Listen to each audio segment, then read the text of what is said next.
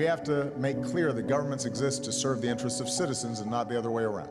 Open government is a new way to think about collaboration around governance. To me, open government means the ability to be a part of the change that you want to see.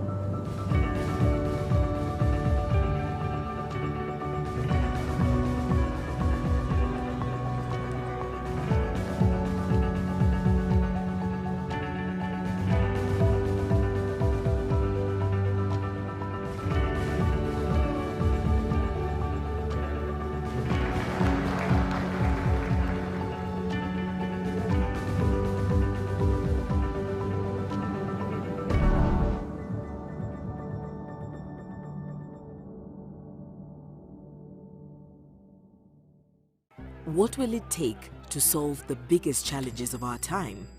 What will it take to include everyone's voice in how decisions are made? We need an idea that's bold and ambitious, with people at its heart. That idea is open government. An open government is transparent, inclusive, participatory, and accountable. So governments don't just serve themselves, they work with citizens both in and out of government to develop smarter policies and improved services that make things better for everyone. And we all get to see how decisions are made, ask questions, and hold power to account.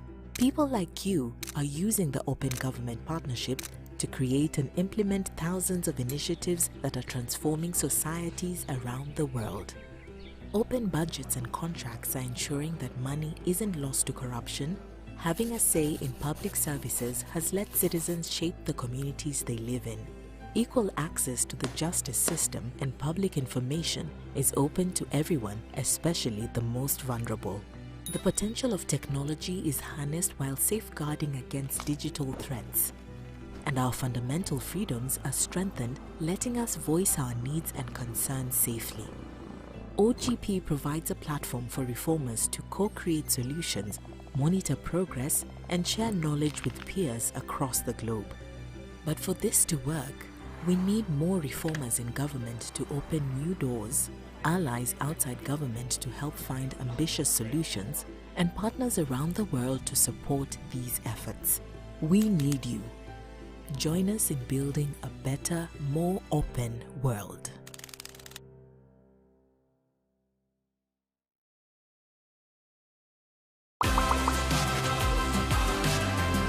현장에서 일하거나 그런 사람들의 의견이랑 그 정책이랑 또 어긋나는 부분이 있을 수 있으니까 직접 선택한 결과니까 자신이 더 책임을 지지 않을까 싶습니다.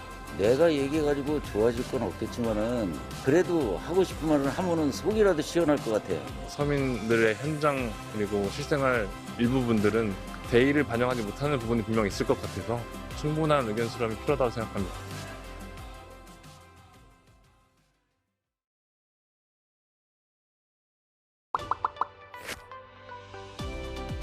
바빠가지고 그런 방법은 아직 접근하는 방법 잘 모르겠습니다. 우리 일상 속에서 찾아볼 수 있는 거의 모든 공공행정 분야가 바로 시민참여 영역이라고 할 수 있습니다. 저희 홈페이지를 방문하셔서 새로운 제안을 하실 수도 있고 일단 본인이 관심 있는 주제를 좀 조사하시면 관계가 있는 NGO들이 있어요. 그렇게 참여하는 방법이 있을 수 있고요. 또는 자기 속해 있는 지역의 지자체에 관심 있는 법이라든지 예산이라든지 이런 데에 참여하시는 분들이 굉장히 많습니다.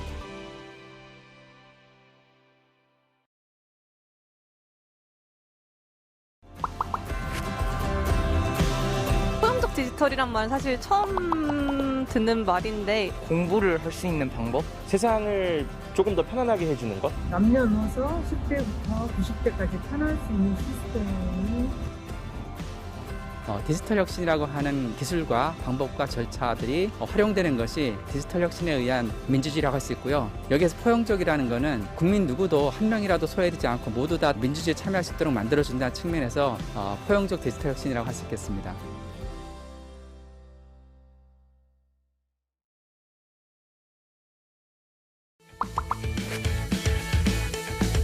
조금 더 자세한 설명이 있었으면 좋을 것 같아요. 사용이 어려운 이유가 사용 방법이 익숙지가 않아서이기 때문에 쉬운 언어로 표현하는 게 좀 좋은 방법일 것 같습니다. 어르신들도 접할 수 있게 교육이 좀 필요하다고 생각합니다. 디지털 활용에 어려움을 겪고 계시는 국민들이 많습니다. 그런 국민들을 위해서 저희는 전국의 디지털 배움터 1000개소를 운영하면서 필요하신 디지털 역량들을 교육해드리는 사업을 펼치고 있습니다.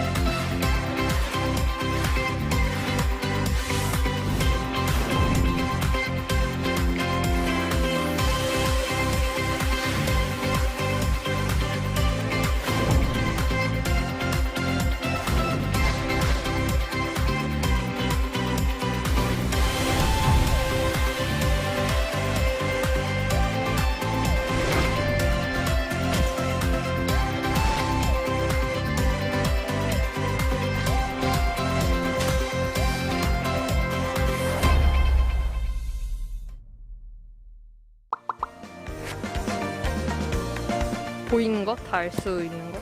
거짓이 없어야 되고 사실대로 말하는 것. 맑은 신현물같이 다 보여지는 것을 말합니다. 교육이 가장 공정하다고 생각하는 것 같습니다. 우리나라는 임금 문제는 공정합니다. 블라인드 채용이 확대되고 해서 고용 쪽에서도 예전에 비해서 많이 좀 투명해진 것 같습니다. 약간 새치기 안 하는 거. 이런 거 해도 되나? 투명성은 명확하지 않은 것을 성공으로 바꿀 수 있습니다.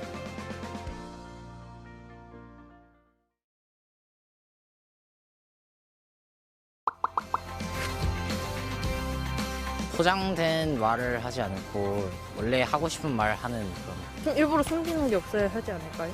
The ideal standard first is that a lot more information can be shared than people think they can be shared. I think the information that certainly should be shared is about government operations. 부패 방지 정책에 있어서 국민이 참여하고 협력할 수 있는 민간 협의회 등을 구축하고 운영하여 온 것이라 생각합니다. 시민들의 의식과 눈높이, 그리고 정부의 노력, 그리고 IT를 비롯한 기술의 발전이 크게 기여했다고 생각합니다.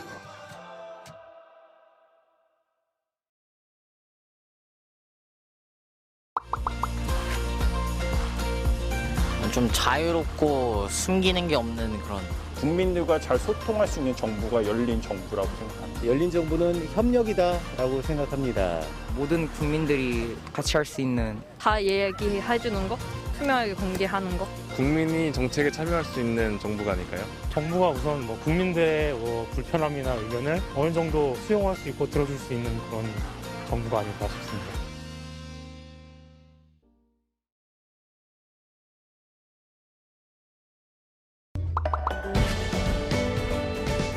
The goal of OGP is to renew democracy, so democracy delivers better results to citizens. The Open Government Partnership brings together governments and communities representing over 2 billion people from across the world to ensure that governments deliver for their citizens.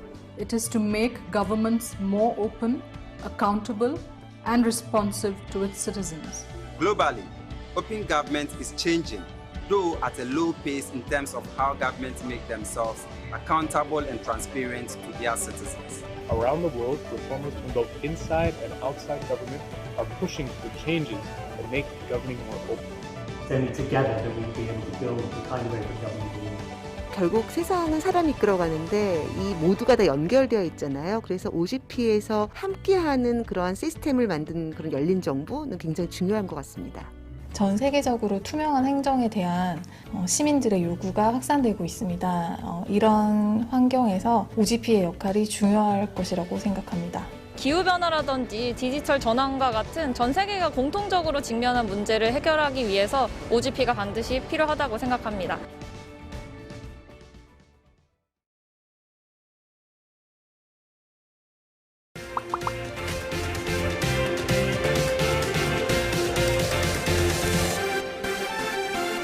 국제 청년 청년들과 함께 연대를 형성하고 국내뿐만 아니라 국제적으로 청년을 위한 어젠다를 수립하는 데 청년이 직접 목소리를 낼 수 있는 기회가 됐으면 합니다. 전 세계에서 많은 나라들이 우리나라의 열린 정부 정책을 벤치마킹하고 싶어하는 나라들이 참 많다는 것을 느끼고 있습니다. 자부심과 그리고 뿌듯함을 느끼면서 일하고 있습니다. Korea has some great success stories in the anti-corruption, civic space and digital governance, and we want to hear them. So consider whose voices aren't being heard and get them involved because we want everyone around our table. First, convene a strong global coalition for democracy to fight back against the rise of authoritarianism. The second role, which Government of Korea has already played, is it has issued a call to action for all OGP members to advance ambitious reforms to renew democracy through openness and citizen participation. First is an invitation for all Korean citizens to join the Global Summit. It's from December 15 to 17. The website is ogpsummit.org. Please register and join.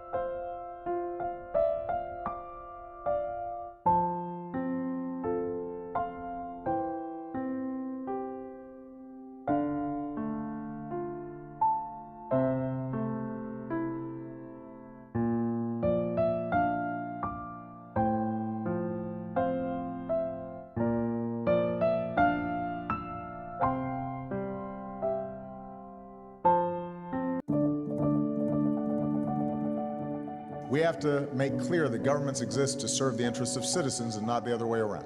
Open government is a new way to think about collaboration around governance. To me, open government means the ability to be a part of the change that you want to see.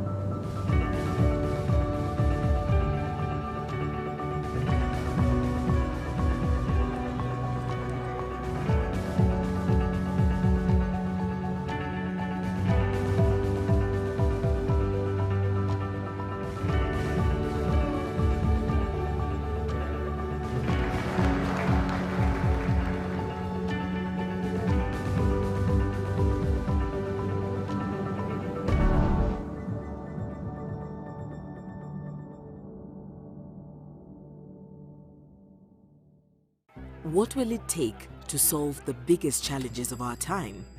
What will it take to include everyone's voice in how decisions are made? We need an idea that's bold and ambitious, with people at its heart. That idea is open government. An open government is transparent, inclusive, participatory, and accountable.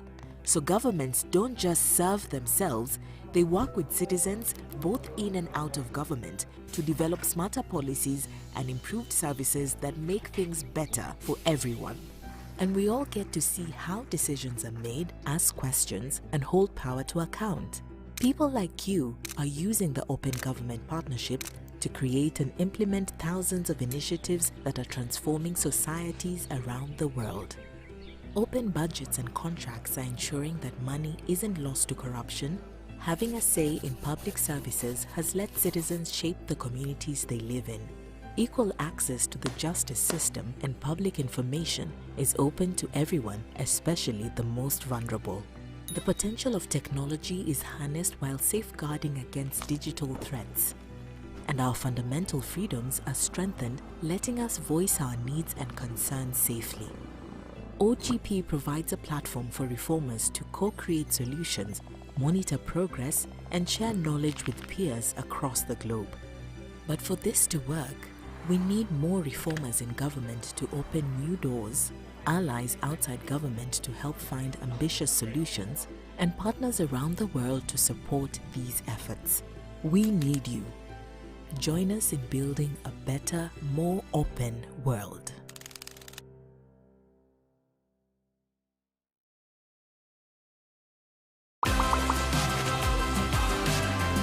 현장에서 일하거나 그런 사람들의 의견이랑 그 정책이랑 또 어긋나는 부분이 있을 수 있으니까 직접 선택한 결과니까 자신이 더 책임을 지지 않을까 싶습니다.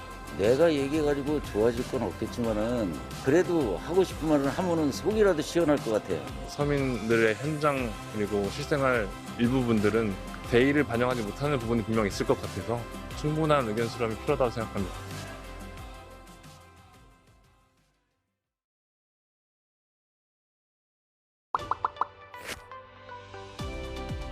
바빠가지고 이거는 그런 방법은 아직 접근하는 방법 잘 모르겠습니다. 우리 일상 속에서 찾아볼 수 있는 거의 모든 공공행정 분야가 바로 시민참여 영역이라고 할 수 있습니다. 저희 홈페이지를 방문하셔서 새로운 제안을 하실 수도 있고 일단 본인이 관심 있는 주제를 좀 조사하시면 관계가 있는 NGO들이 있어요. 그렇게 참여하는 방법이 있을 수 있고요. 또는 자기 속해 있는 지역의 지자체에 관심 있는 법이라든지 예산이라든지 이런 데에 참여하시는 분들 굉장히 많습니다.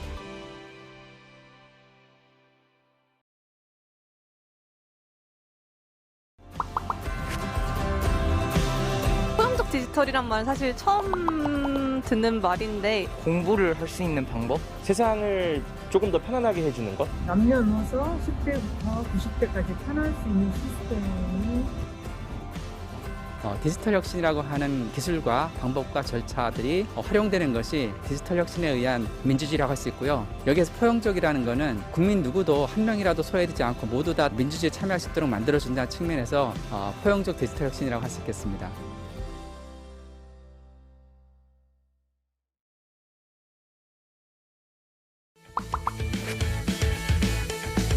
조금 더 자세한 설명이 있었으면 좋을 것 같아요. 사용이 어려운 이유가 사용 방법이 익숙치가 않아서이기 때문에 쉬운 언어로 표현하는 게 좀 좋은 방법일 것 같습니다. 어르신들도 접할 수 있게 교육이 좀 필요하다고 생각합니다. 디지털 활용에 어려움을 겪고 계시는 국민들이 많습니다. 그런 국민들을 위해서 저희는 전국의 디지털 배움터 1000개소를 운영하면서 필요하신 디지털 역량들을 교육해드리는 사업을 펼치고 있습니다.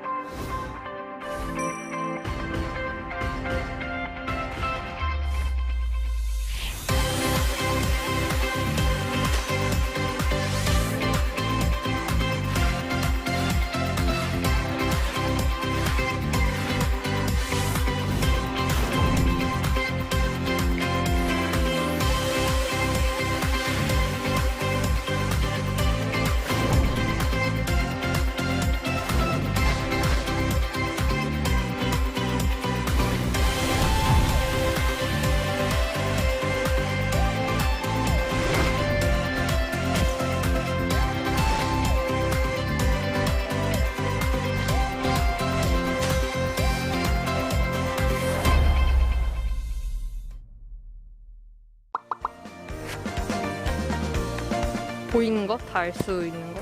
거짓이 없어야 되고 사실대로 말하는 거. 맑은 신현물같이 다 보여지는 것을 말합니다. 교육이 가장 공정하다고 생각하는 것 같습니다. 우리나라는 임금 문제는 공정합니다. 블라인드 채용이 확대되고 해서 고용 쪽에서도 예전에 비해서 많이 좀 투명해진 것 같습니다. 약간 새치기 안 하는 거. 이런 거 해도 되나? 투명성은 명확하지 않은 것을 성공으로 바꿀 수 있습니다.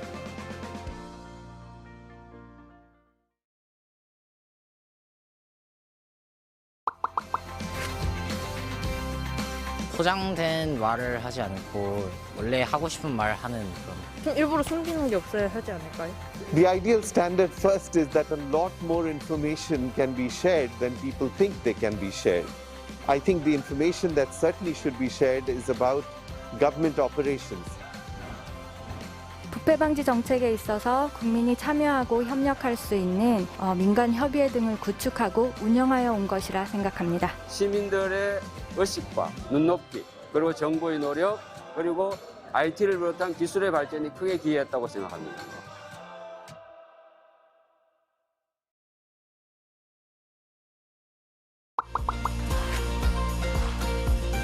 좀 자유롭고 숨기는 게 없는 그런.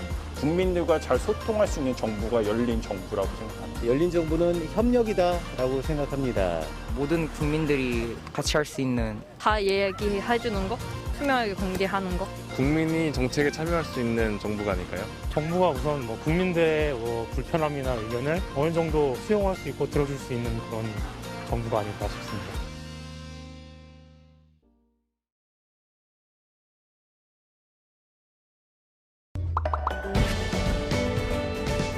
The goal of OGP is to renew democracy, so democracy delivers better results to citizens. The Open Government Partnership brings together governments and communities representing over 2 billion people from across the world to ensure that governments deliver for their citizens. It is to make governments more open, accountable, and responsive to its citizens.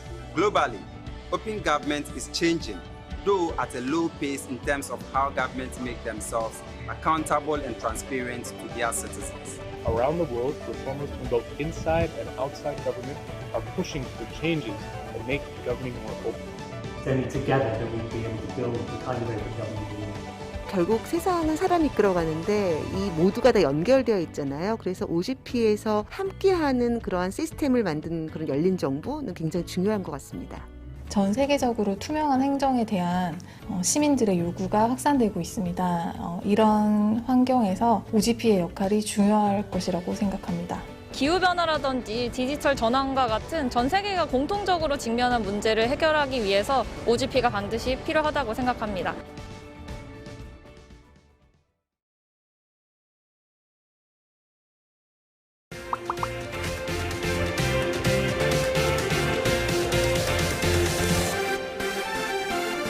국제 청년들과 함께 연대를 형성하고 국내뿐만 아니라 국제적으로 청년을 위한 어젠다를 수립하는 데 청년이 직접 목소리를 낼 수 있는 기회가 됐으면 합니다. 전 세계에서 많은 나라들이 우리나라의 열린 정부 정책을 벤치마킹하고 싶어하는 나라들이 참 많다는 것을 느끼고 있습니다. 자부심과 그리고 뿌듯함을 느끼면서 일하고 있습니다.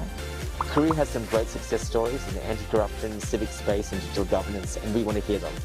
So consider whose voices aren't being heard and get them involved because we want everyone around our table.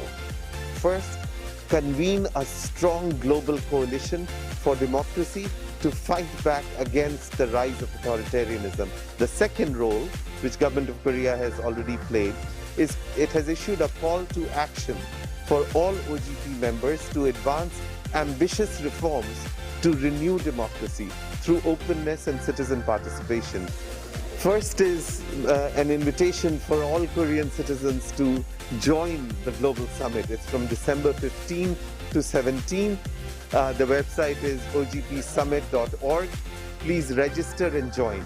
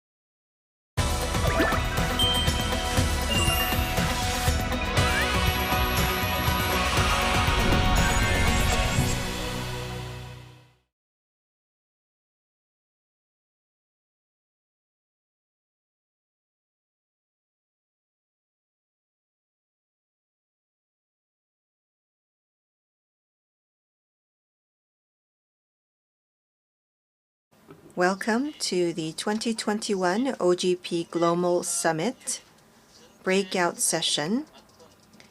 My name is Kim Jun-sung, Special Duty Professor at Dongguk University.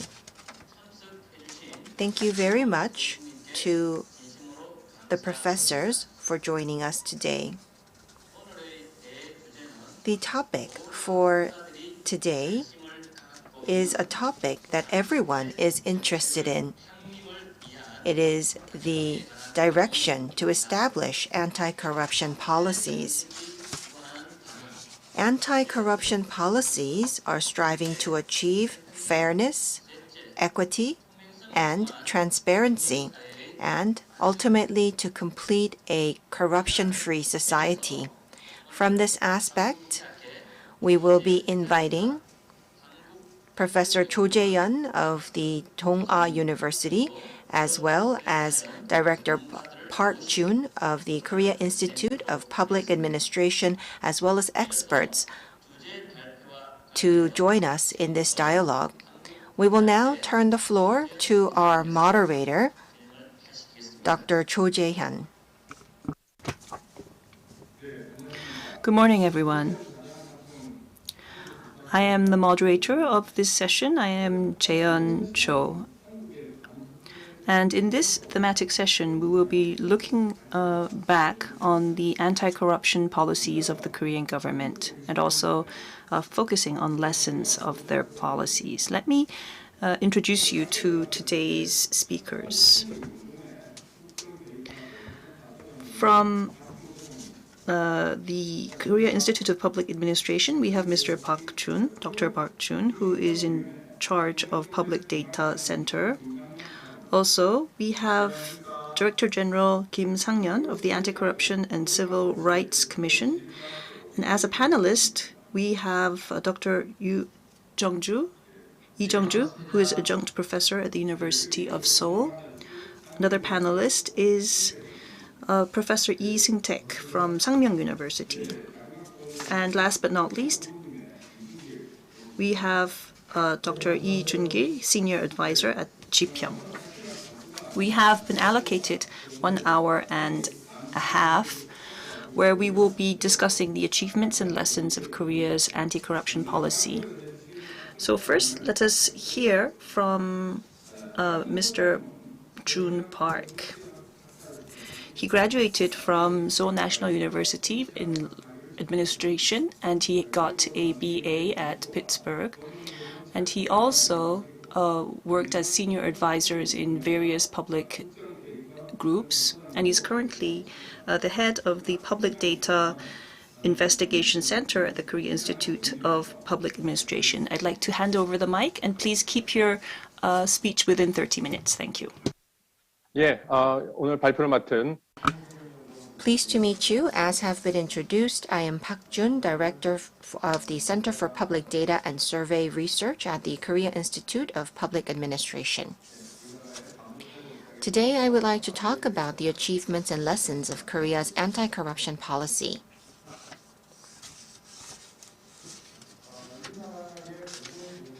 Within the public sector, what is the level of corruption?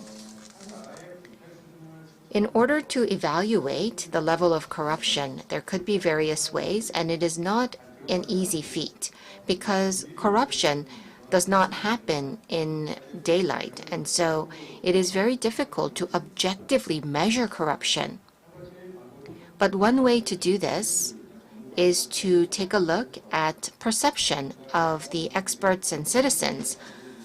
For example, their perception of corruption within the public sector. And we can also take a look at experiences of corruption against the public sector. For example, we can ask them, have you ever provided money, entertainment, or convenience to public officials? Our institute has researched corruption in the public sector for the last 20 years. Ever since the year 2000, you can see on the slide that the red line represents the perception of corruption in the public sector possessed by the Korean people. And so the higher the graph, the more severe the corruption, and the lower the graph, the less severe the corruption. Ever since 2016, you can see that the perception of corruption continued to fall. However, you can see that even now, over 50% of the respondents believed that corruption in the public sector is still very severe. But what is quite interesting is for the percentage of those who replied that they have provided money, entertainment, or convenience to public officials is all the way down to the 0 level. And so, whereas the perception of corruption is very high, the actual experience of corruption is very low. And so there is a large gap between the two lines. The anti-corruption policies of the Korean government have worked in the direction of improving the perception of corruption. Of the 5 anti-corruption policies selected by the current government, the protection of whistleblowers and solving unfair practices using big data and creating a corruption-free society with the citizens have been included as one of the top 5. Let's take a look at how successful these policies were. Well, concerning whistleblowers, we have seen some important results. In 2018, we introduced the representation without using real name system, and so now whistleblowers are able to report their findings without revealing their real names by going through attorneys. And last year, we have been able to expand the scope of whistleblowing from 2,084 types of whistleblowing to 467 types. And so now whistleblowers are able to have protection against disadvantages, and they're also able to do bargaining when they are actually involved in the crime that they are reporting. And if we take a look at the central government and local government, they are utilizing big data to detect corruption. In 2015, Gyeonggi Province analyzed their own big data to take a look at instances of overcharging general management expenses for multi-unit complexes. The Ministry of Interior and Safety has come up with a manual for standardized analysis using public big data. Utilizing this manual, various local autonomies have analyzed their general management expenses of multi-unit complexes. The Ministry of Land, Transportation and Infrastructure have opened their public data portal, and within this portal, there is the information on the details of general management expenses of multi-unit complexes across the country. And so, wherever you may be, the people living in these multi-unit complexes are able to view the general management expenses. Many people have had complaints about the general management expenses, but now the information is quite transparent and anyone is able to look into these expenses. This will actually lead to much more transparent execution of expenses. We also have great results in terms of anti-corruption in collaboration with citizens. The Moon administration has continued to have a citizen participatory system, and as a result, from 2018 to 2020, we have had the first public-private council for corruption-free society. This council covers experts from the public sector, economy, skills, civic society, media, and the academia. So that is actually a gathering of 30 members in the council. These people within the council are working on coming up with the agenda to move towards a corruption-free society. And this is chaired by the Anti-Corruption and Civil Rights Commission Commissioner. And this has led to the creation of 6 subcommittees and each subcommittee are currently working on coming up with a relevant agenda. General affairs, politics and administration, economy, education, local, as well as fairness and trust are the 6 subcommittees. I actually participated in these efforts as well. Experts gathered together regularly to continue to find agenda items. This has led to the emergence of items that are difficult to be raised by the government. For example, operation expenses spent by government officials or privileges granted for former judicial officials, which has led to a total of 8 policy proposals, and we will continue to pursue this agenda in the future. Well, despite these legal achievements, we still did have issues with the collision of interests. In 2013, a relevant bill was tabled at the National Assembly, but for the last 9 years, it remained pending at the National Assembly. But in March of this year, due to the so-called LH incident, where the employees of LH, which is a national housing corporation, actually utilized inside information to invest in land that is to be developed. That actually became a very hot issue in our society. It was even reported in the New York Times. And so that actually triggered the passing of the act to prevent the collision of interest in April of 2021. And this law will take effect in May of 2022. If this law takes effect, then we will be able to enhance the prevention of public officials working for their own interests. Then what tasks remain?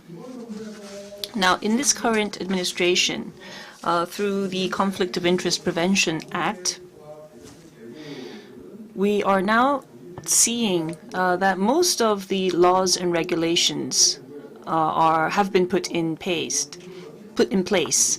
There have been lots of laws that have been put into paper in previous administrations, and in this particular administration, we have seen, as I mentioned, Public Fund Recovery Act, the Conflict of Interest Prevention Act, and the Corruption in Recruitment of Public Cooperation Prevention Act. But as I mentioned, the general public, more than 50% of the general public, still have the perception that the public sector is corrupt. Now, in this current administration, there have been some improvements to that perception. But because of the LH incident in March, and if these kinds of events come up, things become worse.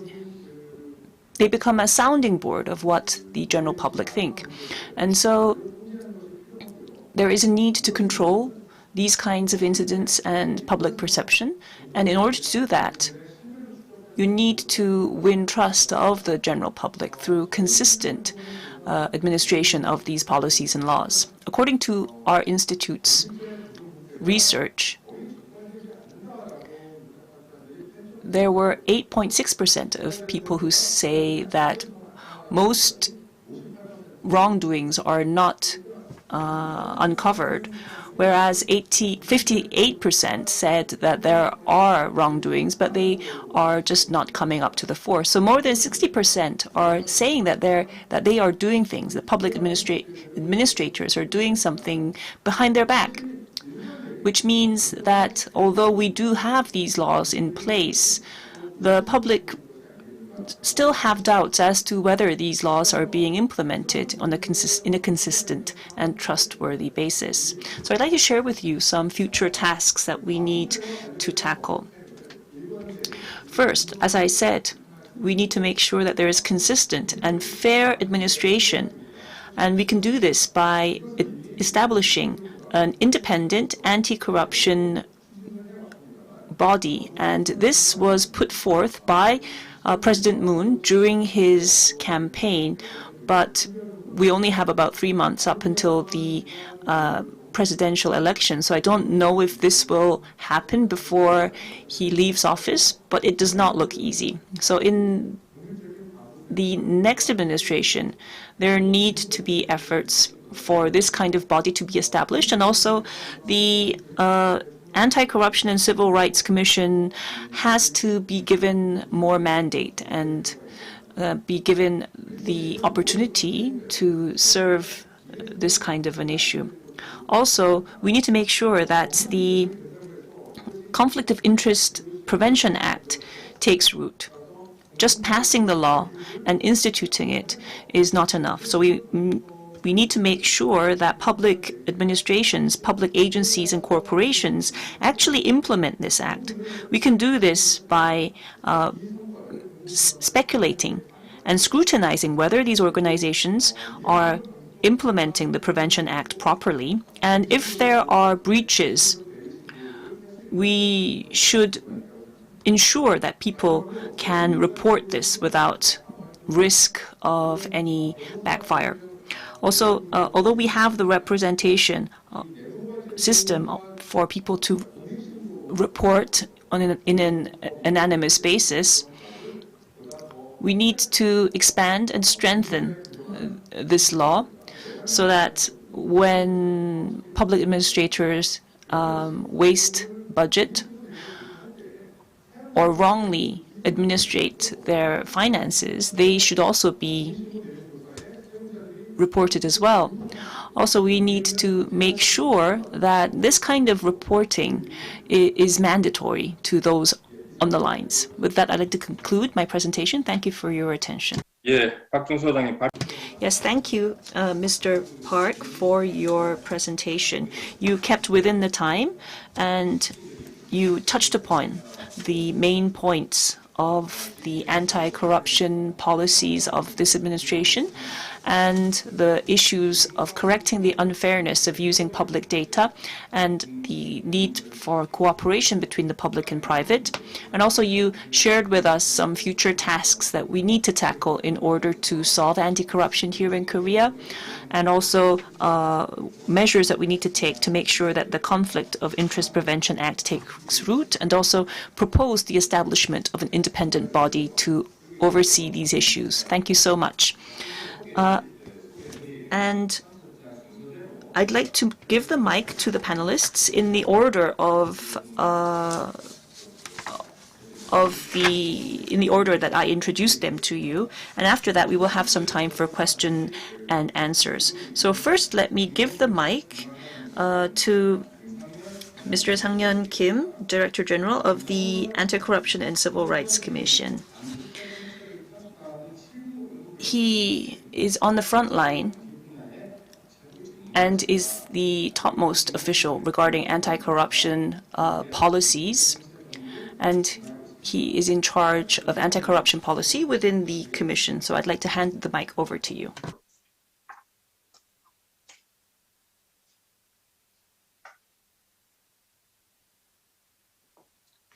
네, 들리십니까? Can you hear me well? Good morning. As have been introduced, I am Director of General Anti-Corruption Division at the Anti-Corruption and Civil Rights Commission. I am actually on the field in executing the policies, and so I would like to speak from that perspective.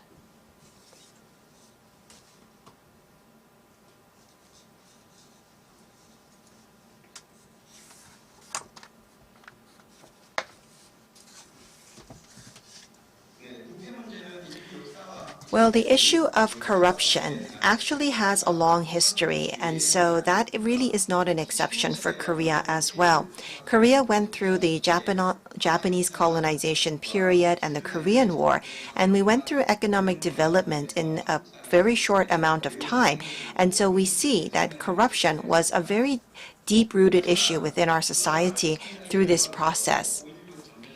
And in 1969, our per capita income actually grew from $94 to last year's $31,000. And we have achieved democracy through civil revolution, and we have achieved mature democracy. However, during the last 60 years, we have had authoritarian governments within Korea, and so due to the political environment, even in 2017, corruption was still an issue in Korea. Let's take a look at some of the anti-corruption policies of the past. The Korean government did continue to make efforts to solve corruption issues, and corruption was always included as a priority of national tasks. But depending on the government, sometimes corruptions was actually a theme that was used to achieve other goals. If we take a look at the 1980s, we have authoritarian government up until the 1980s, and I believe that anti-corruption policies were impacted. Ever before 1987, the anti-corruption policies were focused on detection and punishment of public officials involved in corruption, and there was the Public Service Ethics Act that was enacted, but that actually had been achieved by authoritarian governments and therefore did not win the interest of the citizens. In 30 years, for the first time, a civilian government was established, and this was a big difference because there was the decartelization and also the real name financial transaction system that was in place that actually served the loop of financial flows for corruption. But there was still the cozy relations between the government and companies that led to the economic crisis of '97. The people's government started with 1997 financial economic crisis, and at that time, corruption was deemed to be an essential part of Korea coming close to bankruptcy. From the mid-1990s, civic societies have asked for the Anti-Corruption Act, and this law was enacted in 2002, also with the Independent Commission Against Corruption. That actually led to the anti-corruption policies receiving independent status. Then, with the participatory government, we had the full-scale implementation of corruption prevention policies. It became the priority of the government. At that time, we had various pacts that were signed, for example, the Code of Conduct for Public Officials, Integrity Assessment of Public Organizations, and Transparent Safe Society Pact. And we continue to assess these public officials every year. And the President actually chaired the quarterly meetings for anti-corruption, and these efforts were conducted in participation with the civic society. And that is when we were able to establish the anti-corruption governance. And I believe that this was the time when institutional reforms, which is very important for anti-corruption, began. Then we go into the Lee administration, Park administration, and the current Moon administration. This was the time when we had the weakening restoration of governance as well as the institutional reforms. Lee administration had the small state and big economy. It was a neoliberalist government.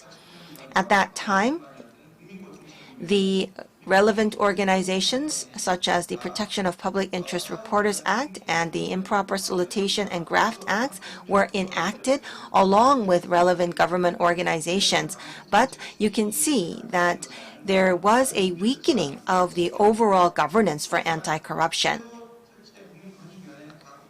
The new organization actually conducted the roles of the Korea Independent Commission Against Corruption, and we also established the Training Center for Anti-Corruption.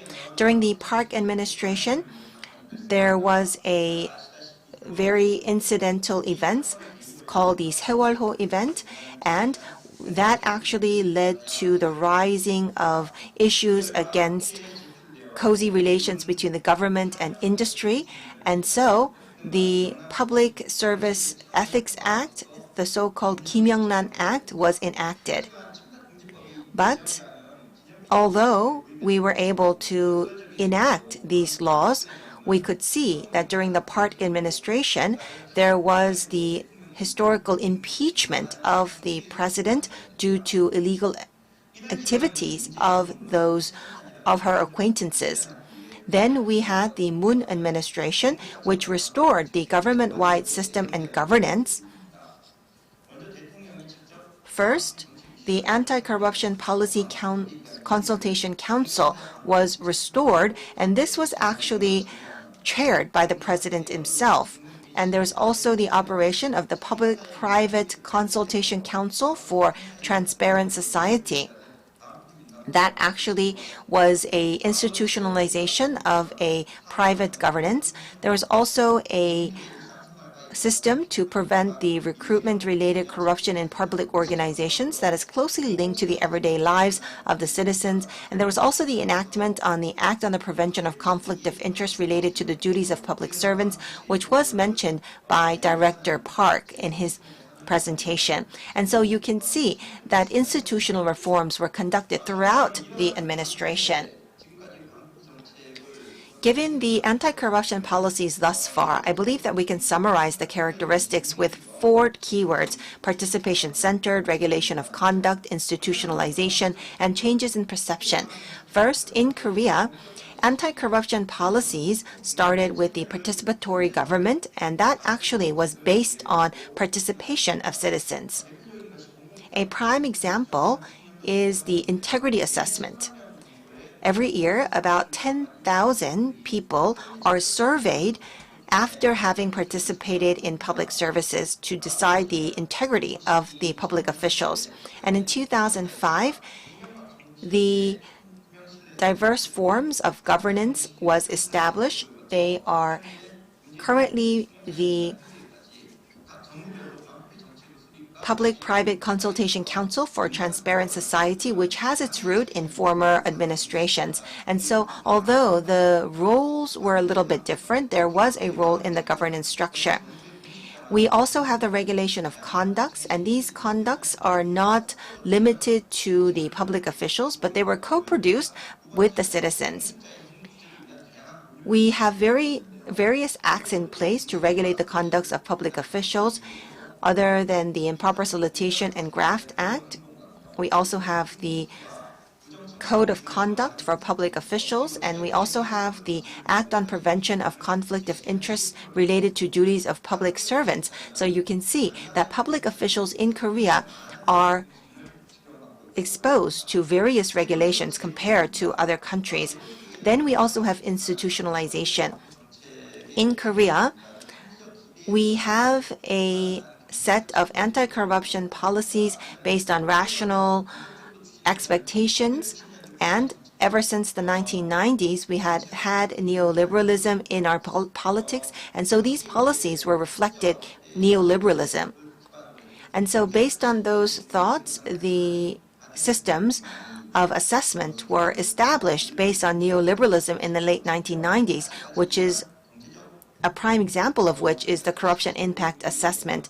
It seems that we have not been able to shed all of the neoliberalism related to the anti-corruption policies in Korea.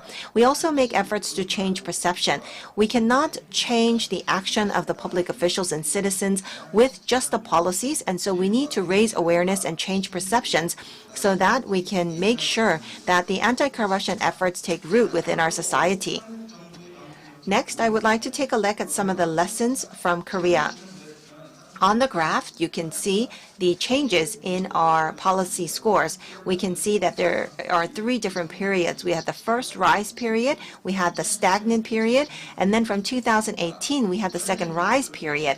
Through this graph, I think we can come up with the following 3 lessons to be learned. First, we know the importance of leadership to find solutions for corruption. Usually, leadership comes from the top of the government or the top of any organization in the top-down form. And so this top-down form would come from the president, but at the same time, we need to have bottom-up centered around citizens so that citizens participate in the anti-corruption efforts. And so in this graph, during the first rise and second rise, not only did we have the consultation bodies operated by the president himself, but we also had various private consultation councils that enable the participation of citizens for a bottom-up participation. Second, we need to have consistent momentum for anti-corruption policies. During the Lee administration, during the Park administration, we did have improvements in the institution, but we could see that there was less will for anti-corruption within the government, and that actually led to the stagnation of improvements in anti-corruption. And so in pursuing anti-corruption policies of the future, we need to remember that there is a need for resilience of corruption and that it is greater than expected. We also need to make sure that just because you have institutions, it does not automatically lead to changes. During the stagnation period, we also had other laws that were implemented and institutions that were established. So various important laws and institutions were put into place. But that actually did not automatically improve anti-corruption environment. And so we need to make sure that the public trusts these policies and the direction of the government. Let me now go to my conclusion. How can we change the perception so that we can provide positive signals, consistent policies, and leadership? We believe that based on our experience, in order to make sure that the anti-corruption policies are well functioning, we need to have positive signals. We also need to have consistent policies as well as leadership that is both top-down and bottom-up in order to make sure that we change perceptions. All three need to be in place for any government to change anti-corruption policies and changes in perception. Thank you very much for your attention. Thank you, Mr. Kim, for your comments. He talked about the anti-corruption policies of Korea throughout the history since 1980s for each of the governments that took office, and he talked about the characteristics of the Korean anti-corruption policies, and he mentioned that we need to induce the change in perception, and he took a look at some of the lessons from Korea. Next, we have Professor Lee Jung-ju from University of Seoul.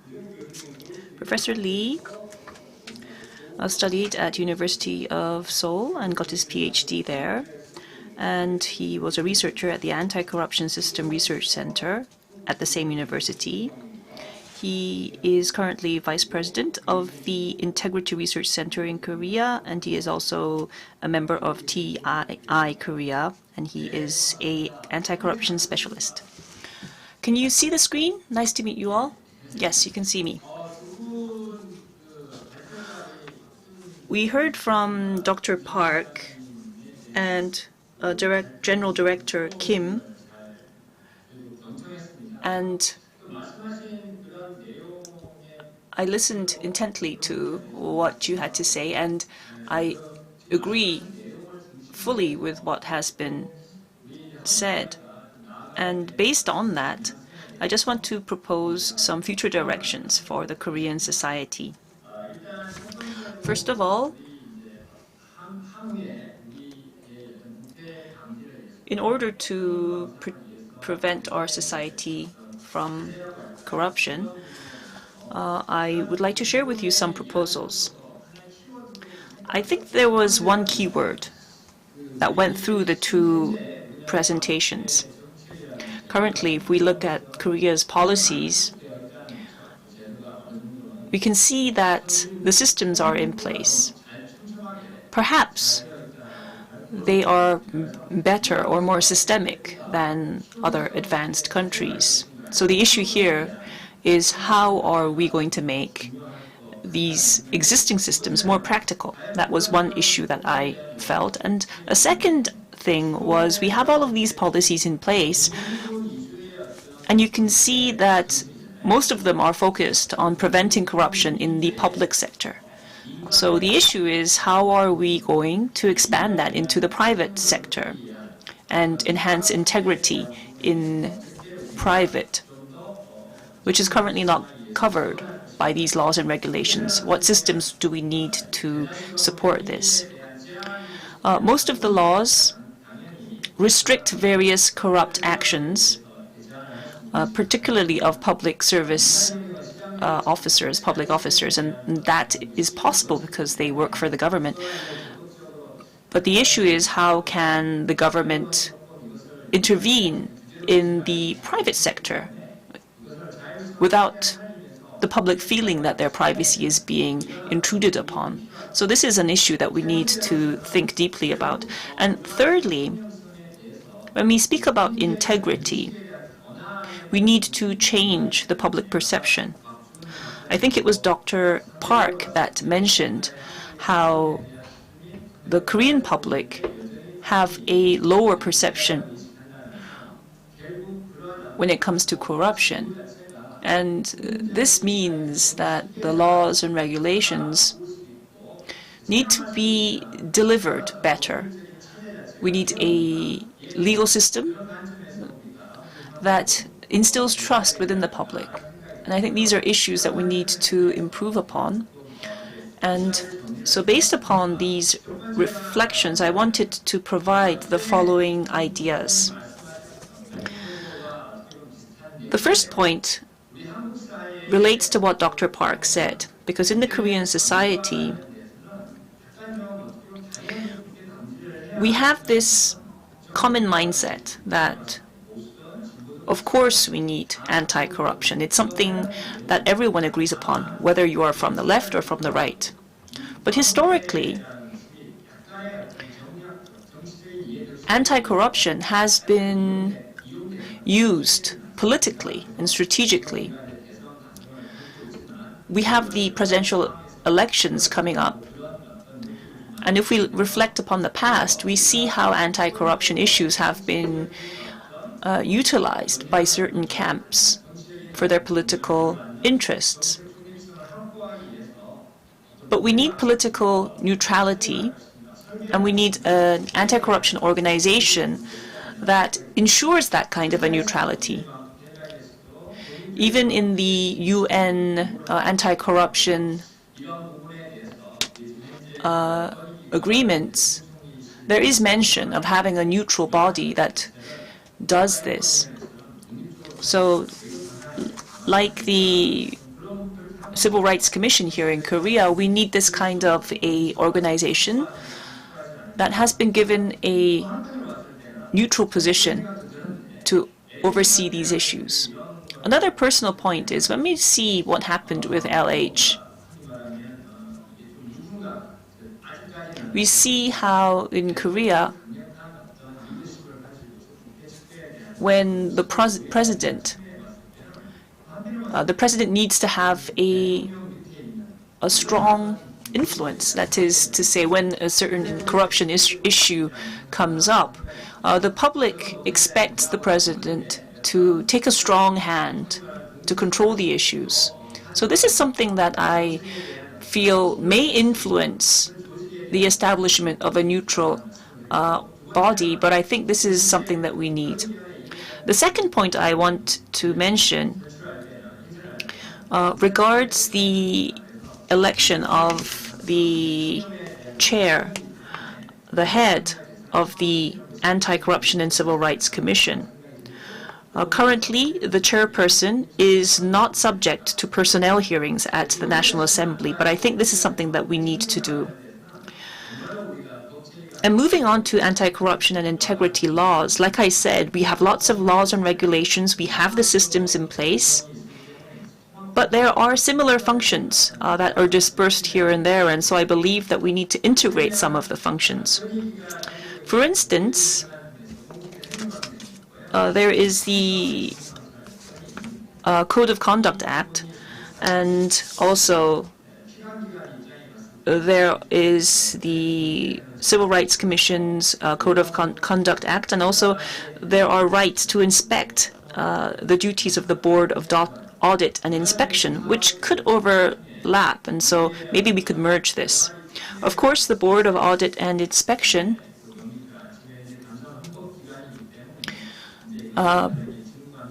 has some different functions that it should play, but this should all be taken into consideration as we merge and integrate the rights of inspection. We have lots of laws. We have the Anti-Corruption Act and also the Conflict of Interest Prevention Act, the Public Fund Recovery Act, and also we have the Public Officials Ethics Act. Lots of acts and laws here and there, and some of the functions do overlap, and they are scattered here and there. So we need to start a conversation as to how we are going to integrate these laws. And very recently,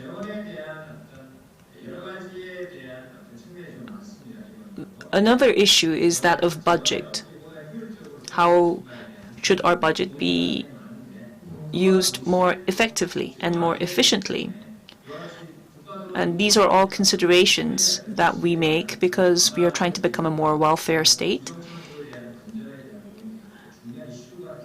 And so I think preventing budgetary waste will become a very important issue to come. And so reforming the various laws related to eradicating fraudulent claims of public finances, I believe, will be very important. Especially local municipalities have some budgets that they can expense, and there are also different budgetary functions that have been given to various different central and local ministries. But we should make sure that these budgets are not expended too much and streamline this. Now, thirdly, the Commission currently does a lot regarding to anti-corruption.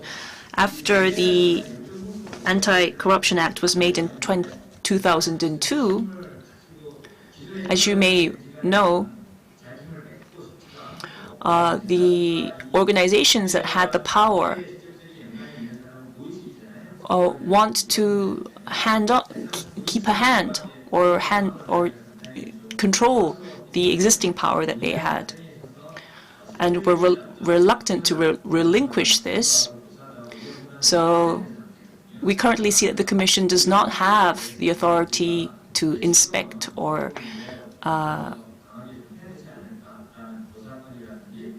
they don't have the right to inspect or investigate currently. But I think that this is something that we have to put back on the table.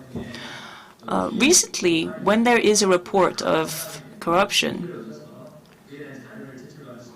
there is a way for the reporter to provide some information and data, and this may lead to various inspections in the future, but it's not mandated right now. So I believe that we need this kind of a consideration for the Commission.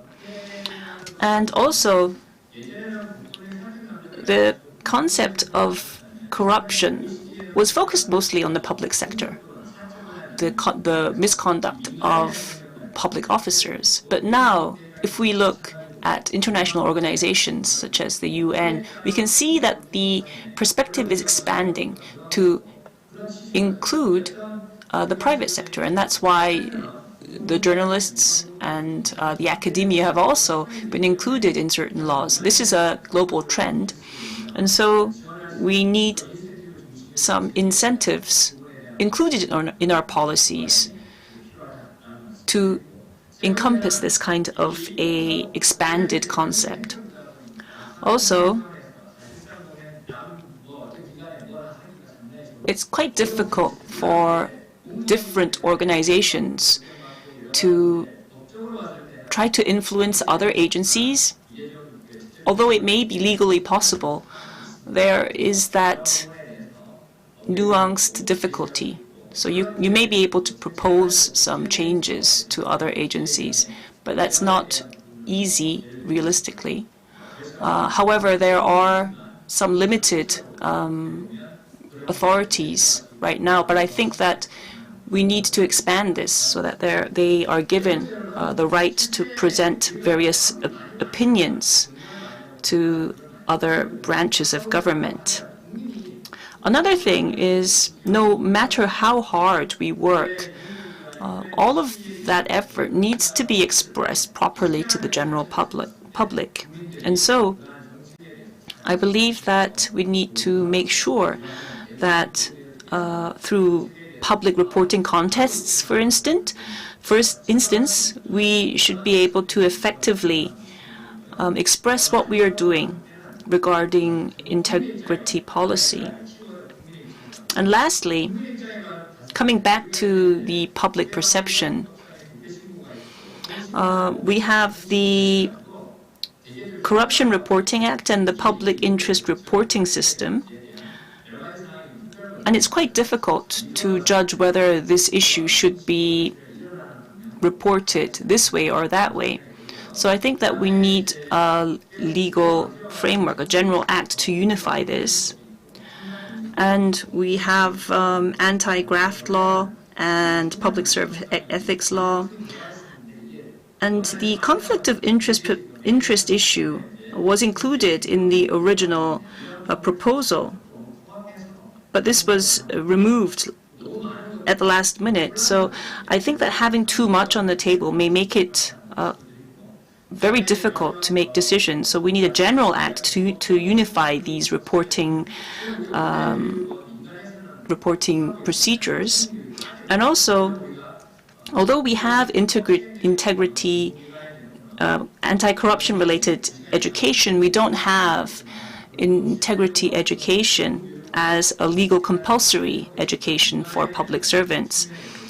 And we need to expand this integrity education to the private sector also and make it compulsory. And in order to do this, we also need to make sure that the body that implements this education and training is strengthened so that they have the right to expand this and mandate this. Only then will the public perception change. And so I think that that is needed. With that, I'd like to conclude my remarks. Thank you. Yes, thank you, Professor Lee, for your comments. Professor Lee touched upon a number of issues. Following on Dr. Park, he mentioned the importance of ensuring independence and neutrality of anti-corruption organizations, and also issues of strengthening the rights of the Commission, and also proposed the need for an anti-corruption general law that integrates various functions. Next, we would like to invite Professor Lee Seung-taek of Sangmyeong University. Let me introduce him to you. He graduated from the Law School of Korea University, received his PhD at Korea University as well. Currently, he is professor at Sangmyeong University, and he is researching anti-corruption laws. Your presentation, please. Thank you very much. Good morning. As I've been introduced, I am Lee Seung-taek of Sangmyeong University. So we have heard presentations and discussions, and I could relate to the statements that were being made, especially the act on the conflict of interest. It will go into effect next May, and I believe that we are at a very important time in our history. It seems that we are coming close to completing the legal system for anti-corruption in Korea. And at this point in time, we need to have discussions from various perspectives.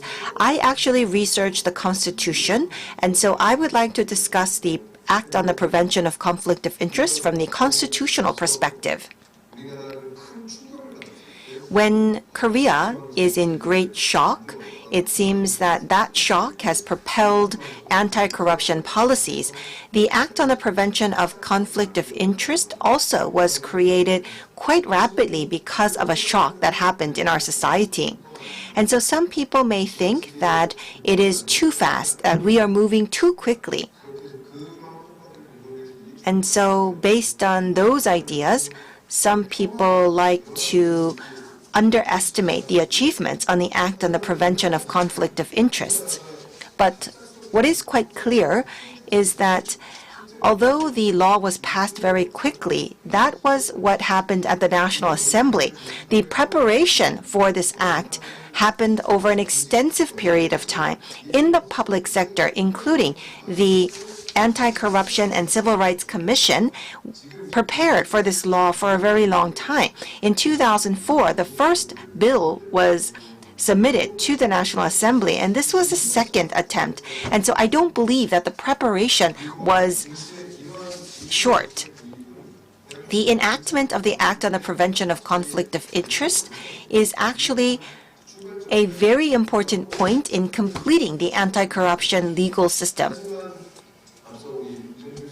But as Professor Lee has also mentioned, with the introduction of the Act on the Prevention of Conflict of Interest, it seems that we have quite a few laws related to anti-corruption, and so we will now need to have a system to bring all of these laws together.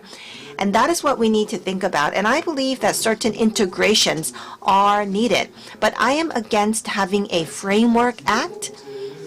Having a framework act is excessive in Korea.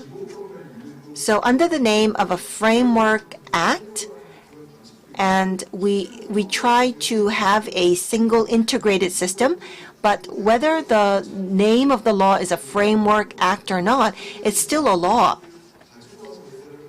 But the attempt to have another framework act is something that I am against. But I can relate to the perception that we do need an integration of relevant laws.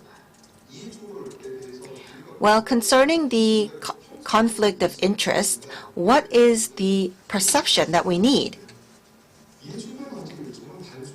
Well, just because we have the Act on the Prevention of Conflict of Interest, that does not mean automatically we have the responsibility of the prevention of conflict of interest. Rather, in any society, we need to consider the prevention of conflict of interest as a basic principle. It means that no one can become the judge of their own case.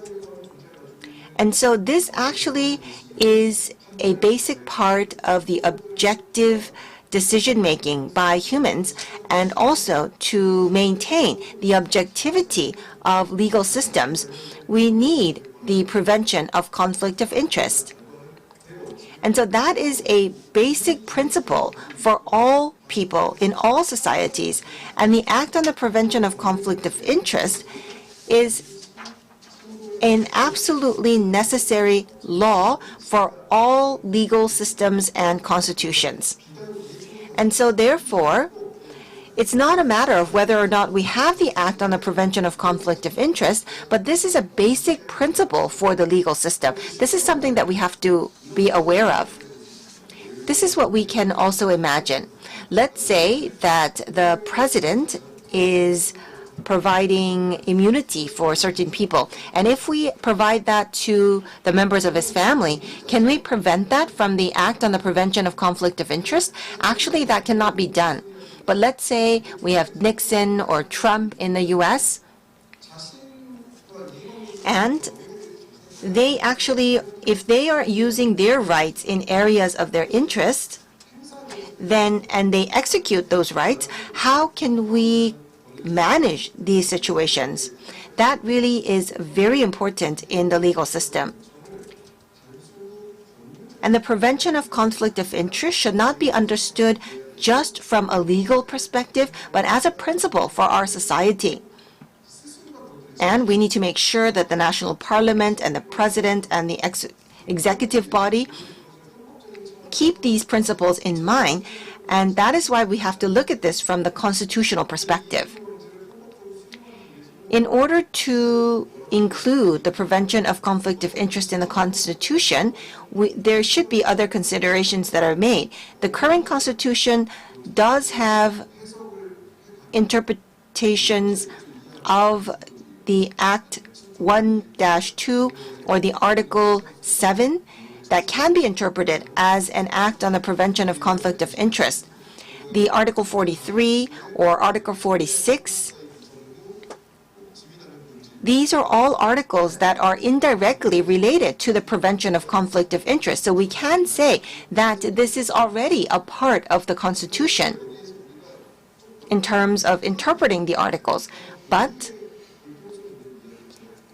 let's talk about this side of our society. Article 46 of the Constitution is a very important article. It's about transparency of public officials and how public officials need to put the national interest first and that they should not abuse their powers. But the subject of this article is limited to national assemblymen, not all public officials. The president, that has even more power than the National Assembly, and ministers that have more power than the National Assembly are not included as a subject of this article. Constitutional Article 46, how was it established? Well, number 1 of Article 46 was set by the authoritarian government, and number 2 and number 3 were established by the new authoritarian government in the 1980s. During the 1970s and 1980s constitutional revision. Well, we can evaluate these articles in various ways, but this article on surface gives these limitations to the National Assembly. But we need to think about the meaning behind Article 46. The National Assemblymen who were deemed to be representing the people actually became more corrupt, and that is why the Article 46 was born. And the new military government that did not have a democratic basis and foundation for the government actually wanted to show that they are trying to become a transparent government by establishing these laws. Professor Han Sang-bum talked about how this is an act of political activities by including this article within the Constitution. We now know the background of Article 46, but it seems that the context is being tarnished. We need to make sure that we remember why Article 46 was born. And we need to think about how the prevention of active conflict was abused by the most corrupt authoritarian governments. The governments that were authoritarian, that worked for their own interest, actually established this article to abuse the prevention of conflict of interest principle. And so, in talking about revising the Constitution, we need to remember that the prevention of conflict of interest is included in the Constitution, and we need to remember that Article 46 should be expanded to all government officials, not just National Assemblymen. And that is the direction that we need to move in. In 2018, the Moon administration came up with a proposal, and it did not include revision of Article 46, but it actually included revision concerning Article 7. That actually included any acts that would hinder the integrity of public officials even after retirement. And so, researchers researching anti-corruption policies and laws, we need to not only take a look at the laws themselves, but we also need to take a look at the Constitution and think about how we can add these details to our Constitution. I think I'm almost out of time. Let me now try to summarize. I'm in my mid-40s or early 40s, and when I talk to the youth, they seem to think about transparency in maybe different ways than what we imagined. Well, we also have the general anti-corruption head here today. But when we think about transparency, that actually is a very abstract concept. But there is also a scale between integrity and corruption. And so it's not an either or. But what we want from public officials, of course, during the Joseon Dynasty and during Confucianist times, we always said that public officials need to have integrity. But that was a virtue at that time. That was because we thought we needed to look up to the public officials. It was not a legal obligation. But within the anti-corruption legal system, we should not use abstract concepts such as integrity, but we have to think about actual acts. If we take a look at the Code of Conduct and the anti-corruption regime, we always talk about integrity, but we need to call this prevention of conflict of interest to make it less abstract. And so this is something that we should take into consideration. Thank you very much. Thank you very much, Professor Lee, for your discussion. Professor Lee talked about the Act on the Prevention of Conflict of Interest from a constitutional perspective. And he talked about how he is against the Framework Act. And in Article 7, we have articles related to public officials, but Article 46 is limited to National Assemblymen, and he talked about how this is insufficient, and this is something that should be considered for any revisions of the Constitution so that Article 46 could be expanded to all national public officials. And so he spoke from this perspective. Last but not least, we will be hearing from Mr. Lee Jun-gil. He graduated from Gyeongbok National University, majoring in law, and after passing the civil service exam, he worked with the Economic Planning Board and Free Trade Commission. He is currently advisor at Jipyeong LLC, and he's also a director at TI Korea as well. I give you the mic.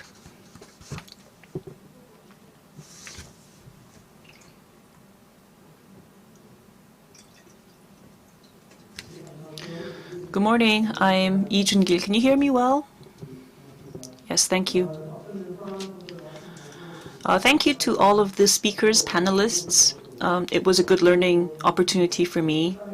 And also, I do have some opposition to some of the points made, but if we have time, I'll touch upon them later. I wanted to share one idea with you. I've worked as a public servant for about 14 years, and in the private sector I also worked with a large conglomerate for several years as well. And what I feel is being on the field of work on both sides,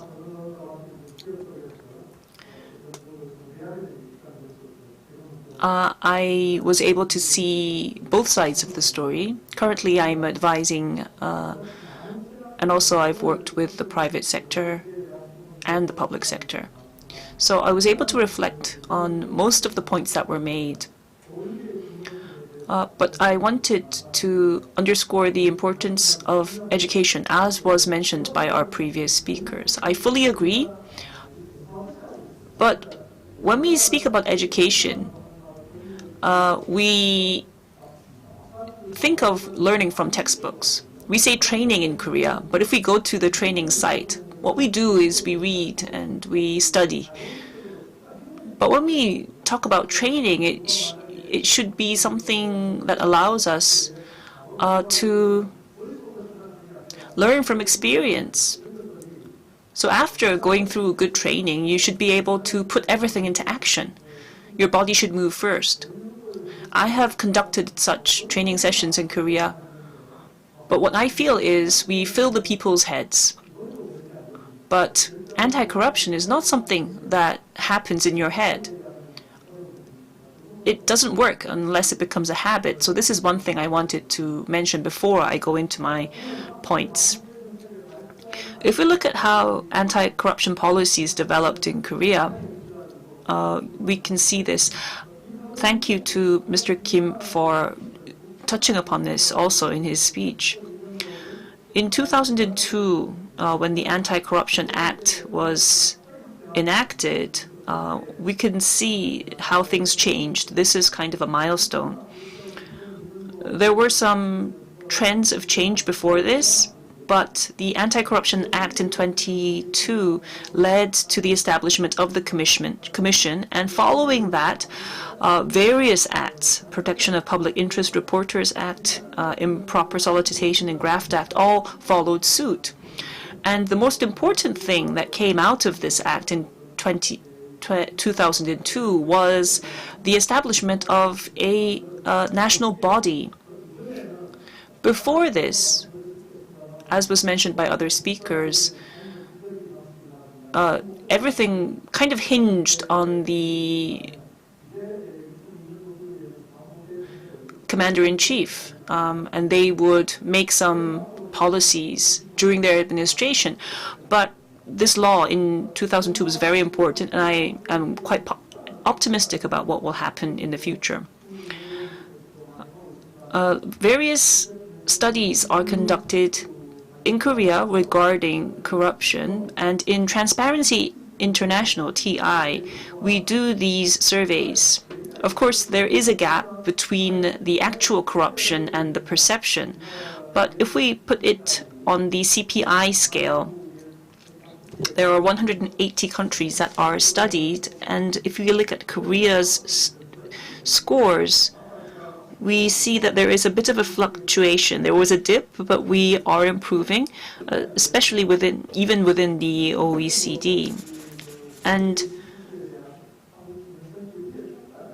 we have data from TI after 2002, which assesses Korea's policies, and it mentions that scores related to corruption in public service have improved. During the Kim Young-sam administration, when I met with TI members, when I met with people back then, there were situations where you could say that there was corrupt things happening. There was a lot of bribery back then, but we can see that things have improved considerably regarding this. And I believe that the public perception has improved quite a lot. Of course, when a serious issue comes to the fore, as was mentioned, then suddenly the public will be enraged. But we have to accept the fact that things are getting better. Another thing is that the TI Korea's report says that corruption in the private sector has not improved considerably. So I think that this is one area in which we need to improve upon. And I wanted to focus on this latter point. If we look at the challenges of Korea's anti-corruption policy, we see that in the public sector, there are things on track. So things will improve. It will become more efficient. And because of various laws and regulations, all we need to do is kind of tweak them. Of course, expanding the anti-corruption culture will not be easy, and I think that we could have a body that overlooks this separately. So this is something that we need to work on. But when we move to the private sector,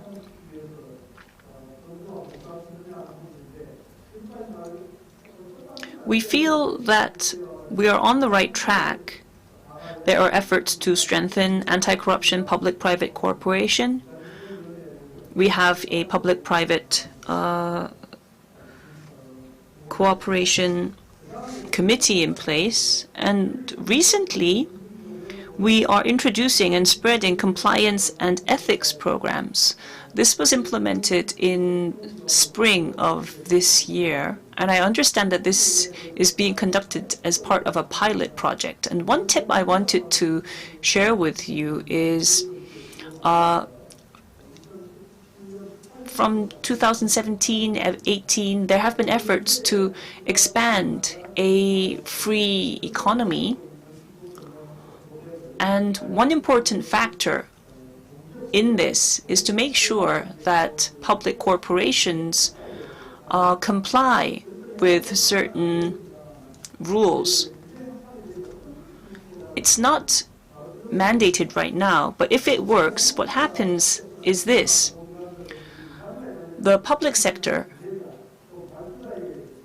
because they are orderers or buyers, when we procure from the private sector, we are given the right to give recommendations with regarding to ethical compliance.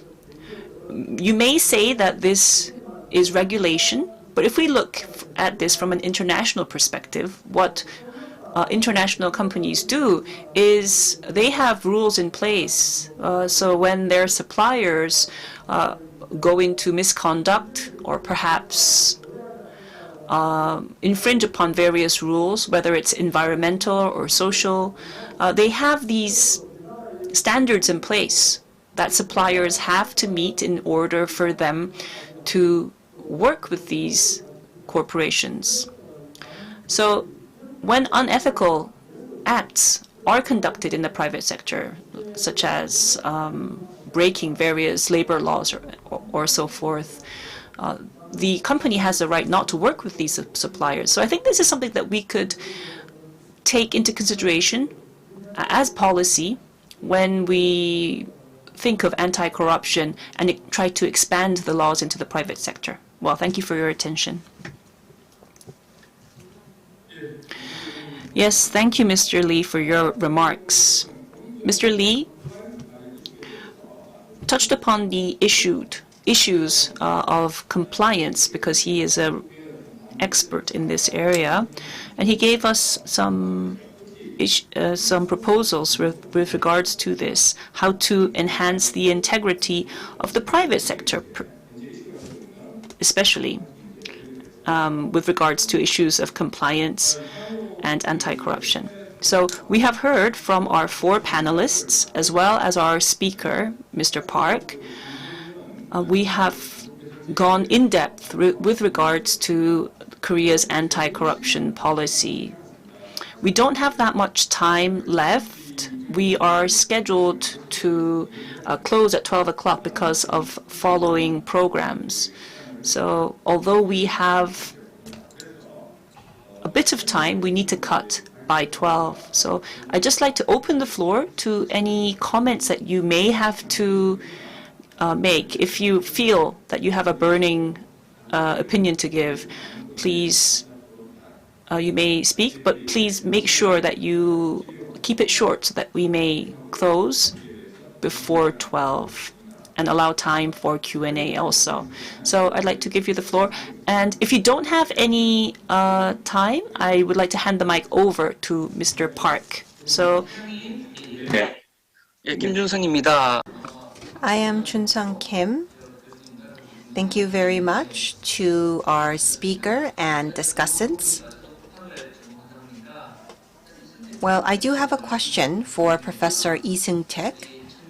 Professor Lee talked about the concept of integrity and how we need to change it to a more tangible term.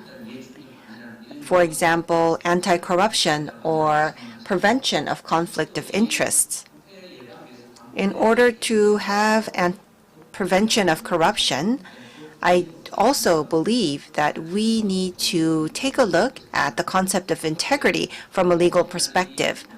The word integrity is very difficult to substitute with another term because this has been emphasized since the Joseon dynasty, and if we change the term to another word, then it may be difficult for legal experts to understand. And so I think we need to be very prudent in approaching this issue. I thought it was a great idea. And having listened to Professor Lee Jung-gil, I felt like it was a full paper. When we work on prevention of corruption, the Anti-Corruption and Civil Rights Commission is leading the way. And so what should be the direction of the commission? What we need in the future is to have legal systems for whistleblowing and also any reportings of corruption. And this is something that we are also considering. We could have investigation rights, but there is also another organization that is very sensitive to giving investigation rights to other organizations. And so if the Anti-Corruption and Civil Rights Commission asks for investigation rights, I don't know what their response will be. And so we need to have research rights at the very least, and in order to do that, we need experts in the commission, whether through having training internally or to hire legal experts into the commission. It's difficult to have investigation rights, but, for example, public prosecutors can be dispatched to other commissions and other organizations. So if we could have 2 to 3 public prosecutors working within the commission, then they can act as investigators within our organization. And so that would be a way to partially, at the very least, have investigation rights within the commission. And in order to make that happen, we cannot have 5 separate laws related to anti-corruption. And in order to achieve that, we need to have one strong framework act. And within the framework act, we could have different functions. And I think that would open a possibility for the commission to do further work. So based on the discussion made by Professor Lee Jung-gil, I would like to collaborate with you in the direction that you mentioned.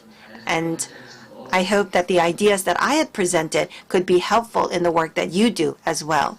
Thank you very much. Yes, Dr. Lee, Professor Lee mentioned some of the functions of the Human Rights Commission here, Civil Rights Commissioning here in Korea. We didn't have that much time to go into this in depth, but Dr. Kim has given some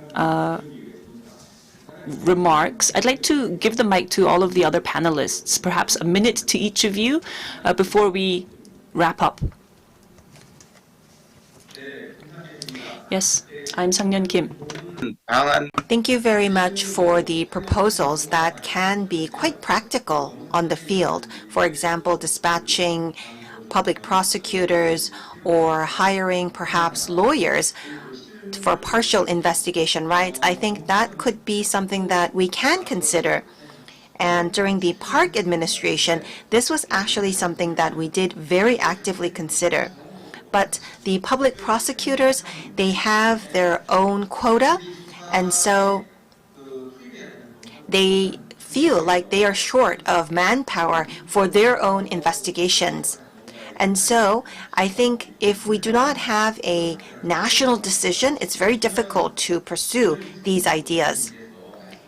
We heard from Professor Lee Seung-taek today, and I believe that he made very important comments. The concept of integrity, it is very abstract and it is very value-centered. And so it's very difficult to apply this directly to especially the younger generation. And so we will need to utilize concepts such as the prevention of conflict of interest or the prevention of bribery or money, convenience, and entertainment. We are taking this into consideration. And if we pursue this research, we would like to get back to you, Professor. Yes, thank you. Also, Dr. Lee mentioned this area, and so I'd like to give the mic to the remaining 3 panelists, and then I'd like to hand the mic over to Dr. Park lastly. 이승택 교수님. 그럼 제가 먼저 할까요? Should I go first? 일단은 Well, thank you very much. Well, integrity is a word that I discussed with my students through seminars and discussions, and they could not understand why the word integrity is a duty that is a part of the legal system. Shouldn't we have an ideal image of a public official as being with a public official with integrity? But as a responsibility, the word integrity does not seem sufficient enough. And so for the youth generation, I think we need to approach this with a different wording. And rather than having a concept to substitute integrity, but rather it's about presenting some tangible ways. So it feels like integrity is a catch-all phrase. And so everything under the Anti-Corruption and Civil Rights Commission seemed to be falling under integrity. And so we need to find some tangible definitions. Dr. Lee Jung-ju? Yes, thank you. Thank you for those remarks. I think we will have to ponder upon the proposals that you gave. Well, the proposal I made was because the Commission is focused more on improving the various policies, and in order for that to work, it needs to be given some authority, some mandates. That's why I made that proposal. And also, everyone is mentioning the concept of integrity and that it needs to become more concrete and tangible. I agree from a practical point of view, but another thing that I think is the value of integrity differs. The value of integrity that we shared in the past doesn't have the same currency today. So if we want to make this more tangible, it's quite difficult because the times change, and realistically, of course, we need that kind of a change. But I just wanted to mention that it's not easy to do that. So we need to perhaps make it divergent, because the value of integrity and how integrity looks may differ if you are a public officer and also a private sector civilian. I think we'll have to hear from Dr. Lee later on. And last but not least, I'll give the mic over to Dr. Park to wrap up. Yes, well, through today's discussion, we talked about norms of anti-corruption law, and everyone has mentioned the need to make these concepts more concrete and tangible in order for the system to work. In order to enhance the practicality of the Anti-Corruption Act, we will keep this in mind. And one last thing I wanted to mention was the public sector. We don't have that kind of a graft or bribery anymore. But why do people still believe that the public servants are corrupt? It's because they don't have access to what the higher level public officers do. And so they still have this perception that behind the doors, these high-level officials are doing something that are corrupt. So the Conflict of Interest Prevention Act needs to take root in the public sector and also in the public perception. But in order to do this, the neutrality and the justness, the independence of the body that does this needs to be in place. With that, I'd like to conclude. Thank you very much. Thank you very much to Dr. Park Jun and our four panelists. And I will now turn the microphone back to Dr. Kim Jun-sang.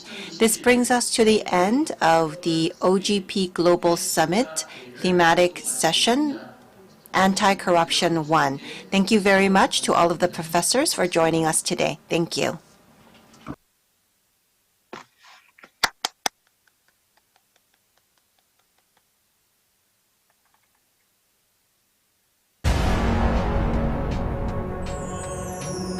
이제 퇴장하면 네, 감사합니다. 마무리 좀 하고 또 학교 가입하겠습니다.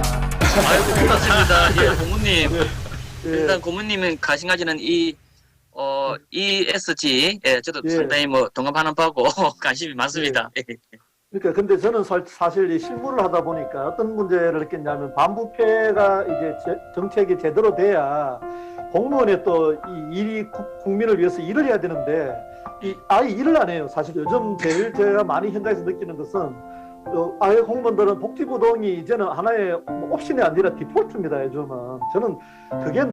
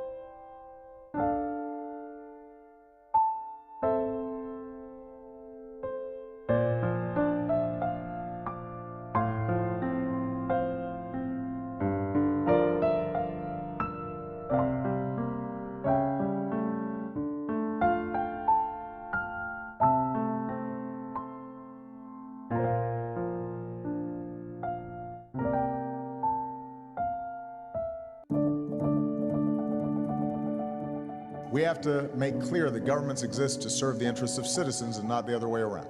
Open government is a new way to think about collaboration around governance. To me, open government means the ability to be a part of the change that you want to see.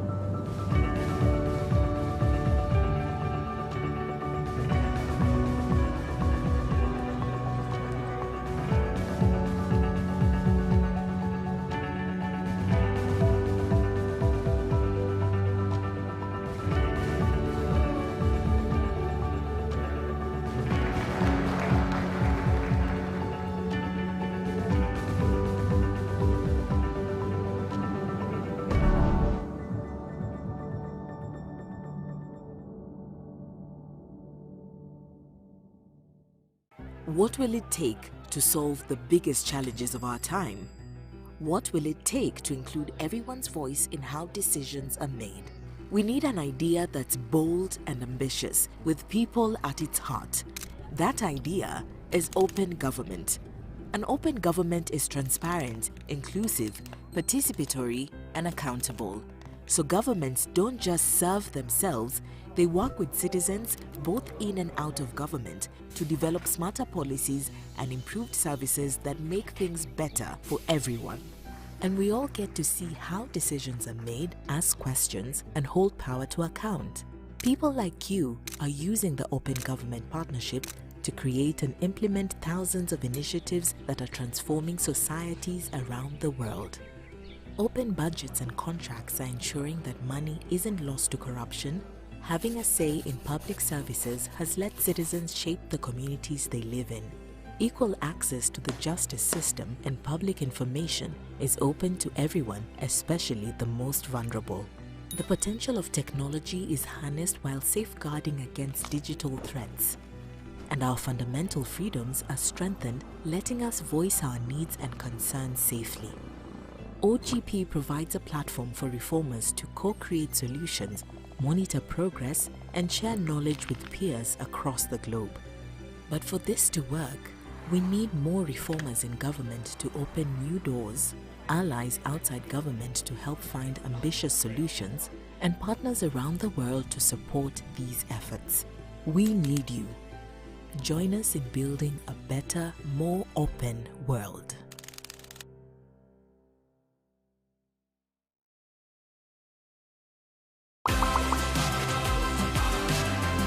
현장에서 일하거나 그런 사람들의 의견이랑 그 정책이랑 또 어긋나는 부분이 있을 수 있으니까 직접 선택한 결과니까 자신이 더 책임을 지지 않을까 싶습니다.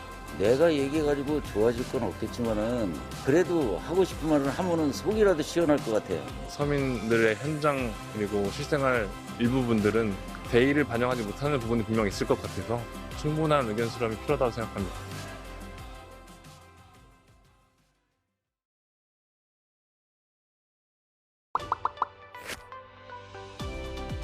바빠가지고 이거는 그런 방법은 아직 접근하는 방법 잘 모르겠습니다. 우리 일상 속에서 찾아볼 수 있는 거의 모든 공공행정 분야가 바로 시민참여 영역이라고 할 수 있습니다. 저희 홈페이지를 방문하셔서 새로운 제안을 하실 수도 있고 일단 본인이 관심 있는 주제를 좀 조사하시면 관계가 있는 NGO들이 있어요. 그렇게 참여하는 방법이 있을 수 있고요. 또는 자기 속해 있는 지역의 지자체에 관심 있는 법이라든지 예산이라든지 이런 데에 참여하시는 분들 굉장히 많습니다.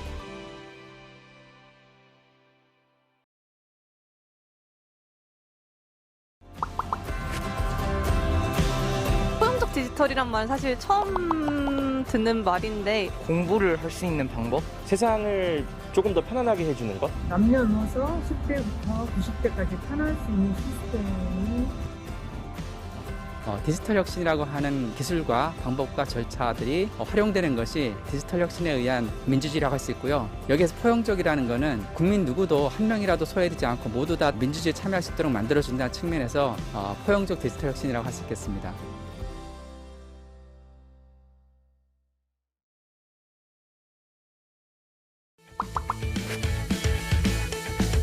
조금 더 자세한 설명이 있었으면 좋을 것 같아요. 사용이 어려운 이유가 사용 방법이 익숙지가 않아서이기 때문에 쉬운 언어로 표현하는 게 좀 좋은 방법일 것 같습니다. 어르신들도 접할 수 있게 교육이 좀 필요하다고 생각합니다. 디지털 활용에 어려움을 겪고 계시는 국민들이 많습니다. 그런 국민들을 위해서 저희는 전국의 디지털 배움터 1000개소를 운영하면서 필요하신 디지털 역량들을 교육해드리는 사업을 펼치고 있습니다.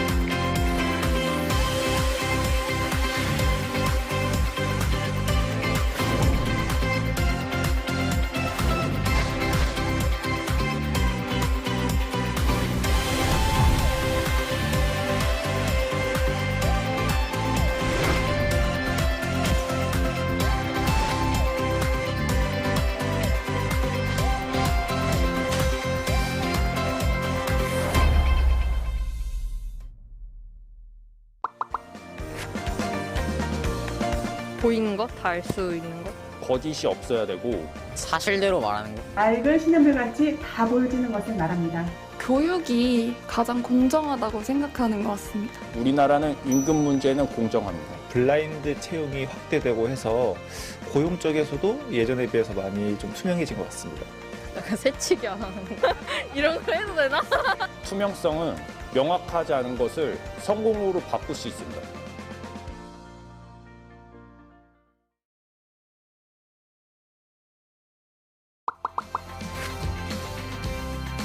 포장된 말을 하지 않고 원래 하고 싶은 말 하는 그런. 좀 일부러 숨기는 게 없어야 하지 않을까요? The ideal standard first is that a lot more information can be shared than people think they can be shared. I think the information that certainly should be shared is about government operations.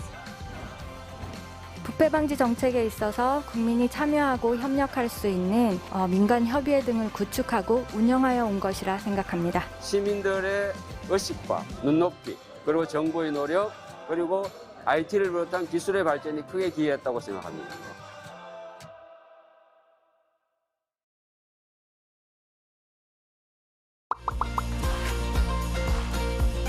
좀 자유롭고 숨기는 게 없는 그런. 국민들과 잘 소통할 수 있는 정부가 열린 정부라고 생각합니다. 열린 정부는 협력이다라고 생각합니다. 모든 국민들이 같이 할 수 있는. 다 얘기해주는 거? 투명하게 공개하는 거? 국민이 정책에 참여할 수 있는 정부가 아닐까요? 정부가 우선 국민들의 불편함이나 의견을 어느 정도 수용할 수 있고 들어줄 수 있는 그런 정부가 아닐까 싶습니다.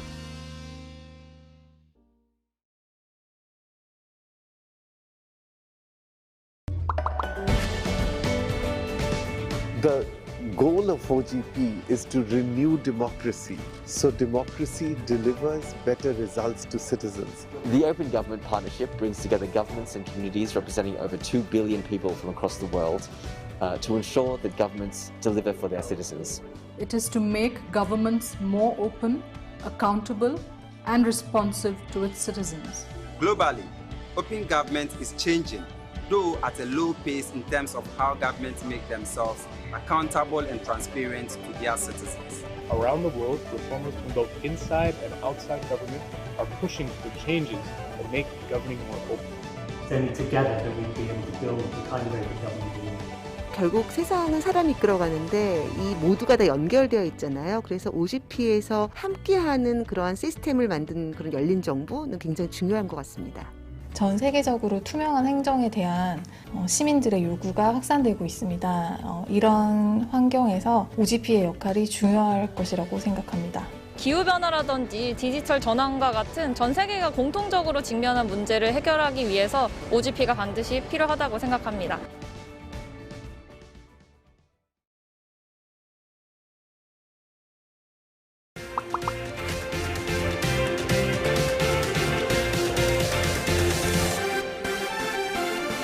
국제 청년들과 함께 연대를 형성하고 국내뿐만 아니라 국제적으로 청년을 위한 어젠다를 수립하는 데 청년이 직접 목소리를 낼 수 있는 기회가 됐으면 합니다. 전 세계에서 많은 나라들이 우리나라의 열린 정부 정책을 벤치마킹하고 싶어하는 나라들이 참 많다는 것을 느끼고 있습니다. 자부심과 그리고 뿌듯함을 느끼면서 일하고 있습니다. Korea has some great success stories in the anti-corruption, civic space and digital governance, and we want to hear them. So consider whose voices aren't being heard and get them involved because we want everyone around our table. First, convene a strong global coalition for democracy to fight back against the rise of authoritarianism. The second role, which Government of Korea has already played, is it has issued a call to action for all OGP members to advance ambitious reforms to renew democracy through openness and citizen participation. First is an invitation for all Korean citizens to join the Global Summit. It's from December 15 to 17. The website is ogpsummit.org. Please register and join.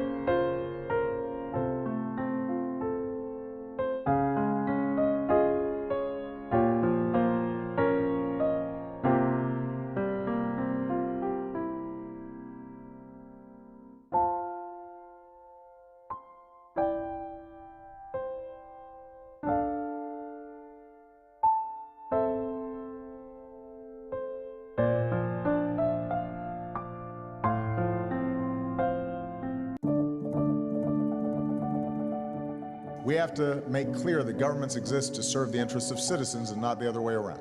Open government is a new way to think about collaboration around governance.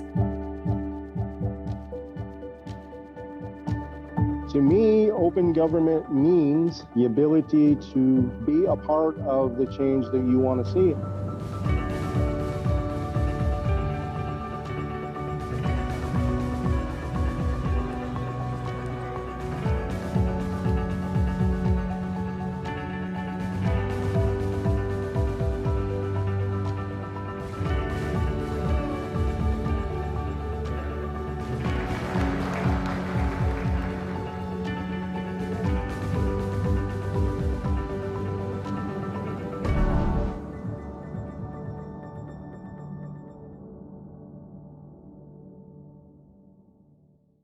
What will it take to solve the biggest challenges of our time?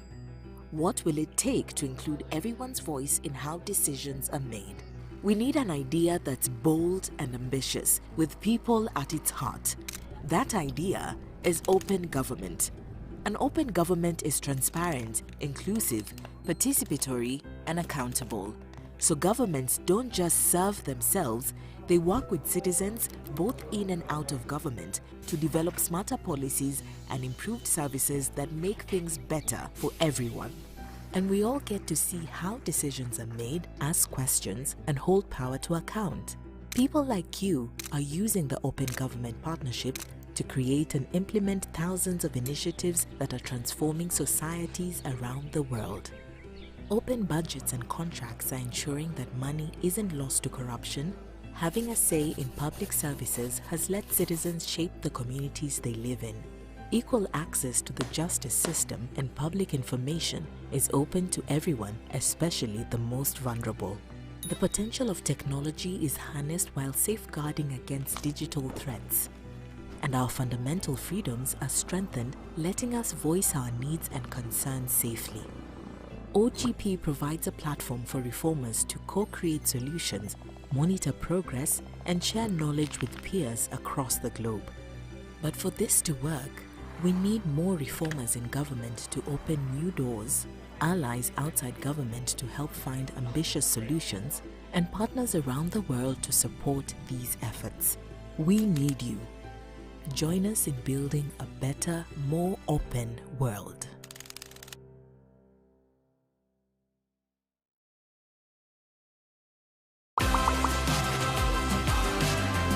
현장에서 일하거나 그런 사람들의 의견이랑 또 정책이랑 또 어긋나는 부분이 있을 수 있으니까 직접 선택한 결과니까 자신이 더 책임을 지지 않을까 싶습니다.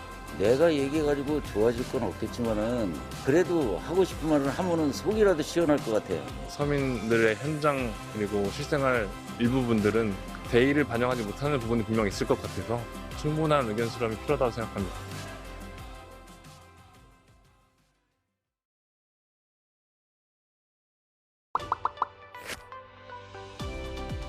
바빠가지고 이거는 그런 방법은 아직 접근하는 방법 잘 모르겠습니다.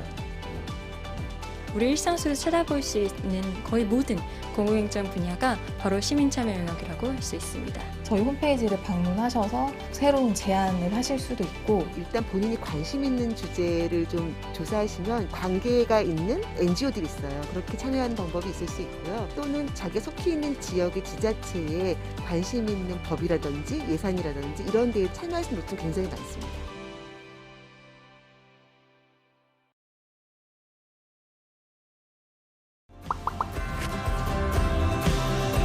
디지털이란 말 사실 처음 듣는 말인데 공부를 할 수 있는 방법? 세상을 조금 더 편안하게 해주는 것? 남녀노소 10대부터 90대까지 편할 수 있는 시스템이 디지털 혁신이라고 하는 기술과 방법과 절차들이 활용되는 것이 디지털 혁신에 의한 민주주의라고 할 수 있고요. 여기에서 포용적이라는 것은 국민 누구도 한 명이라도 소외되지 않고 모두 다 민주주의에 참여할 수 있도록 만들어준다는 측면에서 포용적 디지털 혁신이라고 할 수 있겠습니다.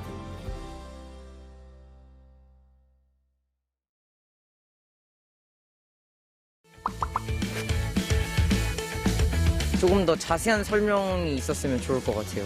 사용이 어려운 이유가 사용 방법이 익숙지가 않아서이기 때문에 쉬운 언어로 표현하는 게 좀 좋은 방법일 것 같습니다. 어르신들도 접할 수 있게 교육이 좀 필요하다고 생각합니다.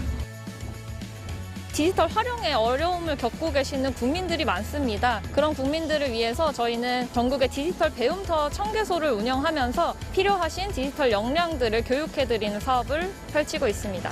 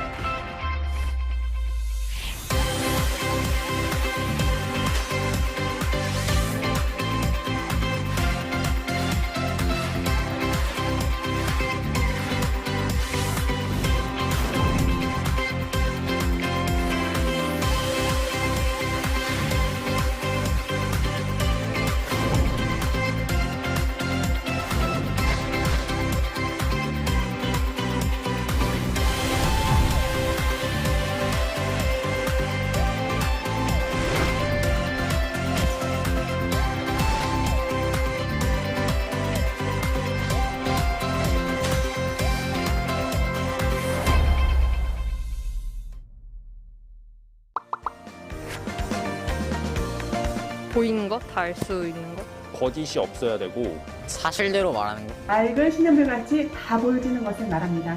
교육이 가장 공정하다고 생각하는 것 같습니다. 우리나라는 임금 문제는 공정합니다. 블라인드 채용이 확대되고 해서 고용 쪽에서도 예전에 비해서 많이 좀 투명해진 것 같습니다.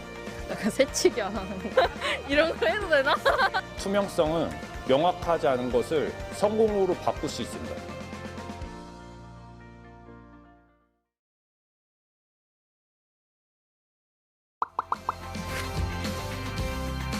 포장된 말을 하지 않고 원래 하고 싶은 말 하는 그런. 좀 일부러 숨기는 게 없어야 하지 않을까요?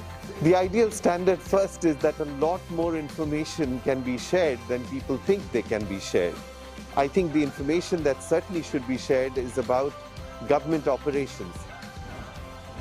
부패 방지 정책에 있어서 국민이 참여하고 협력할 수 있는 민간 협의회 등을 구축하고 운영하여 온 것이라 생각합니다. 시민들의 의식과 눈높이, 그리고 정부의 노력, 그리고 IT를 비롯한 기술의 발전이 크게 기여했다고 생각합니다.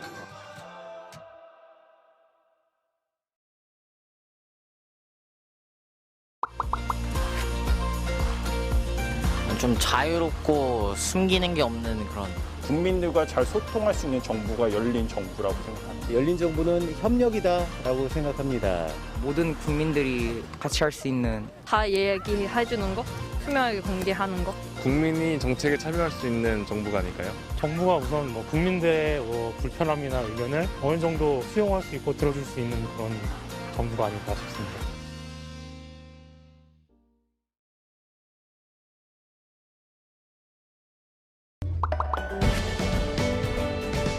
The goal of OGP is to renew democracy, so democracy delivers better results to citizens. The Open Government Partnership brings together governments and communities representing over 2 billion people from across the world to ensure that governments deliver for their citizens.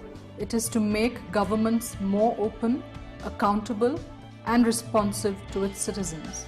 Globally, open government is changing, though at a low pace in terms of how governments make themselves accountable and transparent to their citizens. Around the world, reformers from both inside and outside government are pushing for changes that make governing more open. Then together that we'll be able to build the kind of government we want.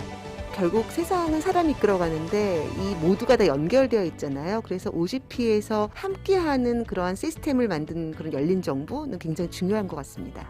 전 세계적으로 투명한 행정에 대한 시민들의 요구가 확산되고 있습니다. 이런 환경에서 OGP의 역할이 중요할 것이라고 생각합니다. 기후변화라든지 디지털 전환과 같은 전 세계가 공통적으로 직면한 문제를 해결하기 위해서 OGP가 반드시 필요하다고 생각합니다.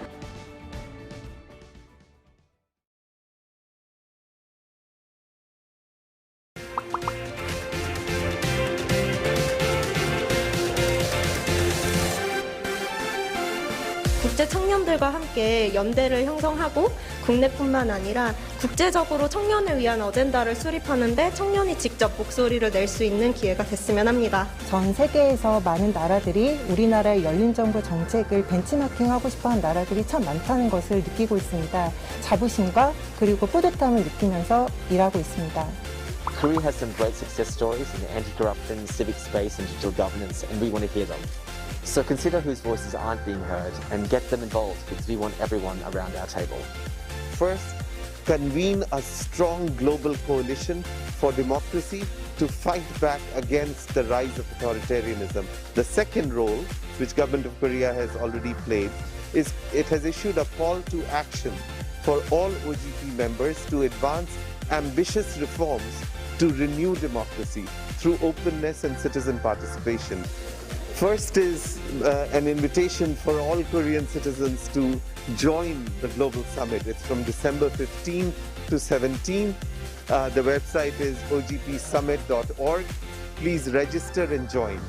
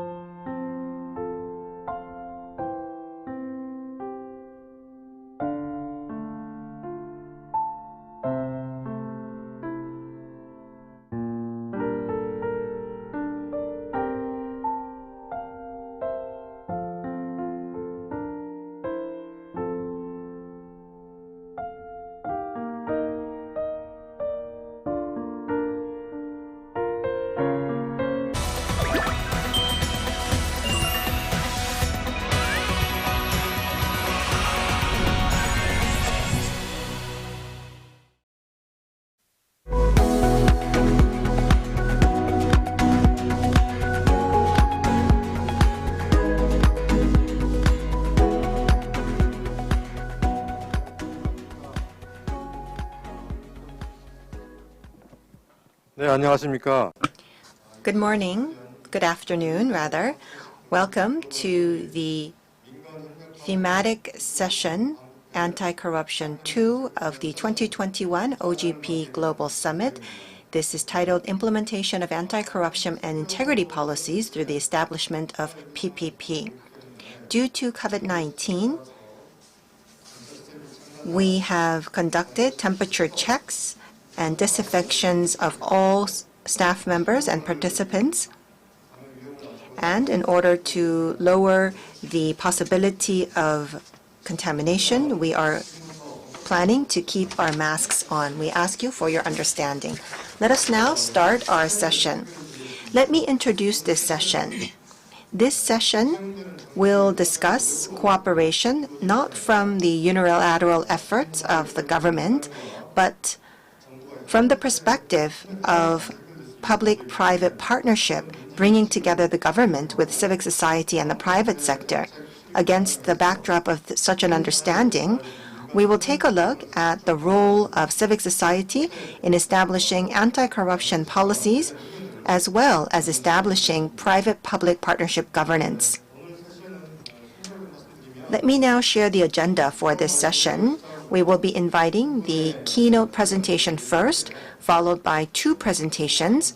Then we will go on to discussions with the panelists who have joined us here. For those of you who are joining us online, we would like to remind you that you are able to leave comments through the official website of the 2021 OGP Global Summit. We would like to welcome all comments and questions. Let me now introduce the members of our panel today. We have with us our keynote speaker, Ambassador Moon Hyung-gu for Anti-Corruption Corruption. He is an honorary professor at Korea University. And to my left, we have our presenter, Mr. Choi Seung-nam, Director of NGO and Business Cooperation Division at the Anti-Corruption and Civil Rights Commission. And another presenter we have with us, Chairman Ryu Hyung-bum of the Civil Society Organization Network in Korea. We also have with us Secretary General Park Soo-jung of the Citizens Coalition for Better Government. And she has joined us as a panelist. And we also have another panelist, Chairman Chang Jin-hee of the Korea Institute for Anti-Corruption.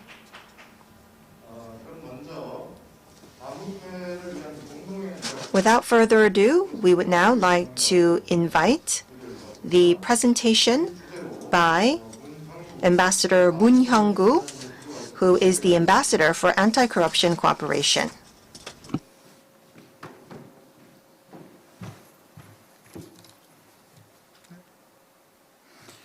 Let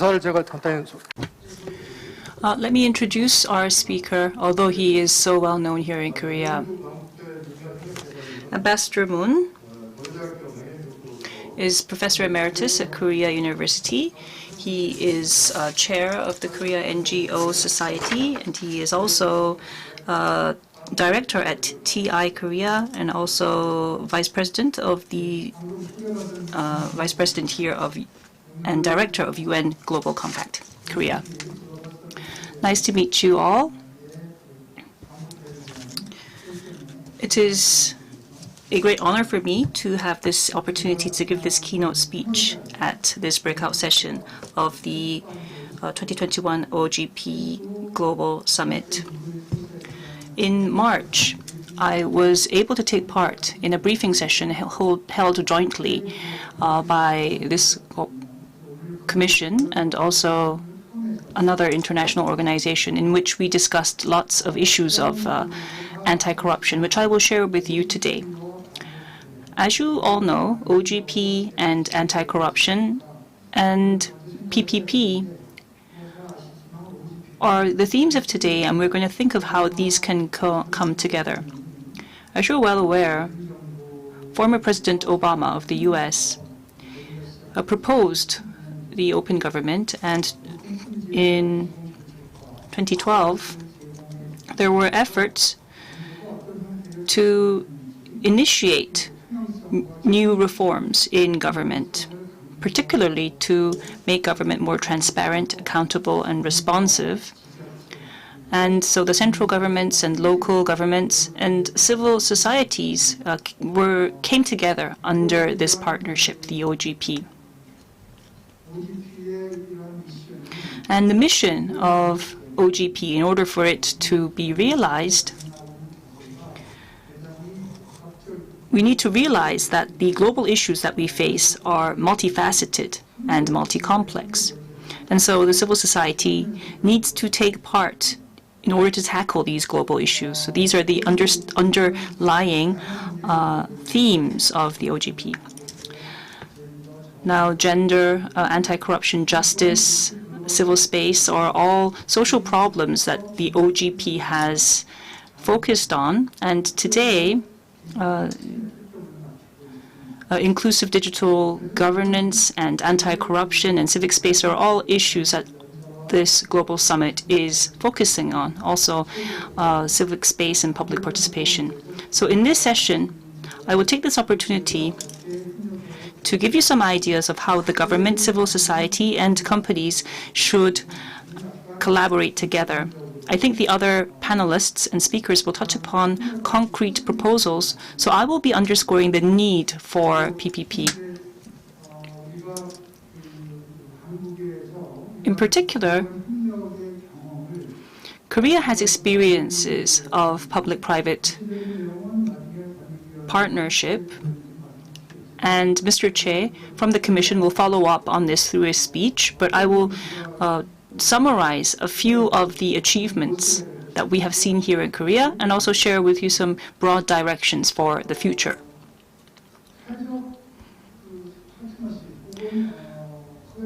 Now, collective action, why is it needed? As I said earlier, the social problems that we face are multidimensional in nature.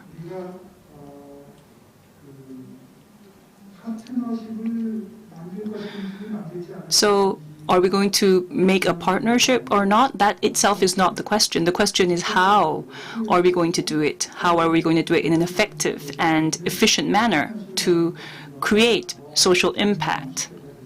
That has become the questions that we face today. Because I don't have that much time, I will just skip over the meaning and types of social partnerships. But I just wanted to underscore one thing. We talk of sectoral partnership, multi-stakeholder partnership, cross-sector social interaction, social alliance, multilateral collectives. Various definitions are used interchangeably, but they all point to the fact that all groups in society work towards a common goal. So that is the common denominator here. So that's just the part about why we need partnerships. I wanted to focus more on the following part, which is the types of social partnerships and the factors of success and failure. There are several types of social partnerships, and I will use this typology, 3 parts. First is partnership as just a simple collaboration. Second, as a collective collective actors coming together. And third, as mutual governance. So what do I mean by a simple collaboration? When we talk of collective action, I think that the things that it encompasses are included here. I don't have it here on my slide, but because we're discussing anti-corruption today, for instance, joint statements that berate anti-corruption, various agencies coming together to do that, that could be one. Another type is an integrity pact that is issued, or common standards or principles that are laid forth by the players.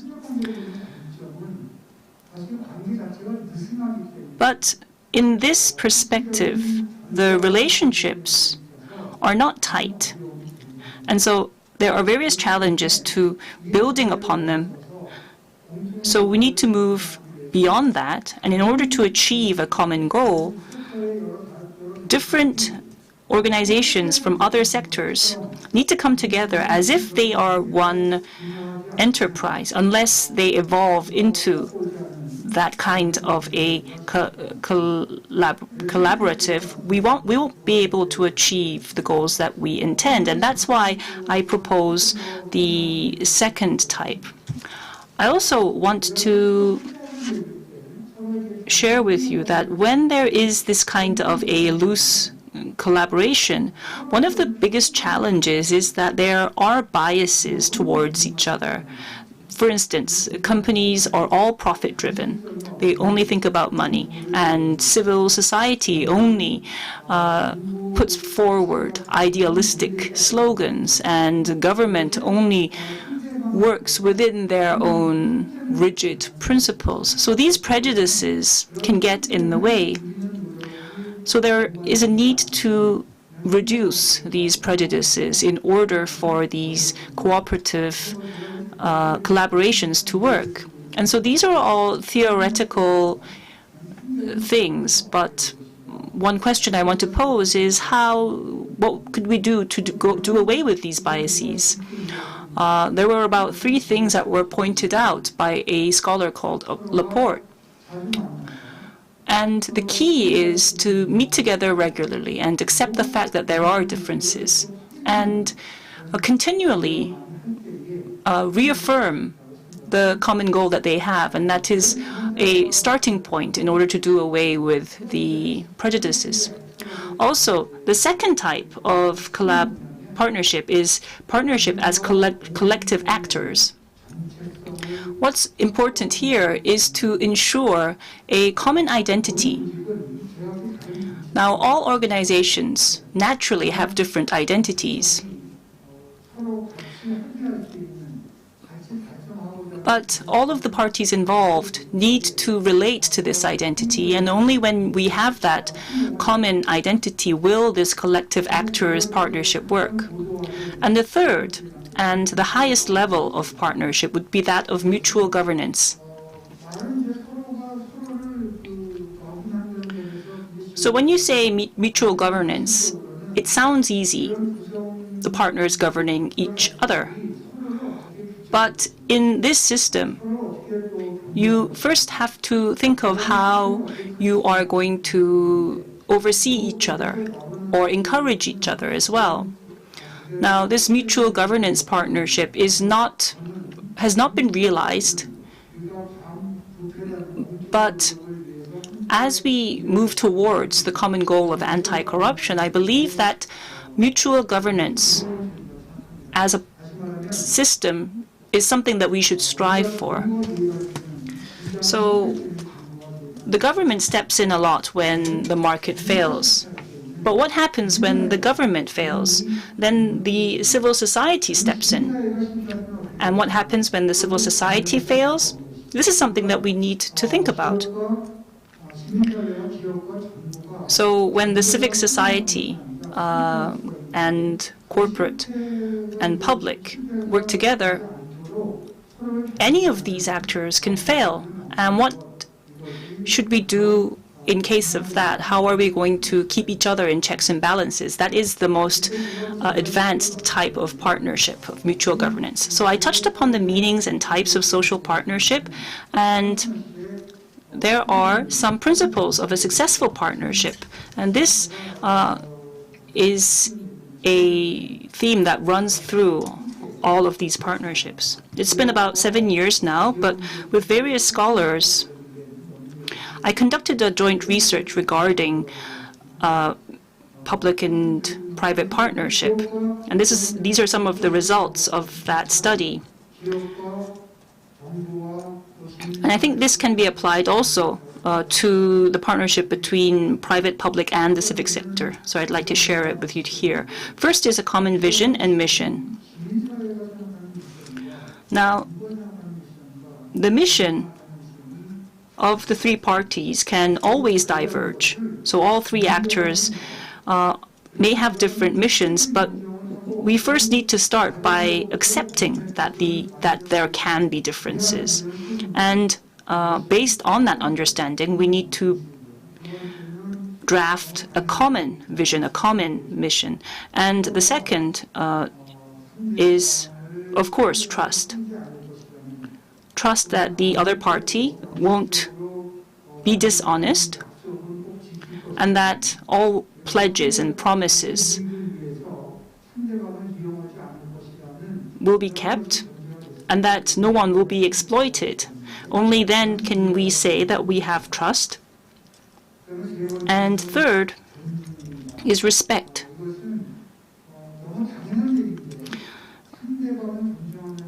I can't underscore the importance of respect. Respect towards others is something that we, of course, need to do. But if we look into the actual cases, examples, we see instances where there is lack of respect and people think of the other party as a subject that they can control. The fourth principle for success is transparency.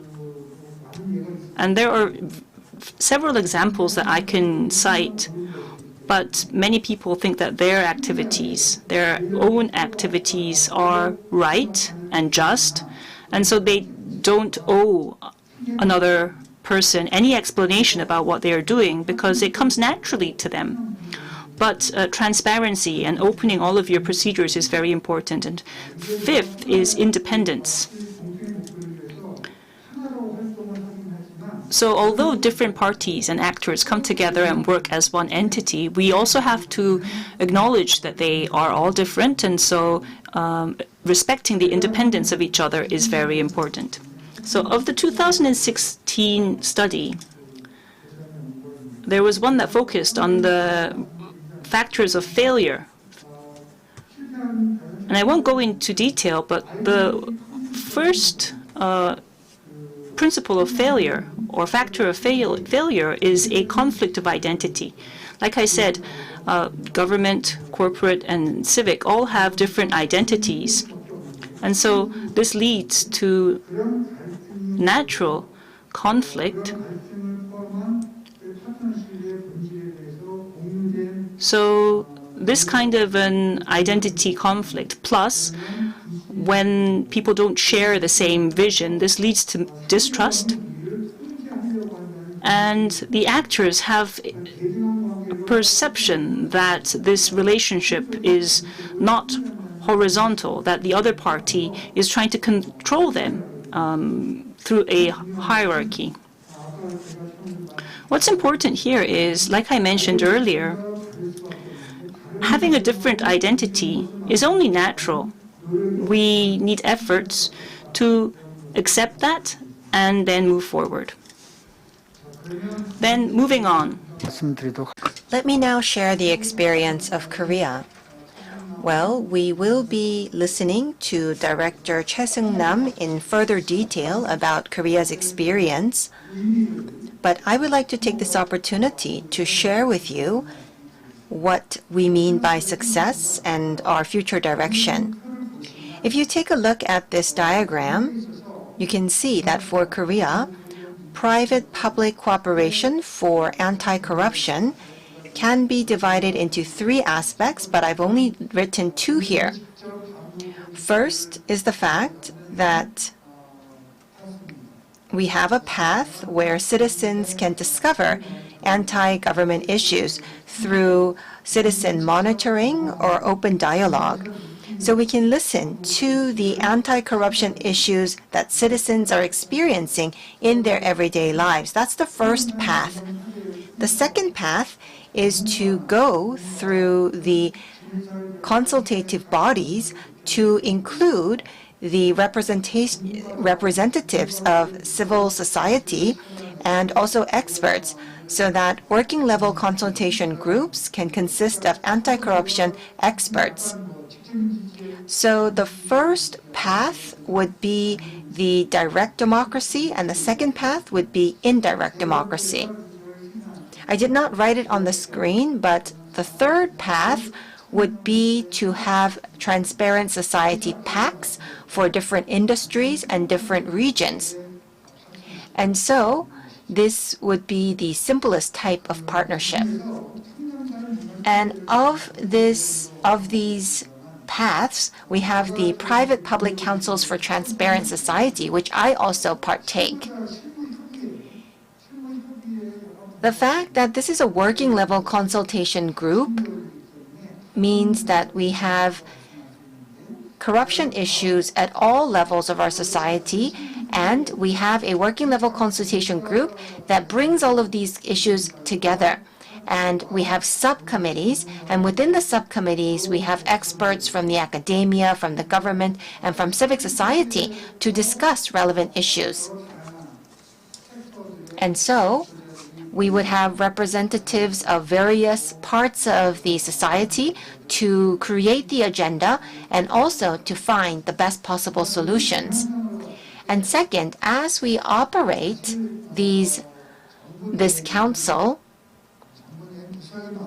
within the government, we have numerous communities. Even the Private-Public Council for Transparent Society is just one of those committees. I also have the experience in participating in various committees, and many committees act as rubber stamps.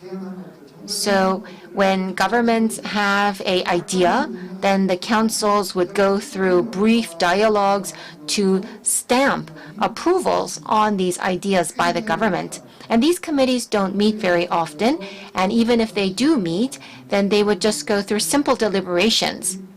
But the Private-Public Council for Transparent Society is not like that in any way. Let me give you some examples. The first example is that at the working level consultation group, we would accept the raw ideas and discuss those ideas at the councils. We usually have 2-hour sessions, but the sessions can run to about 3 hours. I think most of our sessions actually run towards 3 hours.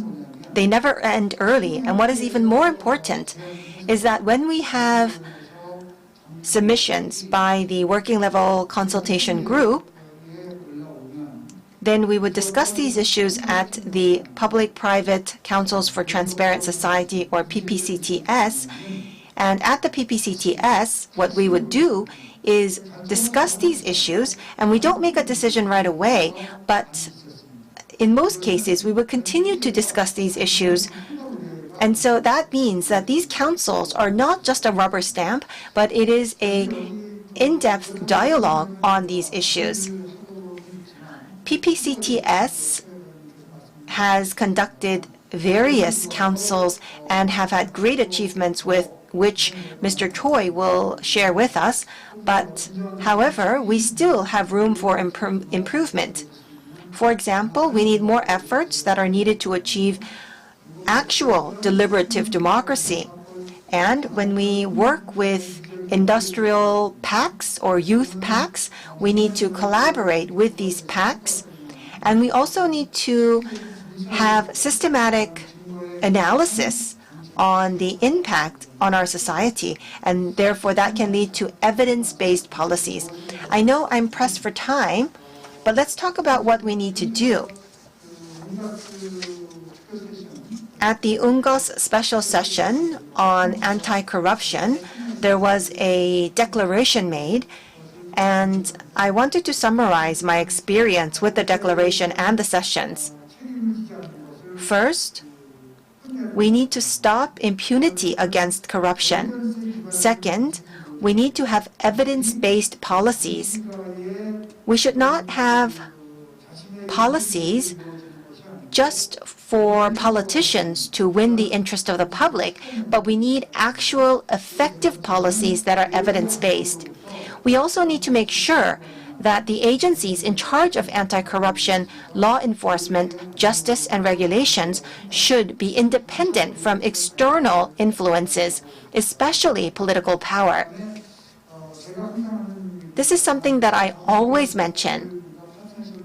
When we have partnerships for anti-corruption activities, we always have to ask the question, why?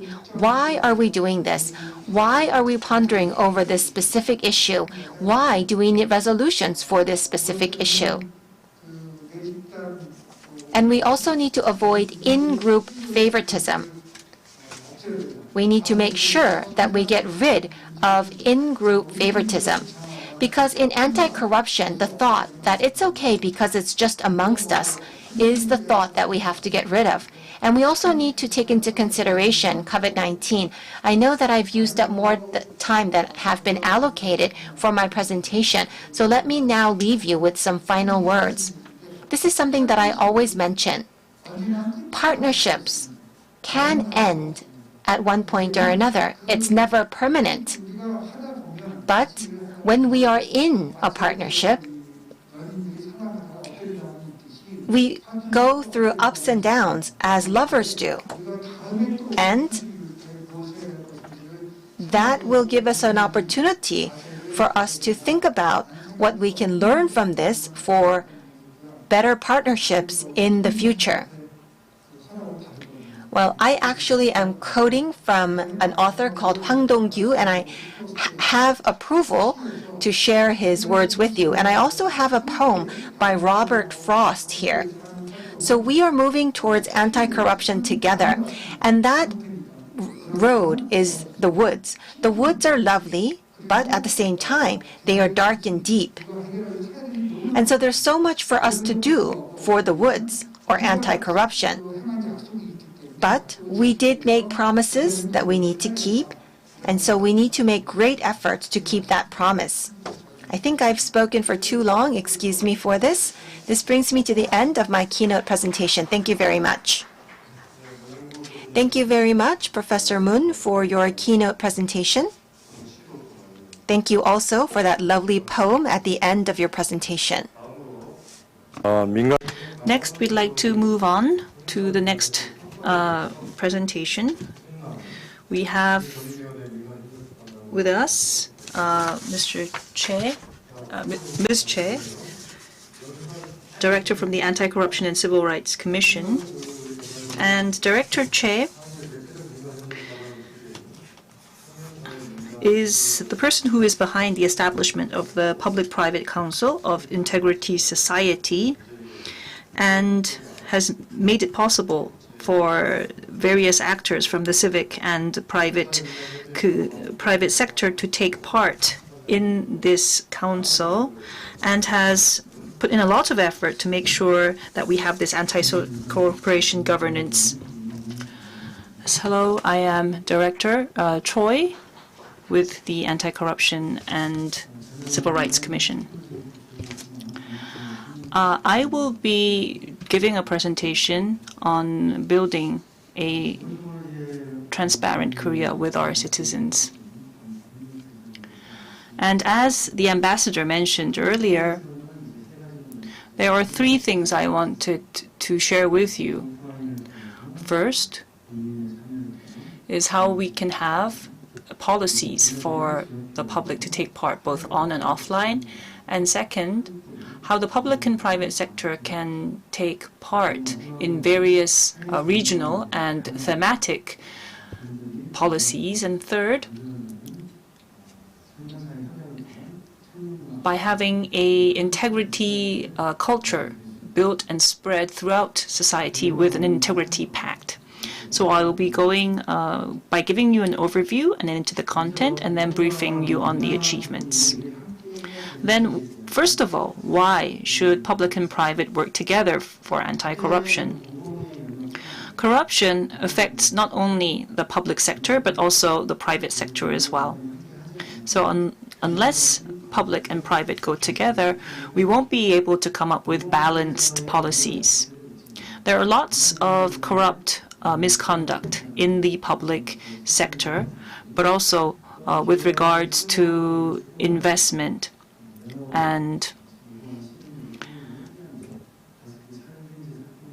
in the production of various products that may take the lives of the consumers, there are lots of misconduct and corruption in companies as well.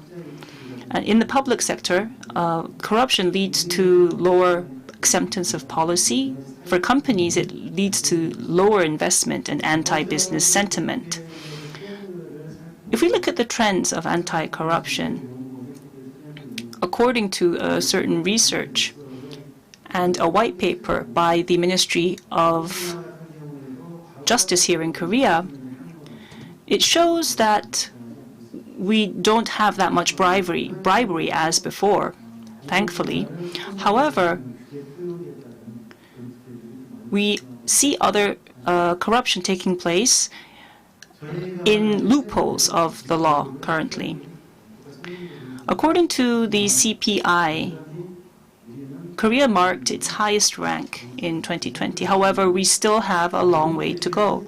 If we look at the ranking of major countries, we have Singapore, Hong Kong, Japan, Taiwan, and then Korea. So we are falling behind even in Asia. And if we look into the details of the CPI, we see that public corruption is being improved, but with regards to bribery in the private sector, we see that our indices are not being improved or even falling. And so these are all tasks for us in the future. Now, around half of the Korean public say that they believe that the administrative and branch, the general public, have low corruption levels, or rather high corruption levels. And so we have to start with the people. We had the Moon administration come in place because of the candlelight vigil. And so anti-corruption policies can also be successful only when the private sector is included. And that is the general understanding that we have as we pursue anti-corruption policies. So in the past, there was some discussion to the need for this kind of a body. And we had the first meeting in 2018, March. And so monitoring from the citizens and the establishment of a cooperative body and spreading a transparency campaign, these are the strategic goals that we set.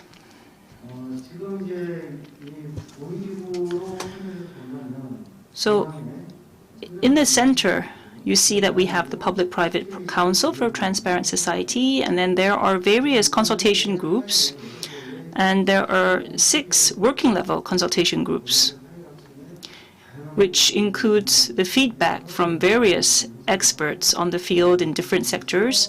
Their opinions are gathered together and sent to the Transparency Society, and they go up to the Policy Council. So first, on-offline communication with the general public. We built a communication channel first with the general public and also with experts as well, and made sure that their opinions and views were reflected in our policies. Recently, we saw a lot of trouble with the Conflict of Interest Prevention Act being passed, but an online poll was conducted, and 85% of those who responded all agreed with the need for this act.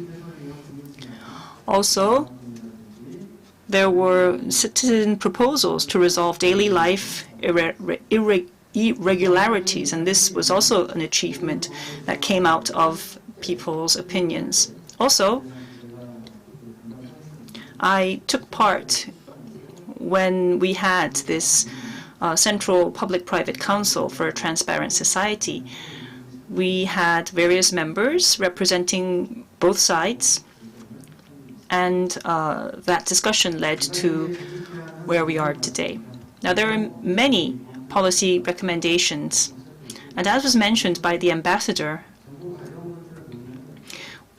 not only do we discuss government-led recommendations, but also those that have been given to us by the consultation bodies as well. And also, we had the Korean Lawyer Association take part in this process as well, especially when we came up with that special activity funds. In 2019, we conducted various achievements, such as promoting Transparency Society Convention and so forth. And in 2020, up until very recently, what we did was to urge the enactment of the Conflict of Interest Prevention Act, which led to the enactment of that particular law. Regionally, we also had local councils and local discussions taking place. So we have these regional forums. Also, for the Social Pact on Anti-Corruption and Transparency, we had various actors, including state-owned enterprises and SMEs, taking part and making these kinds of transparency pacts. We are also conducting various training courses, and we have business ethics briefs that are being published recently. So these are some of the achievements I'd like to share with you. Up until now, we had anti-corruption policies that were pushed by the central government, and now we need public and private come together, especially because the CPI is still low in the private sector. There is a need to drive reform with collaboration with the private sector, and we believe that this is very important. There have also been lots of government policies that have reflected our views, and we are continuing to give them recommendations, and many institutions have been improved thanks to our input, especially from the civic society. And as mentioned, the Conflict of Interest Prevention Act was passed, and regionally, centered around regional councils, there were many efforts to urge the enactment of this act. Also, last year, the IACC was organized by TI, and that conference focused on the efforts that the government is making right now. And according to the UNCAC, they introduced the private-public anti-corruption system as a good practice, and the civil groups focused on the K-Pact and the Public-Private Council for Transparent Society as key achievements. This, thankfully, had an effect on our improved ratings on government trust. Now, there will be a new government coming in, and regardless of which administration comes into power, anti-corruption and transparency are issues that we need to overcome. So I believe that this should be continued. This public-private system should be continued, and that this is the ideal way to go. As we operated this system, I think that there still are things we can improve. First is the need for a legal framework. We do have ordinances right now, but that should be upgraded to laws. And we need to make sure that the national tasks encompass these needs as well. And thirdly, regarding public-private cooperation and partnership, we need more active dialogue. And this social dialogue should be spread and put on the table of formal discussions so that these are dealt with in a more systematic manner. And with that, I'd like to conclude my presentation. Thank you very much. Yes. I'd like to thank the speakers for all keeping within the allocated time. It makes my job a lot easier. Thank you so much. Now let's move on to the next presenter. Next, we will be inviting Chairman Yoo Hong-ban, who will speak on the role of civil society in anti-corruption public-private cooperation. Let me introduce him to you very briefly. Chairman Yoo Hong-ban of the Civil Society Organization Network in Korea is also the co-chairperson of the Civil Society Training Network, and he is serving on various relevant councils. He has worked at YMCA as well as various civic society organizations. Your presentation, please. I am Yoo Hong-ban, as have been introduced. I would like to talk about the role of civic society in anti-corruption private-public partnership. Let me first talk about the basic direction in the Korean society. The existing anti-corruption policy in Korea has focused on detecting and punishing, especially grand corruption, and there were 4 different aspects.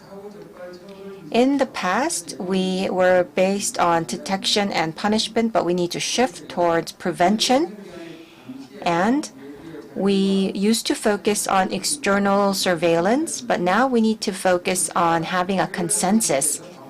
And we also need to create a culture of anti-corruption. The 4th, we need to move away from ad hoc policies to have comprehensive policies. And I believe that these 4 strategies are still relevant. With the changes in the strategies, we are changing the basic directions as well. In the past, the scope of corruption was usually for the public sector, but it is including all areas of society, including the private sector, and the direction was to improve credibility in the public sector, but it is to improve credibility in all areas of society. In the past, the target was public officials, but now it's all members of the society, including the corporate sector and civic society as well. Strategies in the past were government-led, but now it is cooperation-led with the participation of civic society. So given the changes in the strategies and basic directions of anti-corruption policies in the Korean society, we see that the role of civic society becomes more and more important. In the past, we have had government-led detection and punishment, but now we are going through cooperation targeting prevention. With such changes in the strategies and direction as well as the culture, we need to have a culture of cooperation. As you can see on the table, we have had 4 different private-public cooperation organizations. During the Nomuyan administration, we had the Council of Practice for Transparent Social Conventions, and then during the Lee administration, we had the Transparent Trust Social Policy Council. During the Park administration, we had the Transparent Social Practice Network, and during the current administration, we have the Public-Private Council for Integrity Society. These organizations are based on collaboration with the civic societies. During the Lee administration, during the Park administration, the organizations, strictly speaking, did not facilitate private-public partnership, because during the Lee administration, civic society was excluded from the council, and during the Park administration, the government's participation was quite limited in the network, and so it was basically led by the civic society without government participation. But currently, during the No administration and during the current administration, we have the 2 councils that actually had both the participation of the government and civic society. During the No administration, the Council for the Practice of Transparent Social Conventions was created by the government, but in operating the conventions, the civic society led the operation, and we worked on cultural campaigns as well as anti-corruption culture within local governments. And so it was a comprehensive organization. But if we take a look at the Public-Private Council for Integrity Society, we usually have subcommittees that are focused on having policy suggestions. And so many policy suggestions did happen, but the execution side was quite weak. Of course, we do have regional organizations, but the regional organizations were not empowered to solve the anti-corruption issues within the local areas. So given this framework, in order to facilitate private-public partnership, what would be the role of the civic society? One of the biggest roles of civic society is to evaluate and establish public-private partnership. And during the establishment process, we can see that during the last 4 administrations, most of the councils were established with the suggestion of the civic society. And these organizations, we had civic societies continuing to evaluate whether they are functioning well. And so here you can see that of the 4 private-public partnership organizations, the one that was led by the civic society along with the participation of the government was the Council for Practice of Transparent Social Conventions by the No administration. But the current society actually is well designed, but the execution side is a little bit weak. One of the biggest roles of the civic society is to develop and suggest anti-corruption policies. Ever since the launch in 2009 until the resolution in 2012, Transparent Trust Social Policy Council actually suggested hundreds of suggestions, but many were not passed. But we can see that many of the laws that we have now concerning the operation of local governments and the relationship between public and private sector were established through the suggestion of the Private-Public Council for Transparent Society. So for the Private-Public Council for Transparent Society, we have 5 subgroups, and the 5 subgroups had great discussions that led to policy proposals.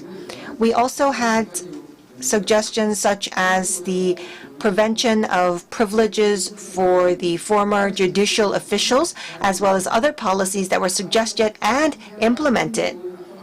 But as I have mentioned before, although many policy suggestions were made, many of the policies were not executed, maybe partially executed, but a lot was not executed.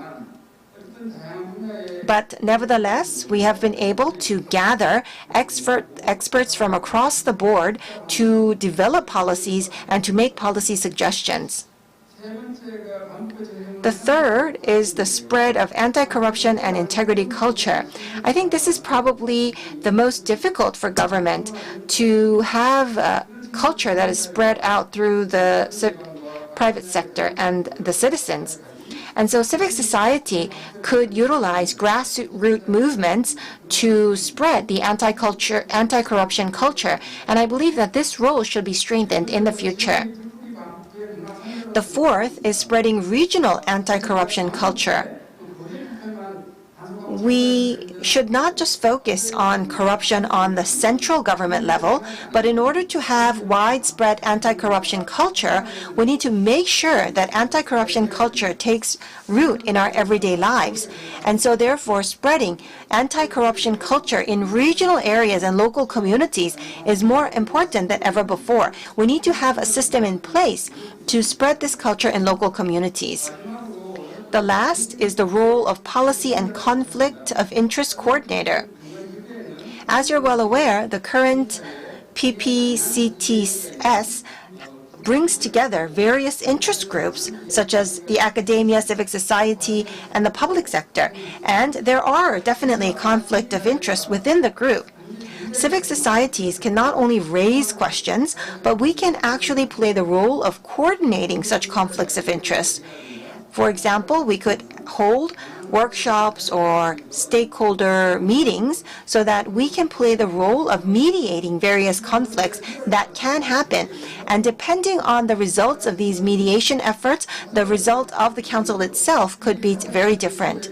So here, I mentioned 5 roles of the civic society, and we need to reflect upon whether these 5 roles are being played. Of course, civic societies need to make more efforts, but at the same time, we also need to take a look at the limitations of the structure of the council itself.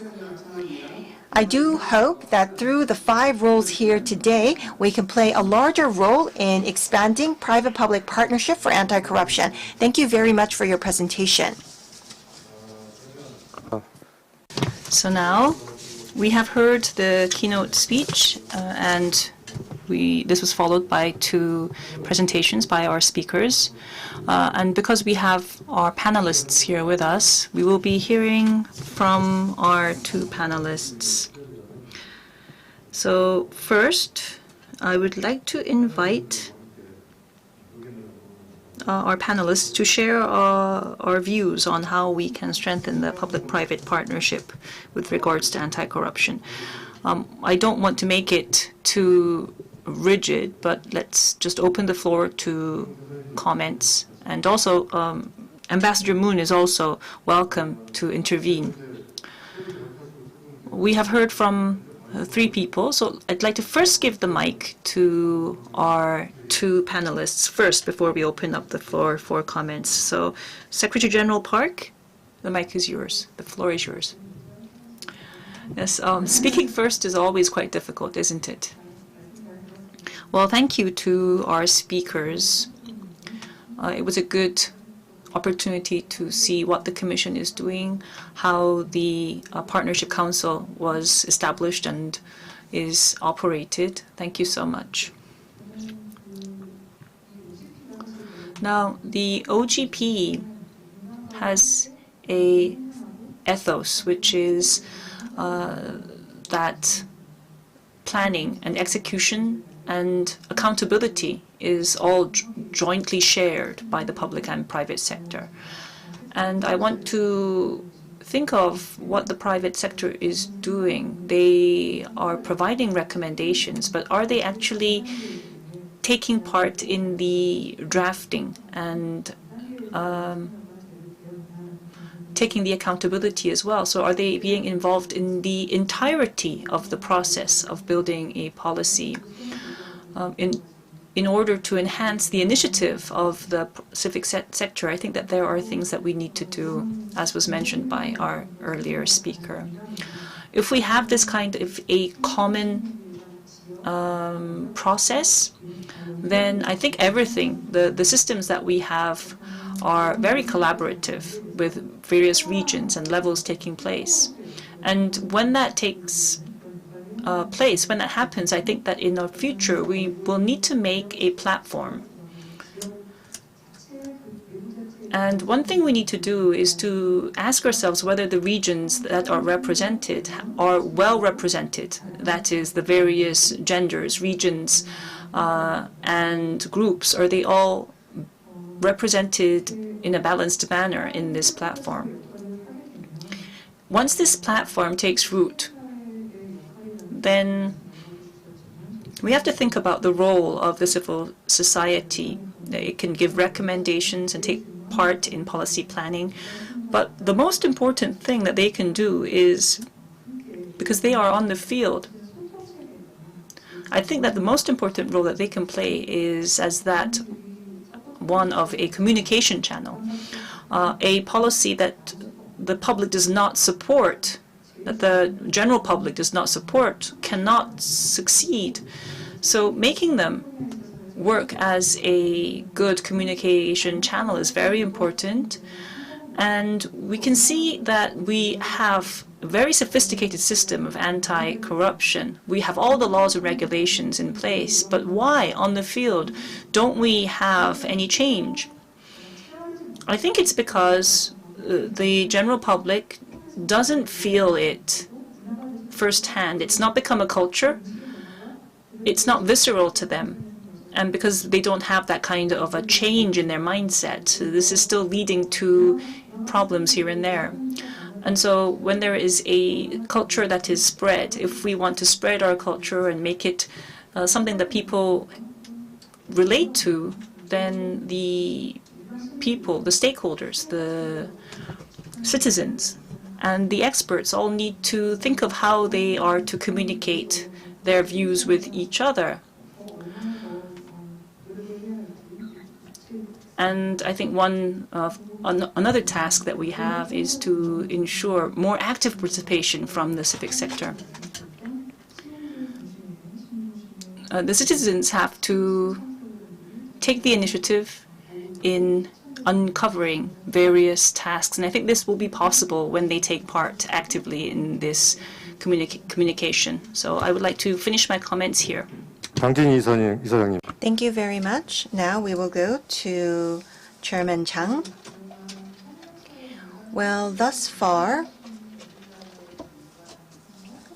we believe that private-public partnership has had great achievements.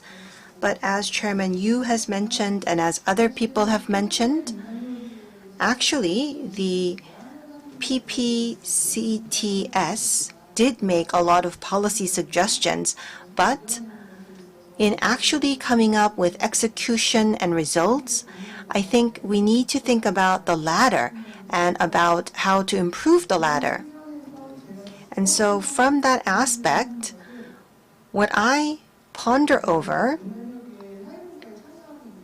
as someone who participates in the social subcommittee of PPCTS, I could see that everyone was working very hard. And so the private sector members of PPCTS was working very hard, but the Secretariat just facilitated the meetings. And so the Secretariat would provide help, but it did not really feel like cooperation or partnership. And what I also ponder over is as follows. The government has created a list of 50 items on the agenda for anti-corruption, and this list was created with the PPCTS, and they said that they will manage these issues along with the PPCTS, but are the items on the agenda actually being achieved, and are we monitoring the achievements?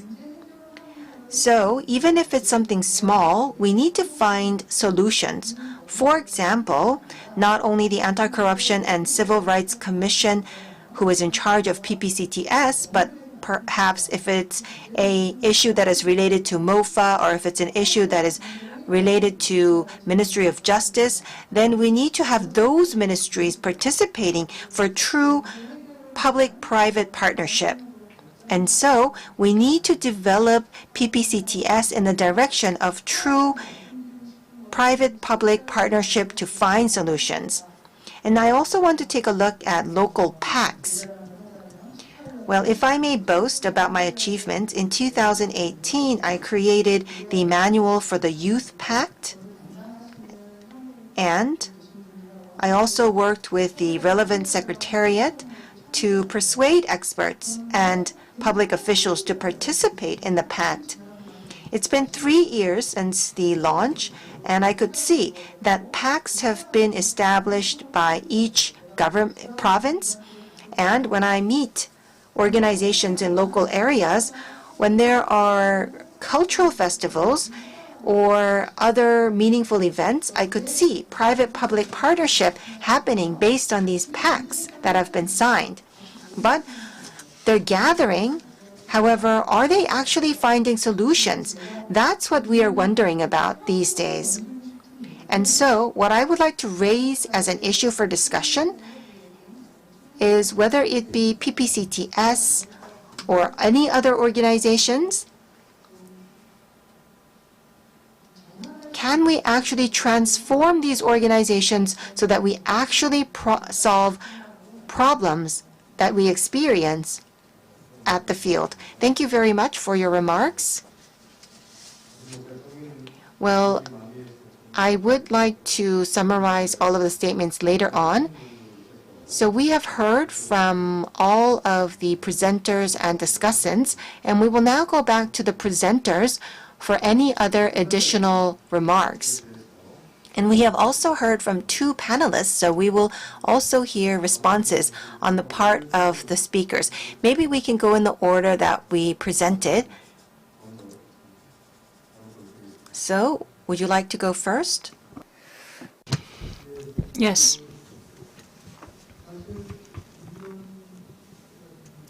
Now,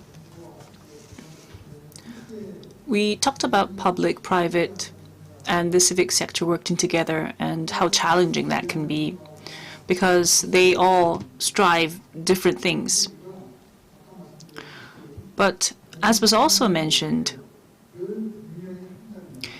when there is a clear common goal, working together is always possible.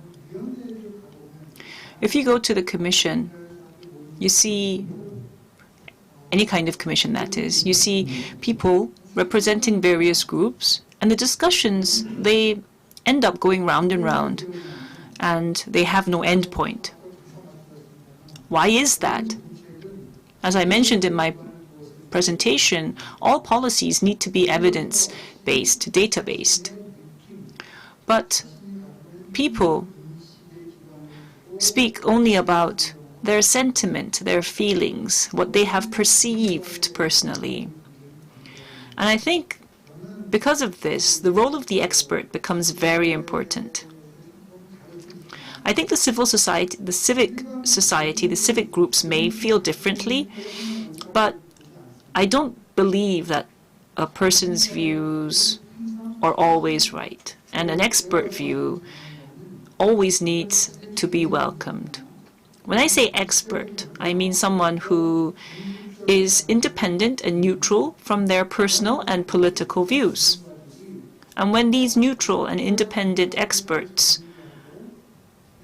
summarize a complex situation based on data, based on evidence, and when these experts come together to speak and consult with each other, then efforts and advancements can be possible. So it shouldn't be a venue where people just vent their views, vent their difficulties and rage. But if there is a lack of that evidence or data-driven neutral exchange of opinions, we can't achieve that kind of a democracy that we strive for. As was mentioned by one of our panelists, we have all of the laws and regulations. We have a great system, but it doesn't work on the field. Why? Because in the process of applying that system, everyone has their perspective, has their own interest, and they make judgments based on their interest under the name of practice, or because of in-group favoritism, based on their political interest. They make judgments, and they rationalize what they do based on all of these personal views. So on the outset, you may be trying to work together, but you end up with deliverables that can't be shared by others.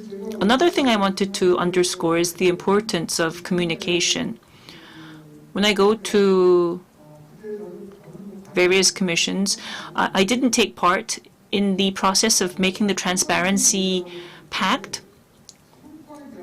But when we talk about the achievements that we have made, we have to understand that there are people who believe that there have been no achievements despite everything that we have done. The reason being is that the agencies involved, the parties, have not actively communicated what they have done.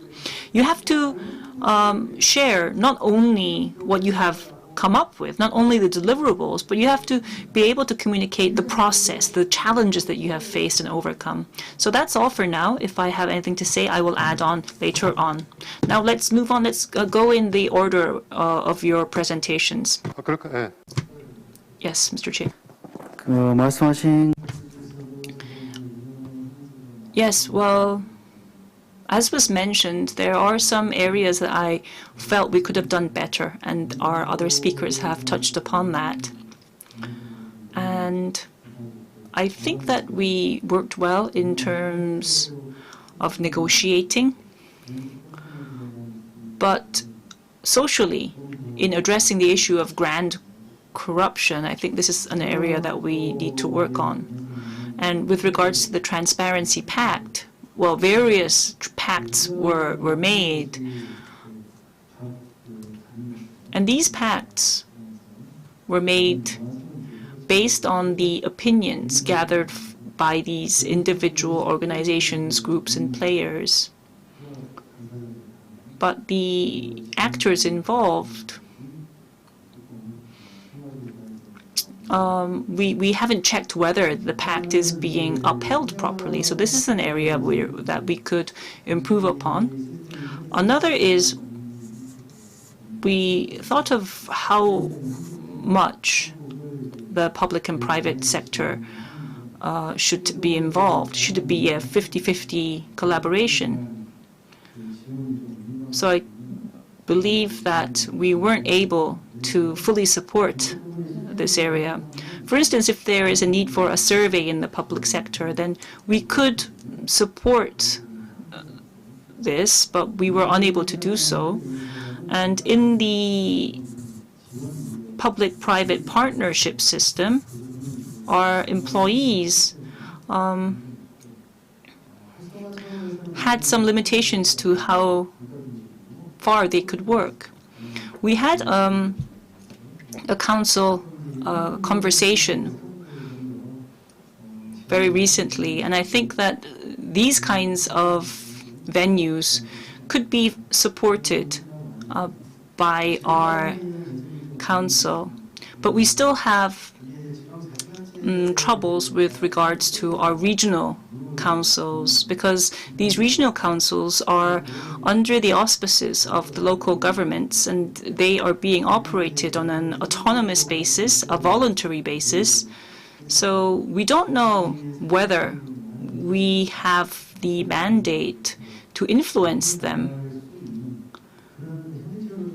And we want these regional councils to be upgraded and perhaps to take firm root, but there are various legal issues that we have to overcome. So these are just a few of my views. Well, we have heard from two discussants, and they have covered very important subjects, and I completely agree with what you have mentioned. From the keynote presentation, we could hear that the core of public-private partnership is to find solutions to problems. And in doing problem solving, rather than thinking about the participation of individuals, we need to think about the participation of sectors and organizations. And so the PPCTS, as everyone has mentioned, does have weaknesses in problem solving. The policy proposal stage is very meaningful and had great achievements, but there is shortcomings in the execution process. And so, as many people have mentioned, we need to have more communication with the people.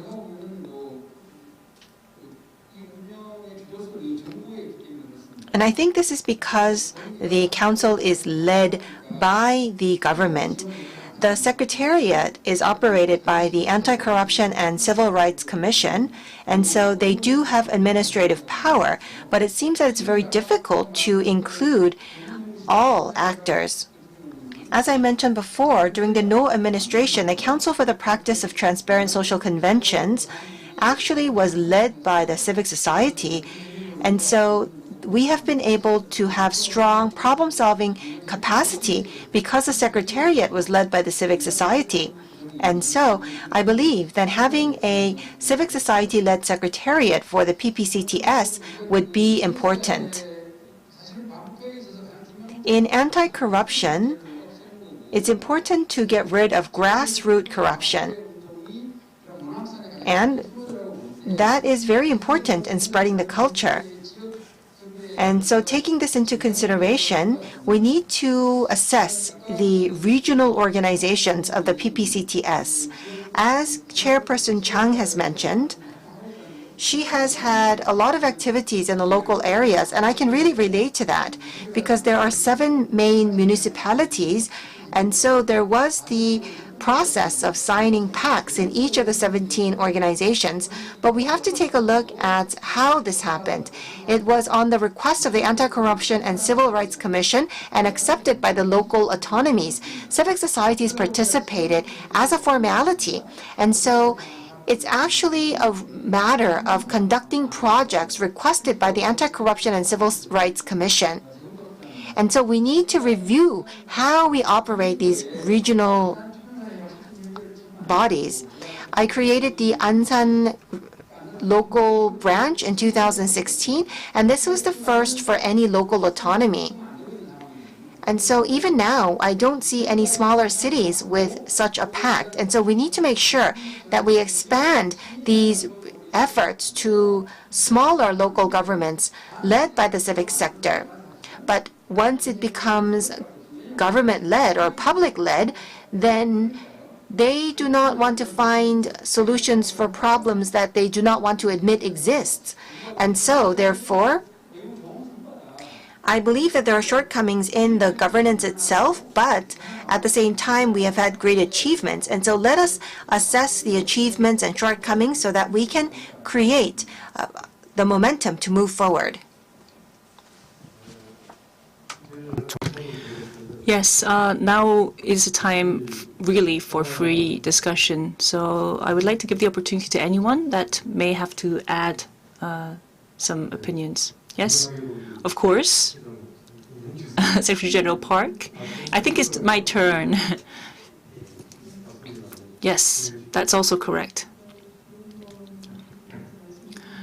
As was mentioned, the previous administration had these private-public councils, and remembering that, I realized the importance of civic sector initiative, and there were some instances when these councils were established and run without our knowing, so it was quite complicated. But in the previous 2 administrations, these public-private councils fell short in some areas and had some good achievements also. So it reminded me of the fact that we should go over these past cases to see what went wrong and what they did well.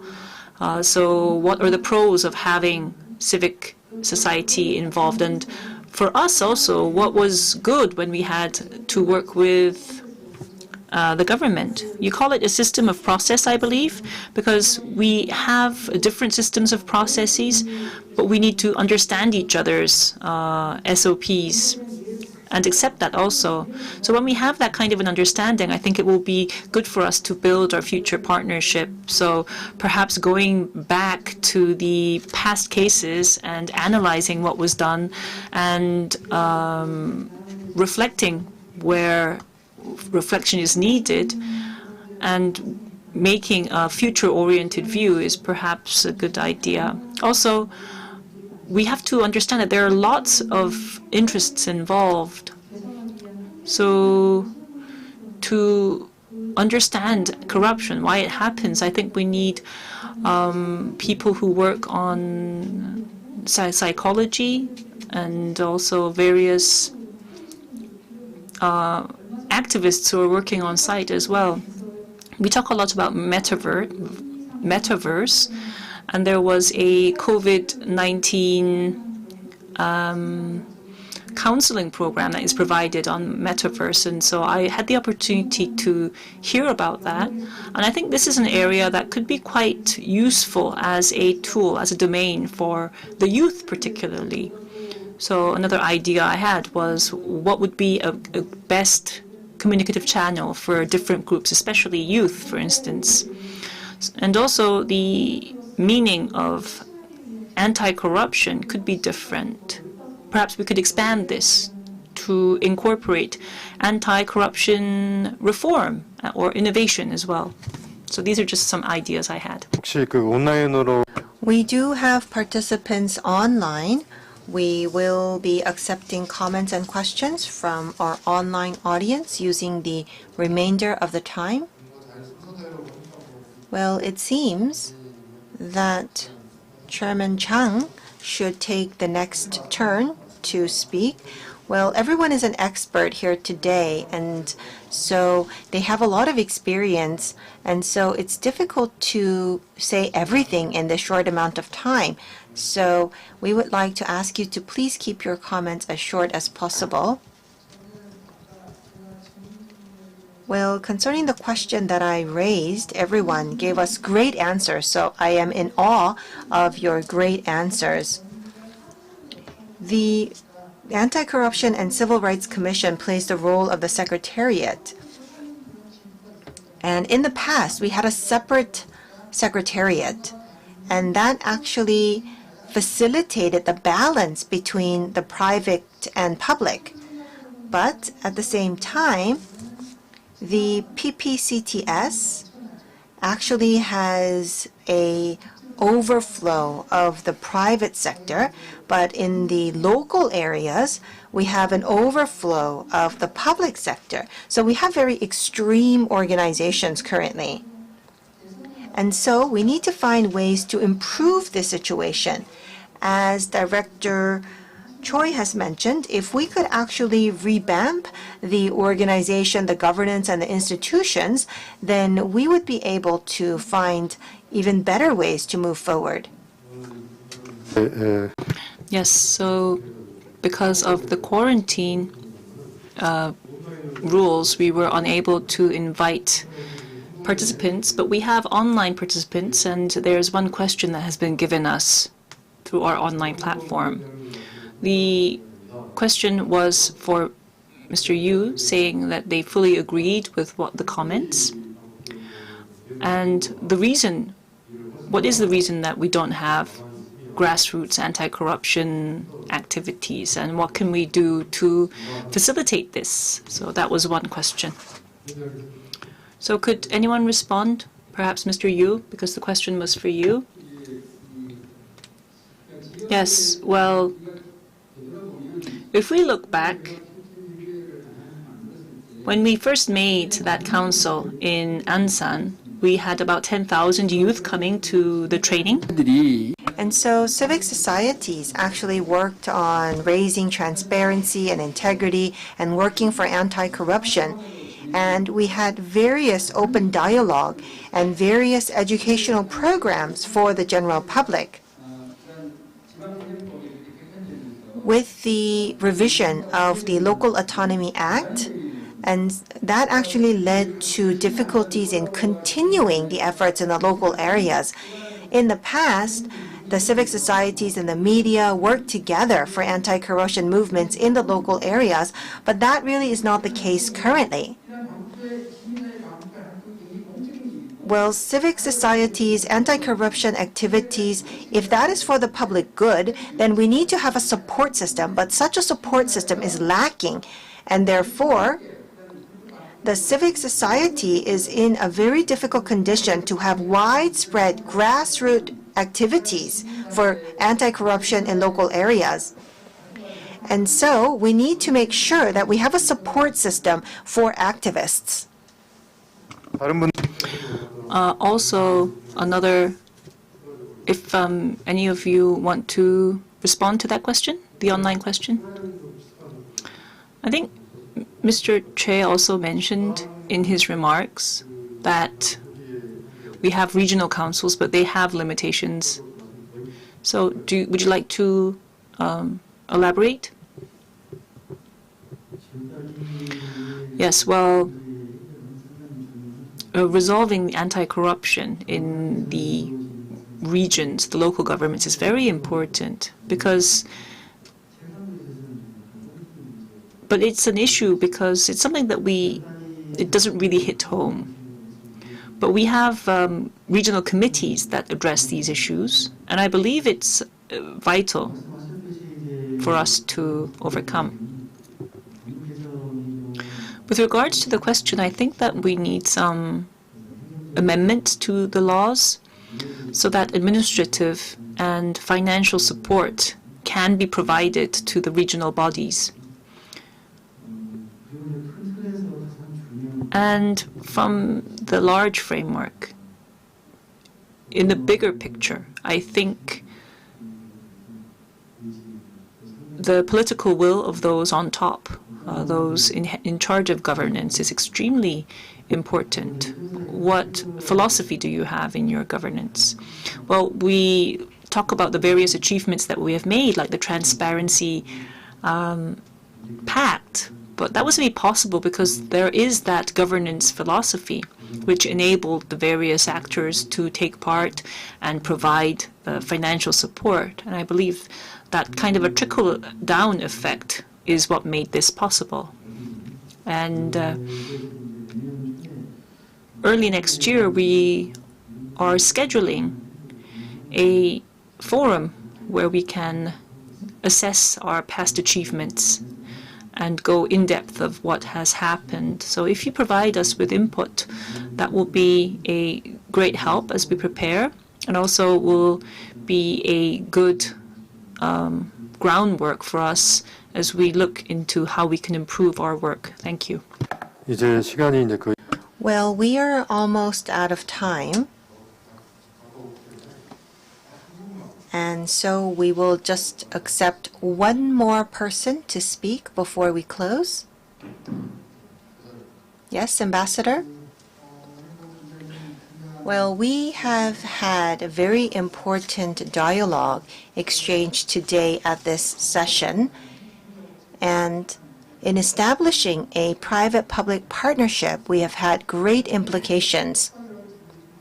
One additional point that I would like to make is that anti-corruption is not just about preventing someone from giving and someone from taking bribery, but it is about preventing inaccurate decision-making and misconduct as well. Up until now, corruption was deemed to be having personal interests, but making a wrong decision is also corruption. And who encourages such corruption? I think that is the overall environment of our society as well as the media. And so personally, I don't like the word great luck. And because the economy is becoming financialized, it seems that everyone is focused on growing assets and showing off what they have achieved. And at the same time, within our society, we deem someone to be left behind if they are not able to earn money, even if they do it in unhonorable ways. And so as long as we have this type of environment within our society, it will be very difficult to get rid of corruption. We also talked about grassroots anti-corruption movements. The reason why it's not working in the local areas is because there has been a concentration of wealth in the greater capital area, and there are people living in the local areas who feel like there is nothing that they can do to catch up to those who are living in the greater capital areas. And because there is no disciplining of corruption in the local areas, we continue to see difficulties in anti-corruption. And so if you are a part of a certain group, then you turn a blind eye to their corruption. And so you tend to think that you can turn a blind eye to someone's action if they are part of your group. And that is why it's very difficult to do anti-corruption movement in a grassroots manner at local areas. Yes, I'd like to thank the panelists and speakers for their excellent views. If I may summarize, we have discussed the achievements of the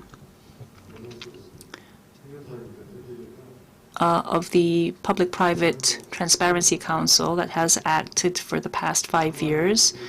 And they have assessed that it has made various achievements and that the system itself was quite successful, but in execution, there have been some issues that have been raised. I think these are some tasks that will be passed over to the next administration, and we need to solve these issues so that we will be able to expand our anti-corruption efforts into a movement.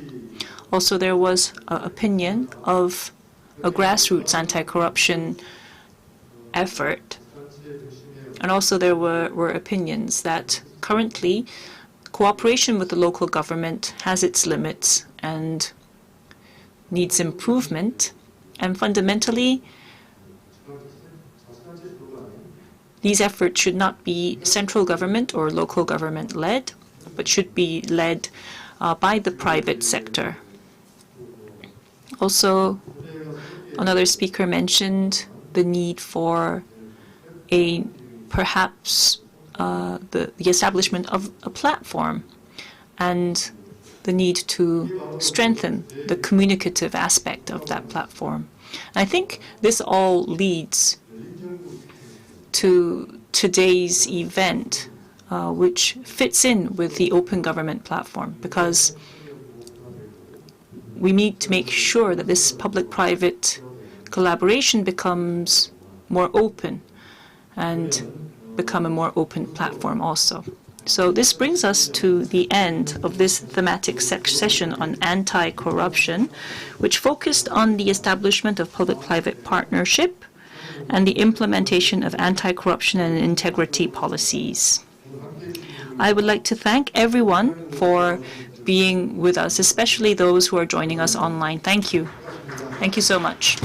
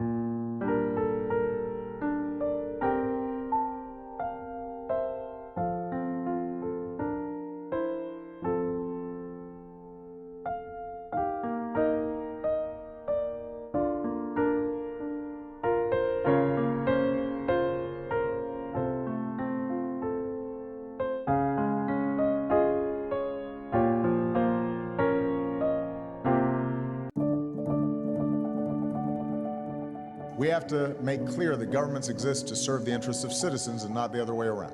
Open government is a new way to think about collaboration around governance. To me, open government means the ability to be a part of the change that you want to see.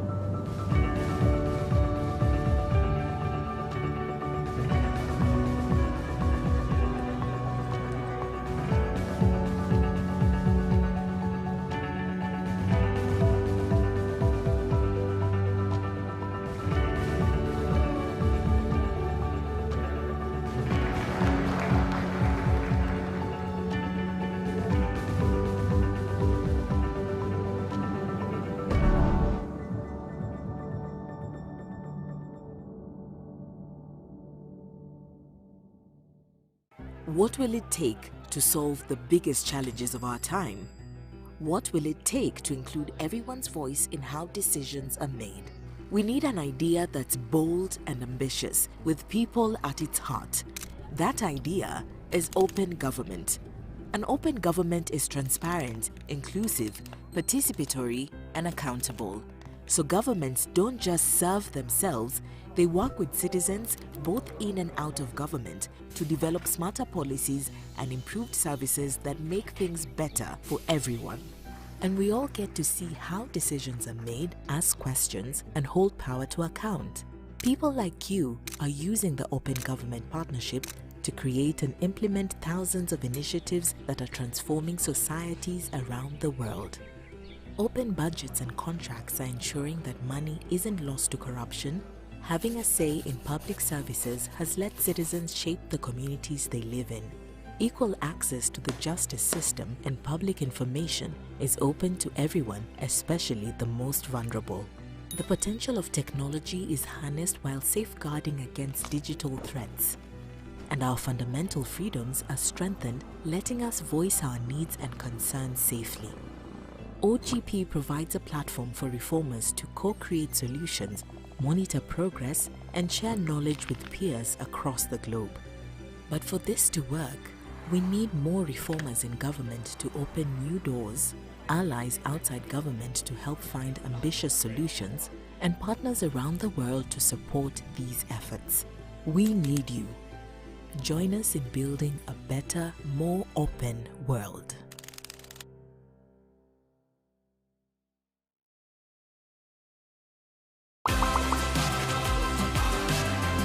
현장에서 일하거나 그런 사람들의 의견이랑 그 정책이랑 또 어긋나는 부분이 있을 수 있으니까 직접 선택한 결과니까 자신이 더 책임을 지지 않을까 싶습니다. 내가 얘기해가지고 좋아질 건 없겠지만은 그래도 하고 싶은 말을 하면은 속이라도 시원할 것 같아요. 서민들의 현장 그리고 실생활 일부분들은 대의를 반영하지 못하는 부분이 분명히 있을 것 같아서 충분한 의견 수렴이 필요하다고 생각합니다.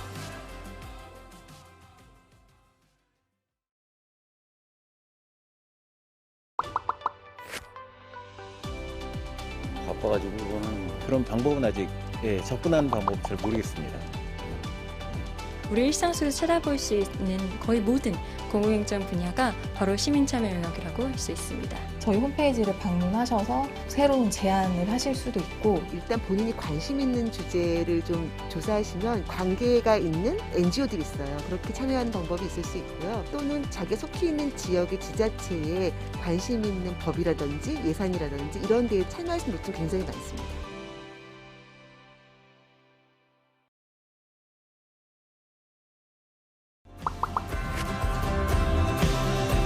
디지털이란 말 사실 처음 듣는 말인데 공부를 할 수 있는 방법? 세상을 조금 더 편안하게 해주는 것? 남녀노소 10대부터 90대까지 편할 수 있는 시스템이 디지털 혁신이라고 하는 기술과 방법과 절차들이 활용되는 것이 디지털 혁신에 의한 민주주의라고 할 수 있고요. 여기에서 포용적이라는 것은 국민 누구도 한 명이라도 소외되지 않고 모두 다 민주주의에 참여할 수 있도록 만들어준다는 측면에서 포용적 디지털 혁신이라고 할 수 있겠습니다.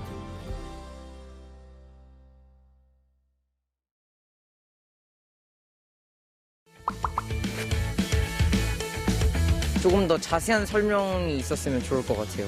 사용이 어려운 이유가 사용 방법이 익숙지가 않아서이기 때문에 쉬운 언어로 표현하는 게 좀 좋은 방법일 것 같습니다. 어르신들도 접할 수 있게 교육이 좀 필요하다고 생각합니다. 디지털 활용에 어려움을 겪고 계시는 국민들이 많습니다. 그런 국민들을 위해서 저희는 전국의 디지털 배움터 1000개소를 운영하면서 필요하신 디지털 역량들을 교육해드리는 사업을 펼치고 있습니다.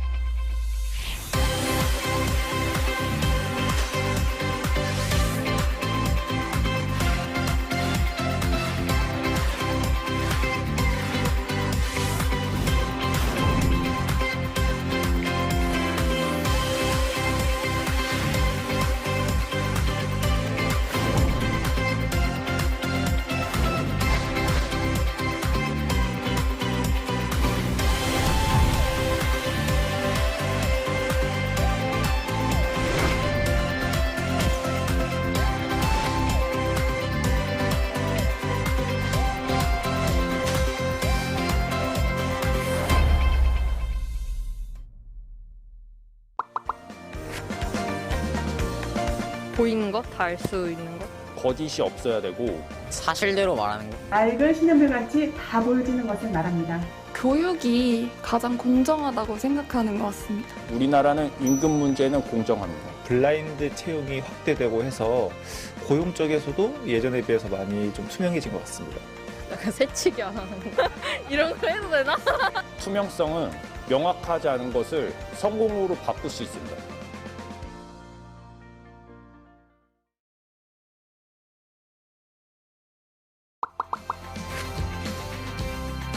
포장된 말을 하지 않고 원래 하고 싶은 말 하는 그런. 좀 일부러 숨기는 게 없어야 하지 않을까요? The ideal standard first is that a lot more information can be shared than people think they can be shared. I think the information that certainly should be shared is about government operations. 부패 방지 정책에 있어서 국민이 참여하고 협력할 수 있는 민간 협의회 등을 구축하고 운영하여 온 것이라 생각합니다. 시민들의 의식과 눈높이, 그리고 정부의 노력, 그리고 IT를 비롯한 기술의 발전이 크게 기여했다고 생각합니다.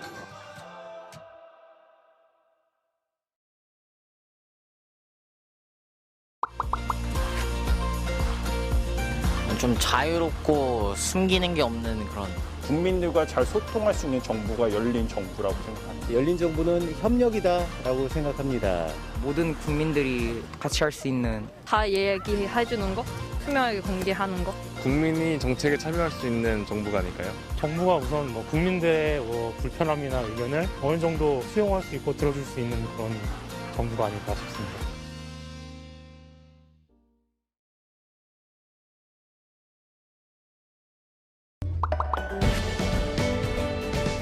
The goal of OGP is to renew democracy, so democracy delivers better results to citizens. The Open Government Partnership brings together governments and communities representing over 2 billion people from across the world to ensure that governments deliver for their citizens. It is to make governments more open, accountable, and responsive to its citizens. Globally, open government is changing, though at a low pace in terms of how governments make themselves accountable and transparent to their citizens. Around the world, reformers from both inside and outside government are pushing for changes that make governing more open. Then together, that we'll be able to build the kind of government we want. 결국 세상은 사람이 이끌어가는데 이 모두가 다 연결되어 있잖아요. 그래서 OGP에서 함께하는 그러한 시스템을 만든 그런 열린 정부는 굉장히 중요한 것 같습니다.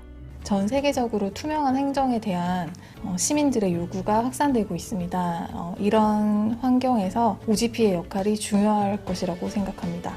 기후변화라든지 디지털 전환과 같은 전 세계가 공통적으로 직면한 문제를 해결하기 위해서 OGP가 반드시 필요하다고 생각합니다.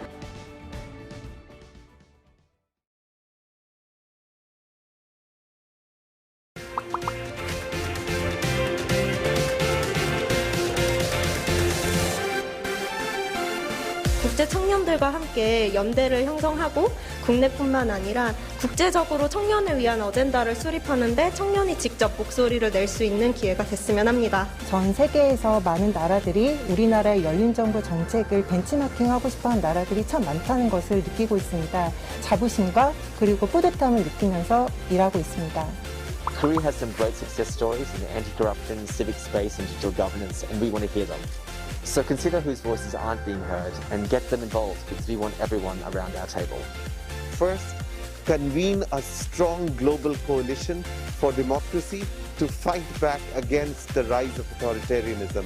The second role, which Government of Korea has already played, is it has issued a call to action for all OGP members to advance ambitious reforms to renew democracy through openness and citizen participation.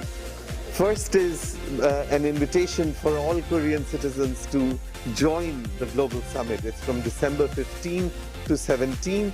The website is ogpsummit.org. Please register and join.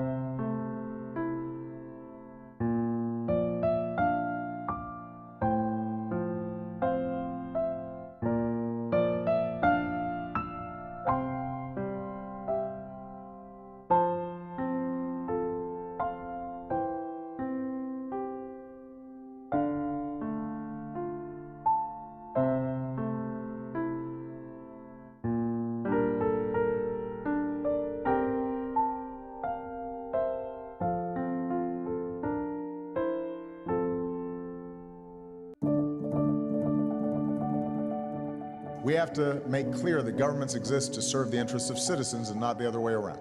Open government is a new way to think about collaboration around governance. To me, open government means the ability to be a part of the change that you want to see.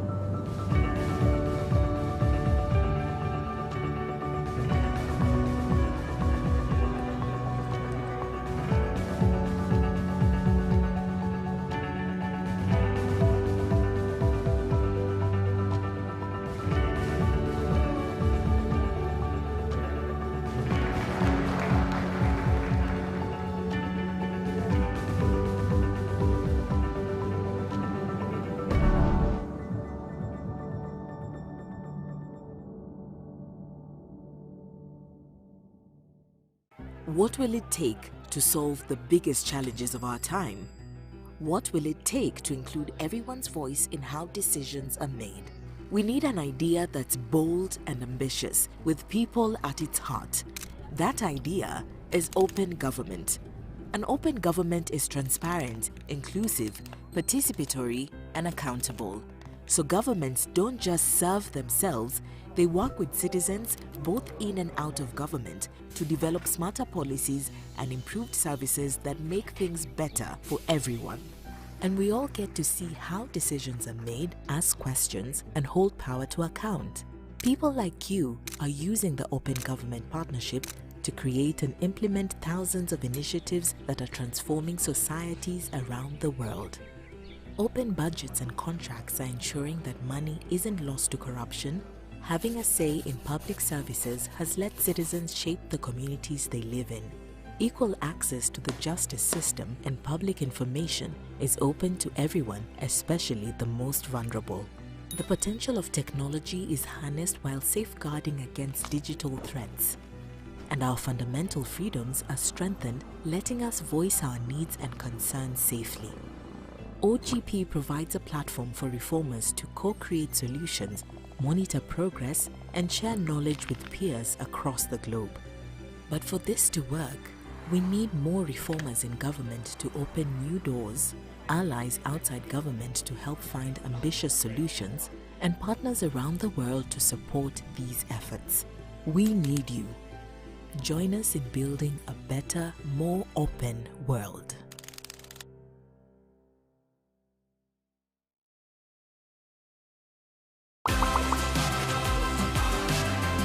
현장에서 일하거나 그런 사람들의 의견이랑 또 정책이랑 또 어긋나는 부분이 있을 수 있으니까 직접 선택한 결과니까 자신이 더 책임을 지지 않을까 싶습니다.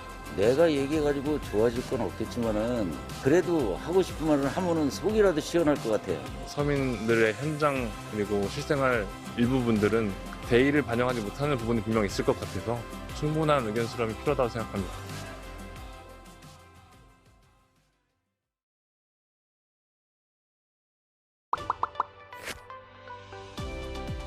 바빠가지고 그거는 그런 방법은 아직 접근하는 방법 잘 모르겠습니다. 우리 일상 속에서 찾아볼 수 있는 거의 모든 공공행정 분야가 바로 시민참여 영역이라고 할 수 있습니다. 저희 홈페이지를 방문하셔서 새로운 제안을 하실 수도 있고 일단 본인이 관심 있는 주제를 좀 조사하시면 관계가 있는 NGO들이 있어요. 그렇게 참여하는 방법이 있을 수 있고요. 또는 자기 속해 있는 지역의 지자체에 관심 있는 법이라든지 예산이라든지 이런 데에 참여하시는 분들 굉장히 많습니다.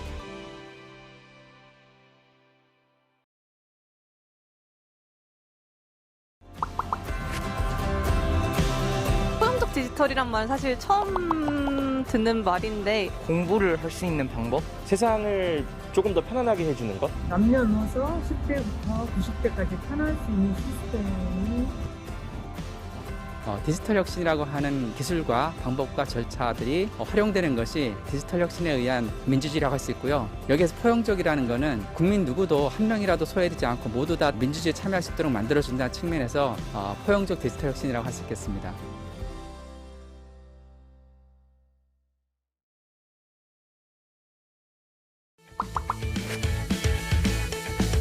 조금 더 자세한 설명이 있었으면 좋을 것 같아요. 사용이 어려운 이유가 사용 방법이 익숙치가 않아서이기 때문에 쉬운 언어로 표현하는 게 좀 좋은 방법일 것 같습니다. 어르신들도 접할 수 있게 교육이 좀 필요하다고 생각합니다. 디지털 활용에 어려움을 겪고 계시는 국민들이 많습니다. 그런 국민들을 위해서 저희는 전국의 디지털 배움터 1000개소를 운영하면서 필요하신 디지털 역량들을 교육해드리는 사업을 펼치고 있습니다.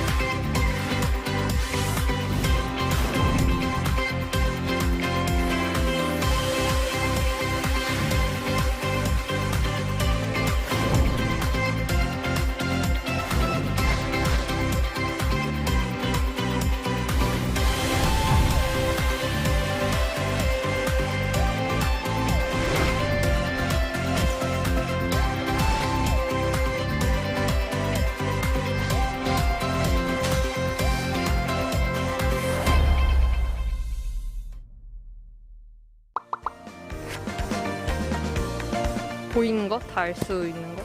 거짓이 없어야 되고 사실대로 말하는 것. 맑은 신현물같이 다 보여지는 것을 말합니다. 교육이 가장 공정하다고 생각하는 것 같습니다. 우리나라는 임금 문제는 공정합니다. 블라인드 채용이 확대되고 해서 고용 쪽에서도 예전에 비해서 많이 좀 투명해진 것 같습니다. 약간 새치기 안 하는 거. 이런 거 해도 되나?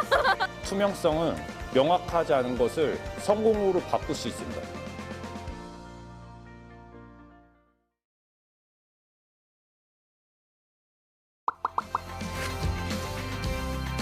포장된 말을 하지 않고 원래 하고 싶은 말 하는 그런. 좀 일부러 숨기는 게 없어야 하지 않을까요?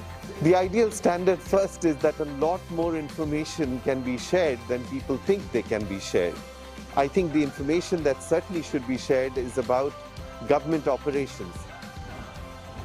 부패 방지 정책에 있어서 국민이 참여하고 협력할 수 있는 민간 협의회 등을 구축하고 운영하여 온 것이라 생각합니다. 시민들의 의식과 눈높이, 그리고 정부의 노력, 그리고 IT를 비롯한 기술의 발전이 크게 기여했다고 생각합니다.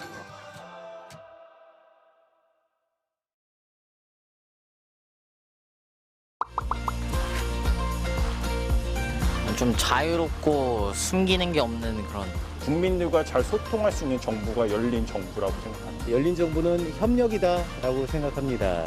모든 국민들이 같이 할 수 있는. 다 얘기해주는 것, 투명하게 공개하는 것. 국민이 정책에 참여할 수 있는 정부가 아닐까요? 정부가 우선 국민들의 불편함이나 의견을 어느 정도 수용할 수 있고 들어줄 수 있는 그런 정부가 아닐까 싶습니다.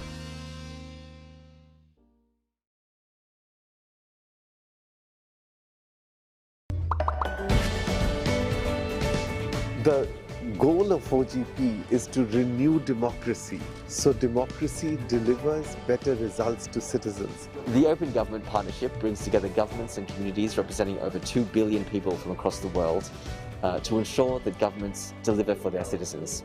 It is to make governments more open, accountable, and responsive to its citizens. Globally, open government is changing, though at a low pace in terms of how governments make themselves accountable and transparent to their citizens. Around the world, reformers from both inside and outside government are pushing for changes that make governing more open. Then together that we'll be able to build the kind of way that government will. 결국 세상은 사람이 이끌어가는데 이 모두가 다 연결되어 있잖아요. 그래서 OGP에서 함께하는 그러한 시스템을 만든 그런 열린 정부는 굉장히 중요한 것 같습니다. 전 세계적으로 투명한 행정에 대한 시민들의 요구가 확산되고 있습니다. 이런 환경에서 OGP의 역할이 중요할 것이라고 생각합니다. 기후변화라든지 디지털 전환과 같은 전 세계가 공통적으로 직면한 문제를 해결하기 위해서 OGP가 반드시 필요하다고 생각합니다.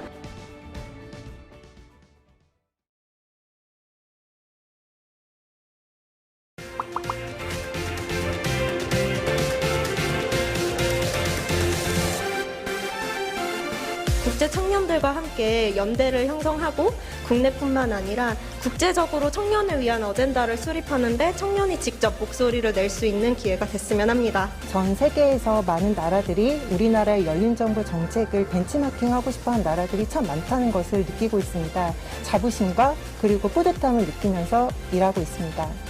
Korea has some great success stories in anti-corruption, civic space and digital governance, and we want to hear them. So consider whose voices aren't being heard and get them involved because we want everyone around our table. First, convene a strong global coalition for democracy to fight back against the rise of authoritarianism. The second role, which Government of Korea has already played, is it has issued a call to action for all OGP members to advance ambitious reforms to renew democracy through openness and citizen participation.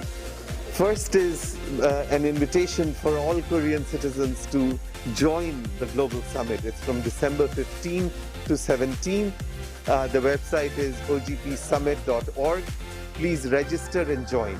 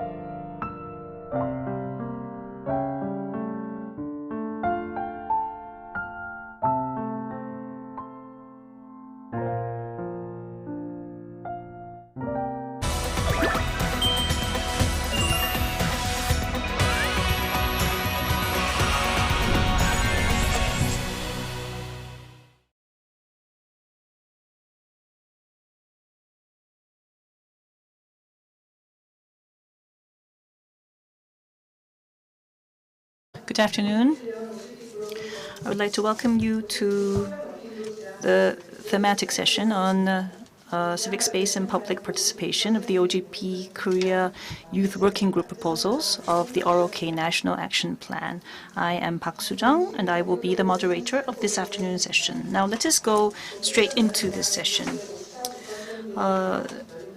We will be sharing the OGP Korea Youth Working Group's monitoring and proposals of the ROK National Action Plan, and we will be sharing the final team's proposals and looking back on the past 6 months of their monitoring process.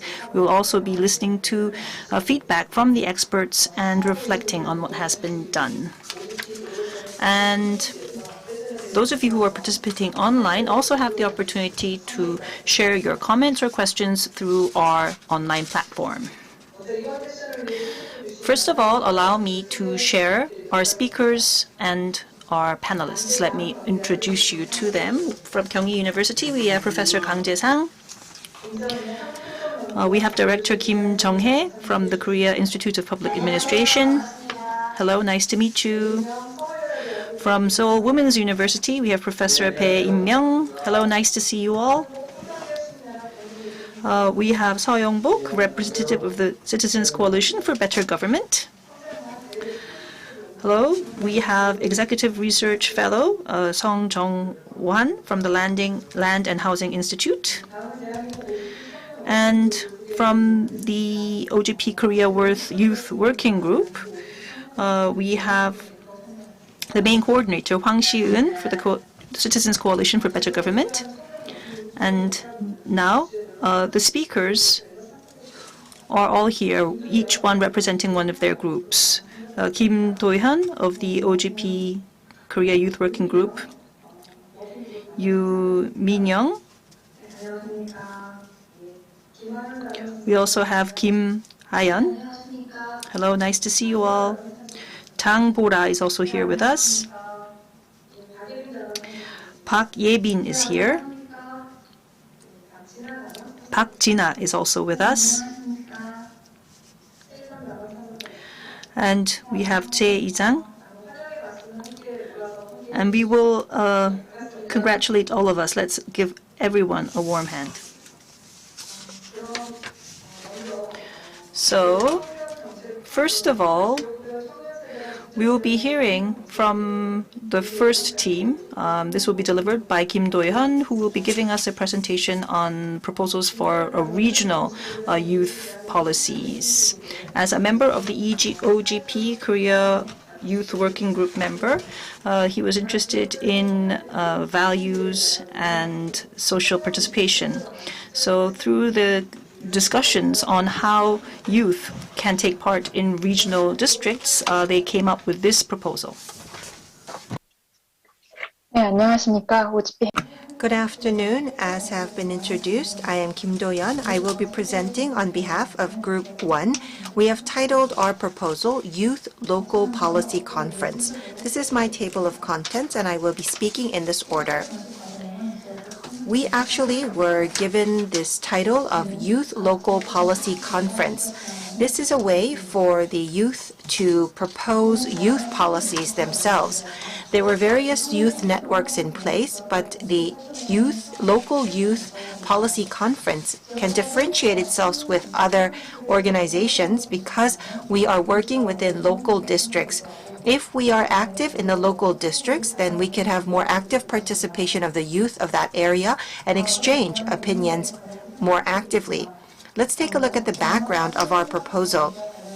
Concerning the issues faced by the youth generation, the policies are all different, and so we hope to gather the youth in each of the regions so that they can discuss amongst themselves youth policies. And compared to other countries, we seem to have the lack of political interest amongst the youth compared to other countries. And bringing these two together, we wish to boost the effect of policies.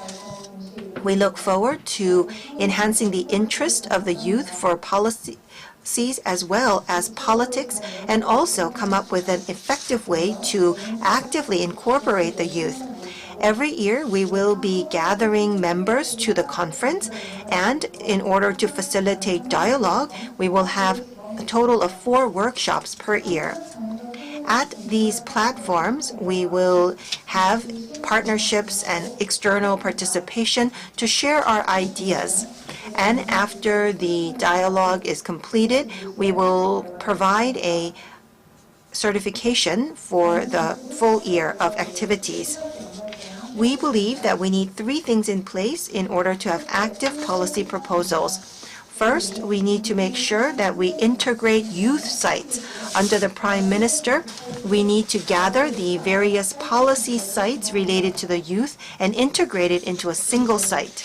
Second, based on the proposals, we need to send the message about these activities through the website of each local government by including the local youth policy conference button on these websites. We will be able to encourage active participation.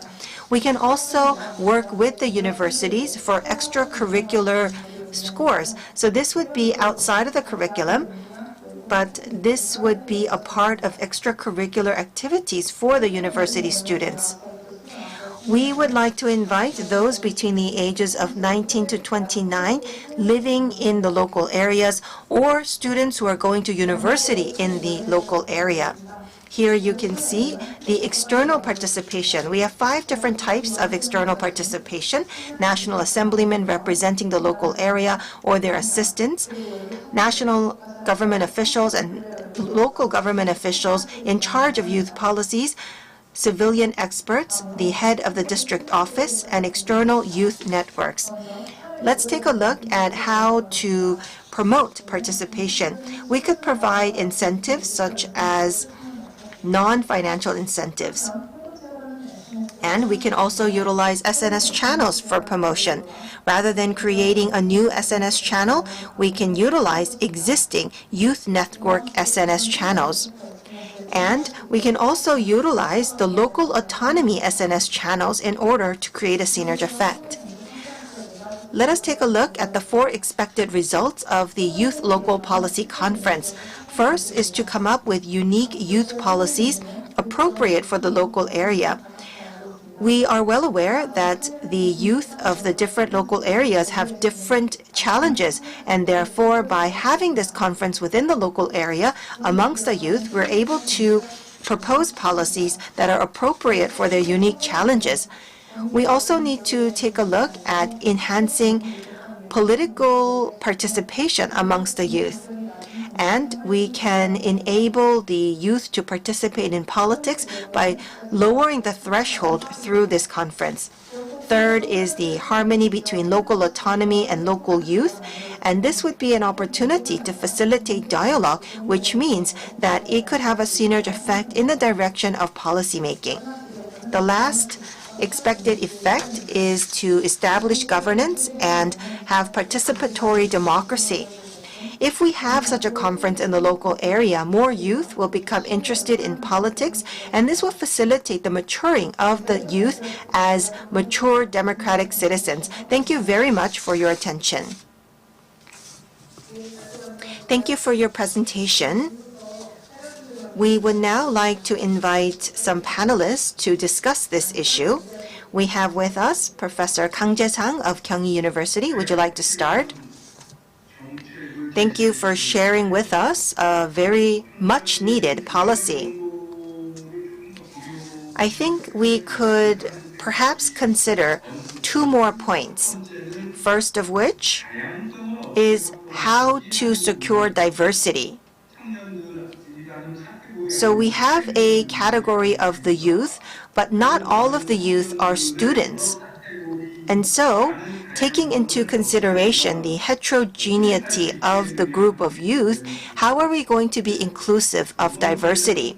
The second issue to consider is that we could invite participation in various ways, but maybe we are thinking that participation only happens with words. Rather than focusing on how well we speak, how well we listen is also very important. But when we use SNS channels, Rather than listening, we tend to focus on speaking. And so we need to also take a look at how well we listen. And so I hope that you will take these 2 points into consideration to further improve your proposal. Thank you for your great work. Thank you very much. We will now go to Professor Pae-in Myung.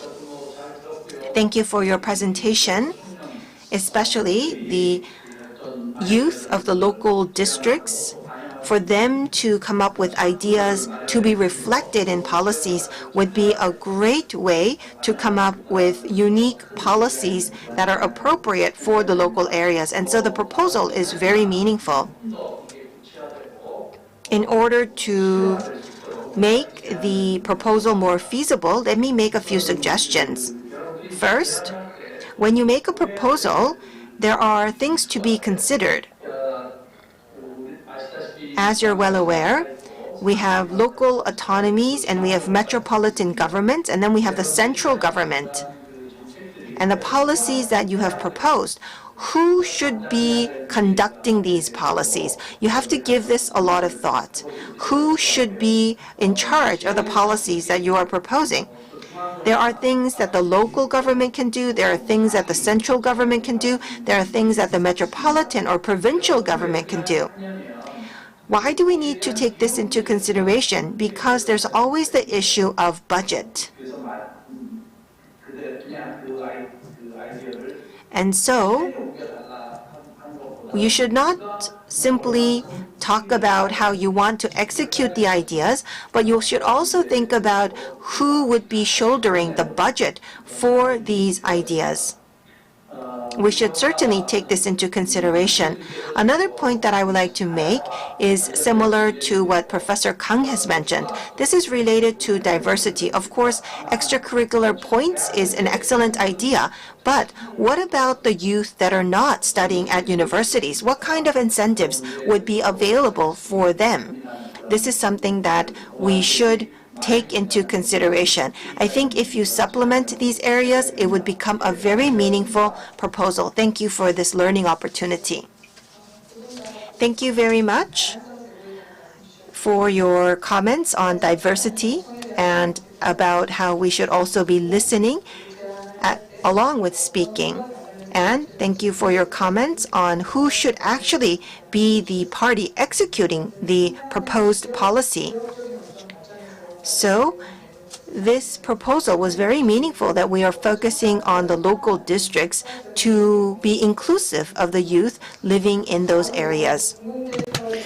I would like to move on to the next presentation, which is on the improvement method of enhancing reliability and transparency in the public data provision process. This will be delivered by Ms. Yoo Min-young.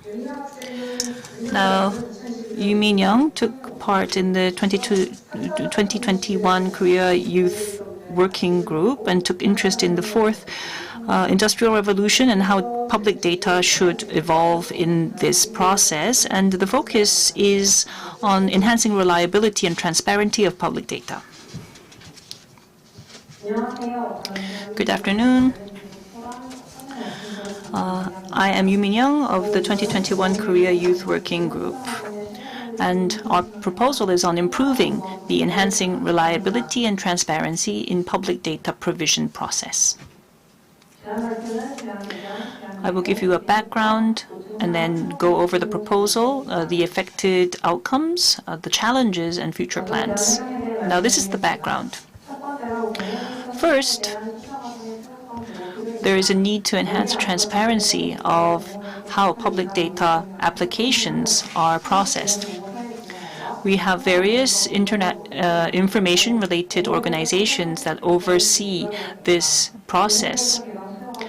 There is an increasing demand to share public data, and because of this, there is a need to monitor how this process is undertaken. There were also some issues of public data being misused. If you go into the public bulletin board, you see that there are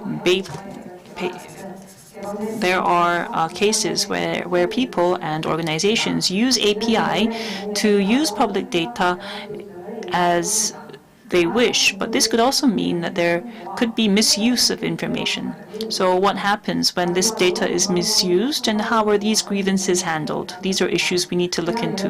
The third reason that we did this is because this data is very sensitive, and that's why we chose HERA, or the Health Insurance Review and Assessment Service, as our first case.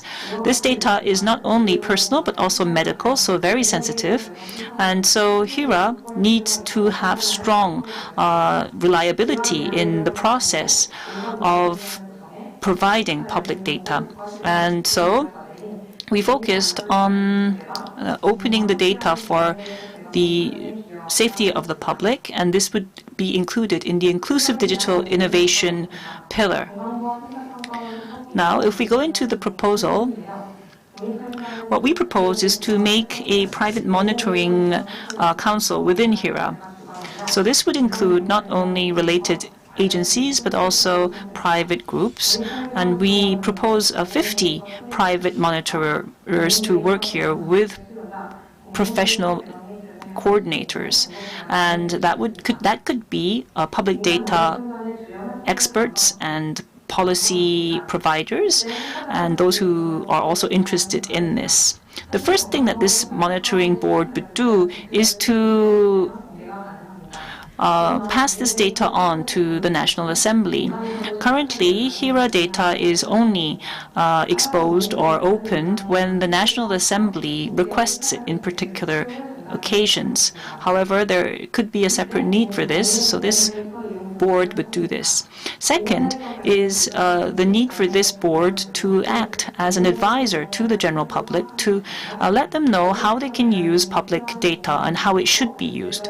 So we could work as a counseling window to people who need information of how to use public data, and if there are any grievances, we could give them information as to how to go about this, and also link them to the necessary experts that can solve their problems. We could also help them get a grasp of the actual demands. Also, we looked into the need for this board. We believed that there was a need to open a grievance window so that people could submit any problems that they experienced, and also there is a need to provide education to them. Also, what we could do is to give them letters of appointment or provide them with activity expenses or prizes for their efforts. I think we could have the following effects. First, one of the tasks of the 5th National Action Plan is to expand the youth's policy participation. Also, we will be able to enhance the transparency and reliability of public data. Also, we will be able to spread the effectiveness of this kind of monitoring effort, and I think this will ultimately enhance the satisfaction of those who need this data. There are, of course, some possible challenges. It could be difficult to appoint or select a particular organization, so that we will need a pilot period. Also, we need a strict training of these monitors. These are some future plans of this board. To make things very clear-cut, I believe that there needs to be one agency or organization that we select to work with, and the feedback will be implemented into the next cycle so that our activities are enhanced. Also, this could help with the activities of the individual organization. So that brings me to the end of my presentation. Thank you for your attention. Thank you so much for that. Now, let's go back to the panelists and hear what they have to do. Dr. Kim Jung-hae, you go first.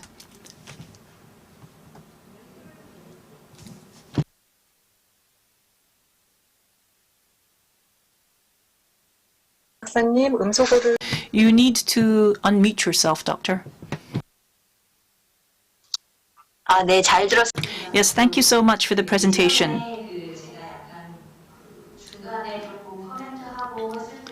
I think that the proposal has improved greatly since I last saw it and provided my feedback, so good job, well done. You mentioned issues of misuse of public data. I think it's important to monitor these kinds of grievances. you did very well, but if I give you a couple of more advice, when this monitoring group delivers its results to the National Assembly, that was one role that you identified, but have you thought about what the National Assembly would do after they receive your reports? Would it be brought back to Hira or wherever? So I think it would have been better if you at least had a general plan of what you wanted the National Assembly to do. Perhaps the National Assembly could go through the grievances and select the important ones and send them back to you for follow-up. And lastly, using this case, you said you wanted to spread and share this example as an example of innovation. And I thought that was extremely good. It was a well-structured proposal, so great job. Thank you for your work. Yes, thank you so much. Also, I'd like to hand the mic over to Mr. Sung. Yes, thank you. The proposal was quite systematic and well thought out. We talk a lot about the fourth industrial revolution, but public data is something that has been accumulated over time, long before we talk about the fourth industrial revolution. It wasn't something that we did intentionally, but it just piled up. But as you said, the issue is how much do we open this and how is it being used? Our Hunmin Jeongeum, the basis of the Korean phonetic alphabet, was opposed by the elite because those in power were unsure of whether it was safe to give the general public so much information. And I think this is one kind of backlash that we are facing right now. And your idea is centered on how to monitor the process. It was good. It was quite good. And one issue is, I think the monitorers should have to have an idea of how far data should be disclosed. Now, the government agencies have this data, and so they are reluctant. They are sometimes reluctant to share it fully because of the risks that this entails. So monitoring is quite important, as you said. But in order for this kind of proposal to be fully accepted, the monitoring group should be made up well. So it has to be systematic, and also it has to be professional. You included in your proposal to train these people.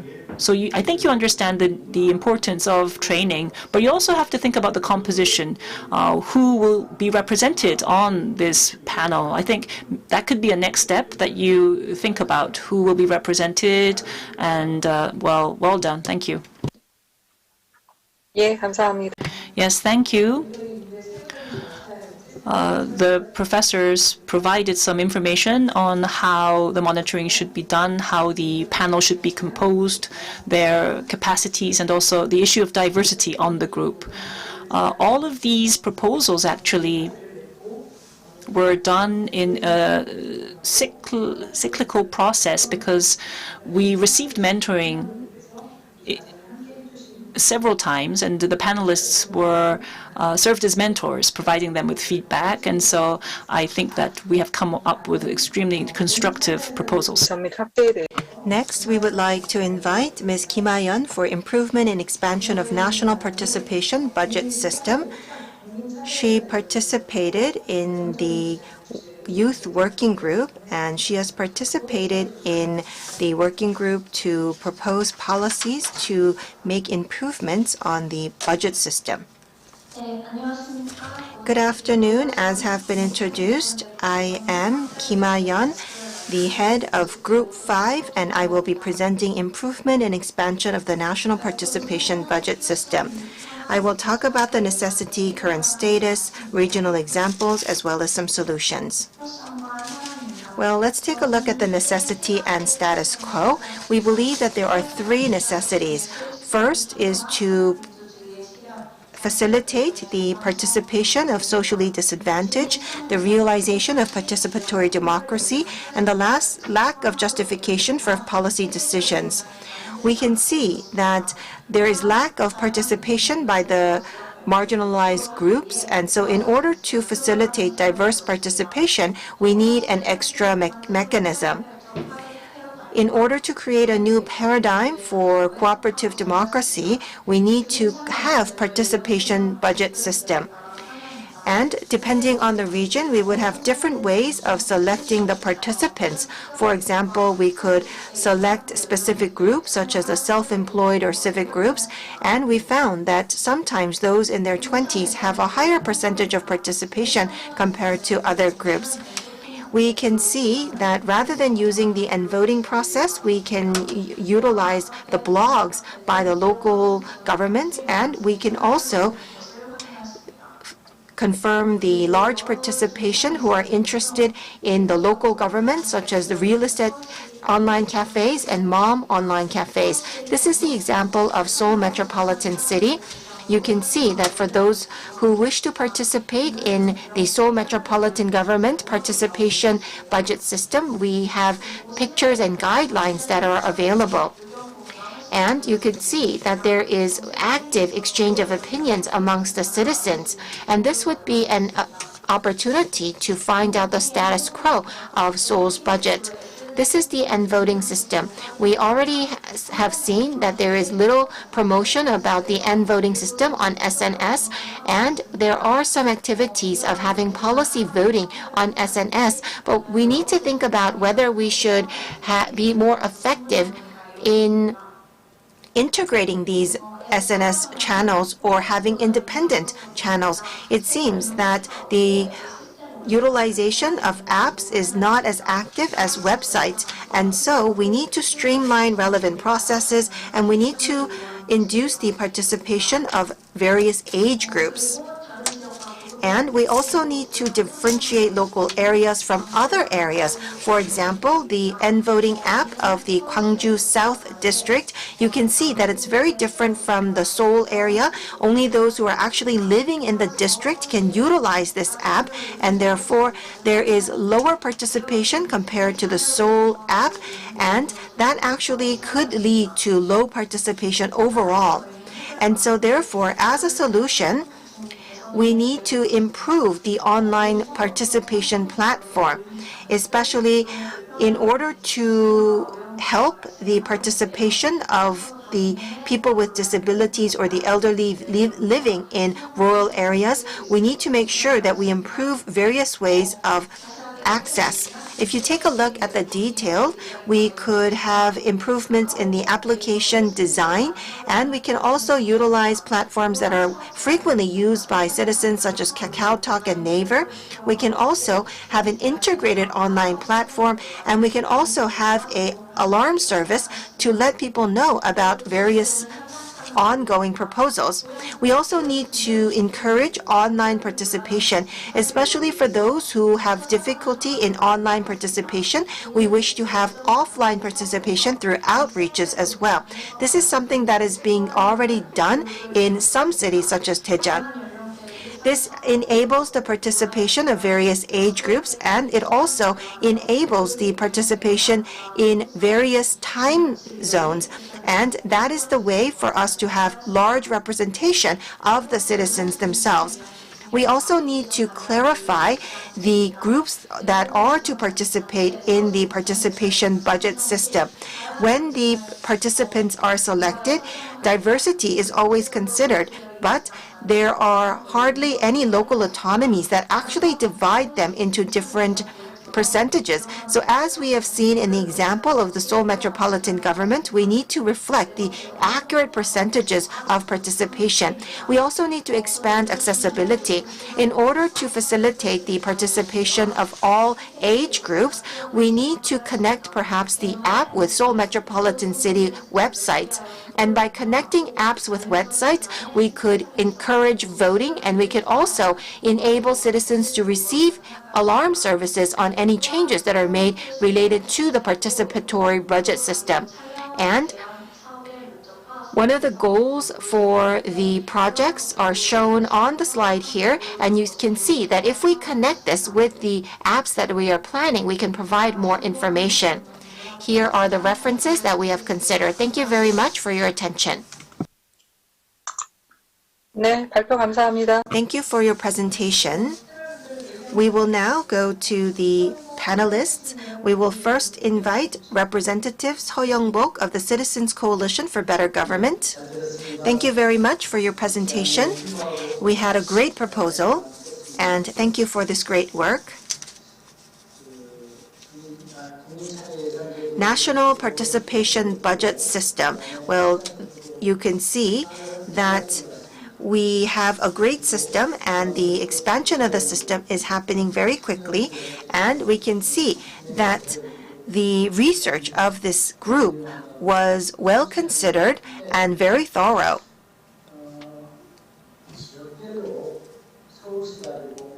Seoul is different from Gwangju, and all the local governments are different.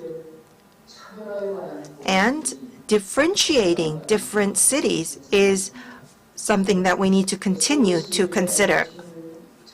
The end voting can be better done in Seoul compared to other areas. And so we will need to take a look at different cities and their circumstances and differentiate our approaches. And so we need to further research the differences between local governments. Thank you very much for this great proposal.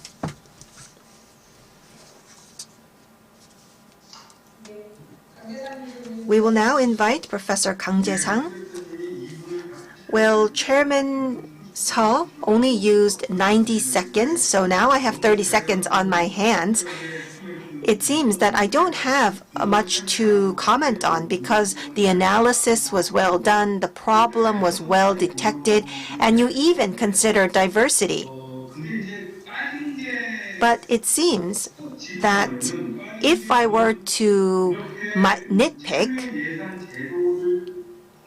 through the national participation budget system, what have you achieved? And so I would like to have heard your achievements. So if you did not have this system, what would have been lacking? Whereas with this system, what has changed?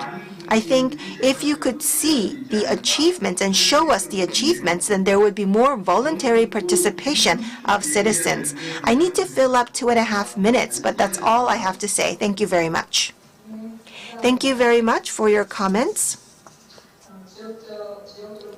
So you commented on distinguishing the characteristics of different local areas. We do have many people participating online as well, so if you would leave us your comments and questions, we will be able to answer them towards the end of the session. We will try to make sure that we have some time for Q&A at the end. Now moving on, we will be hearing about activating Gwangwamun 1번가 to maximize the public participation in the policy-making process. Ms. Jang Bora will have the floor.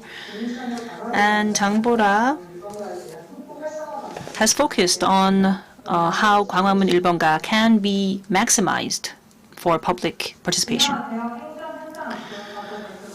Hello, I am here representing Team 4, and we have Gwangwamun 1번가, which is being used as a public policy platform, and we want our proposal to focus on how to activate this.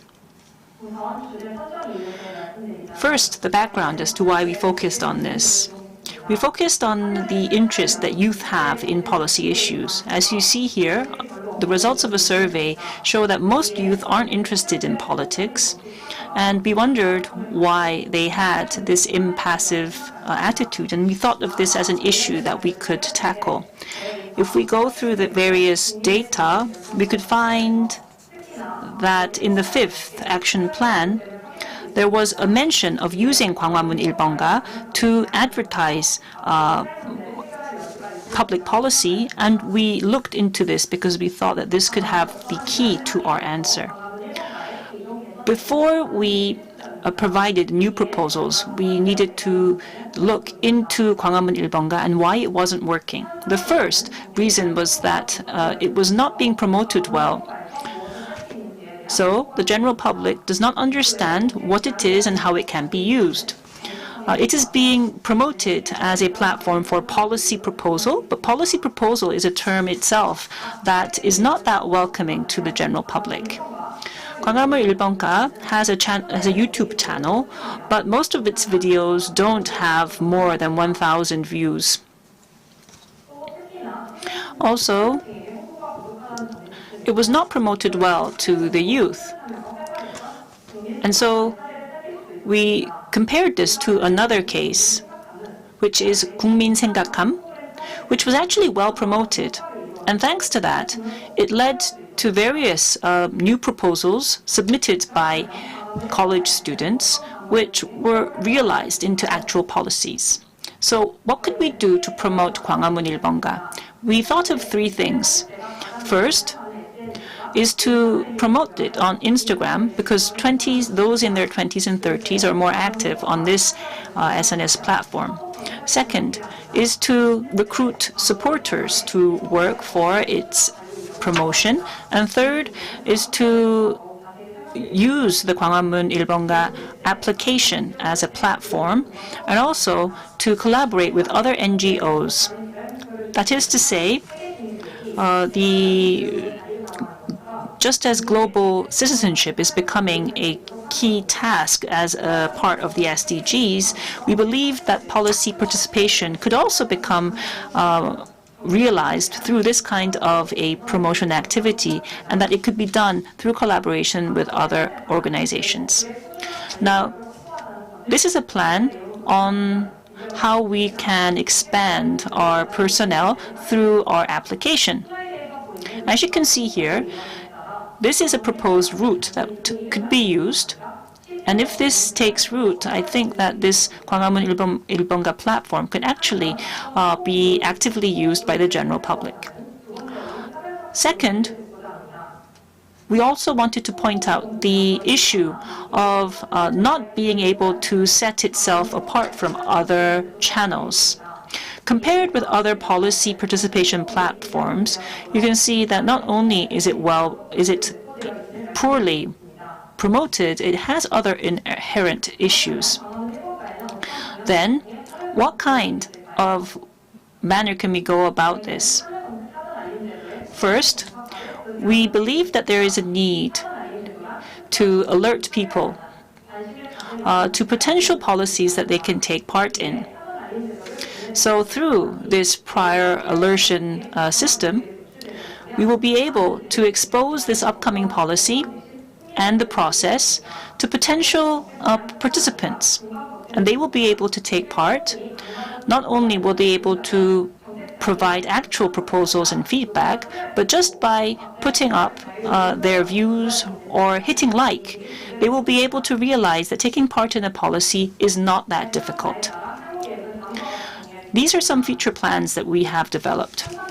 First, in the first half of next year, we want to open an Instagram account and recruit supporters, and also make the application take root by recruiting more people. And in the second half of the year, we want to not only promote the alert system, but also collaborate with other outside parties. These are the three effects that we look forward to. First, people will be able to feel that making policies is not something that is different from our lives. These are the references, and thank you for your attention. Thank you. Yes, thank you for that. Now I'd like to hear from Professor Bae In-myung. Yes, thank you for the presentation.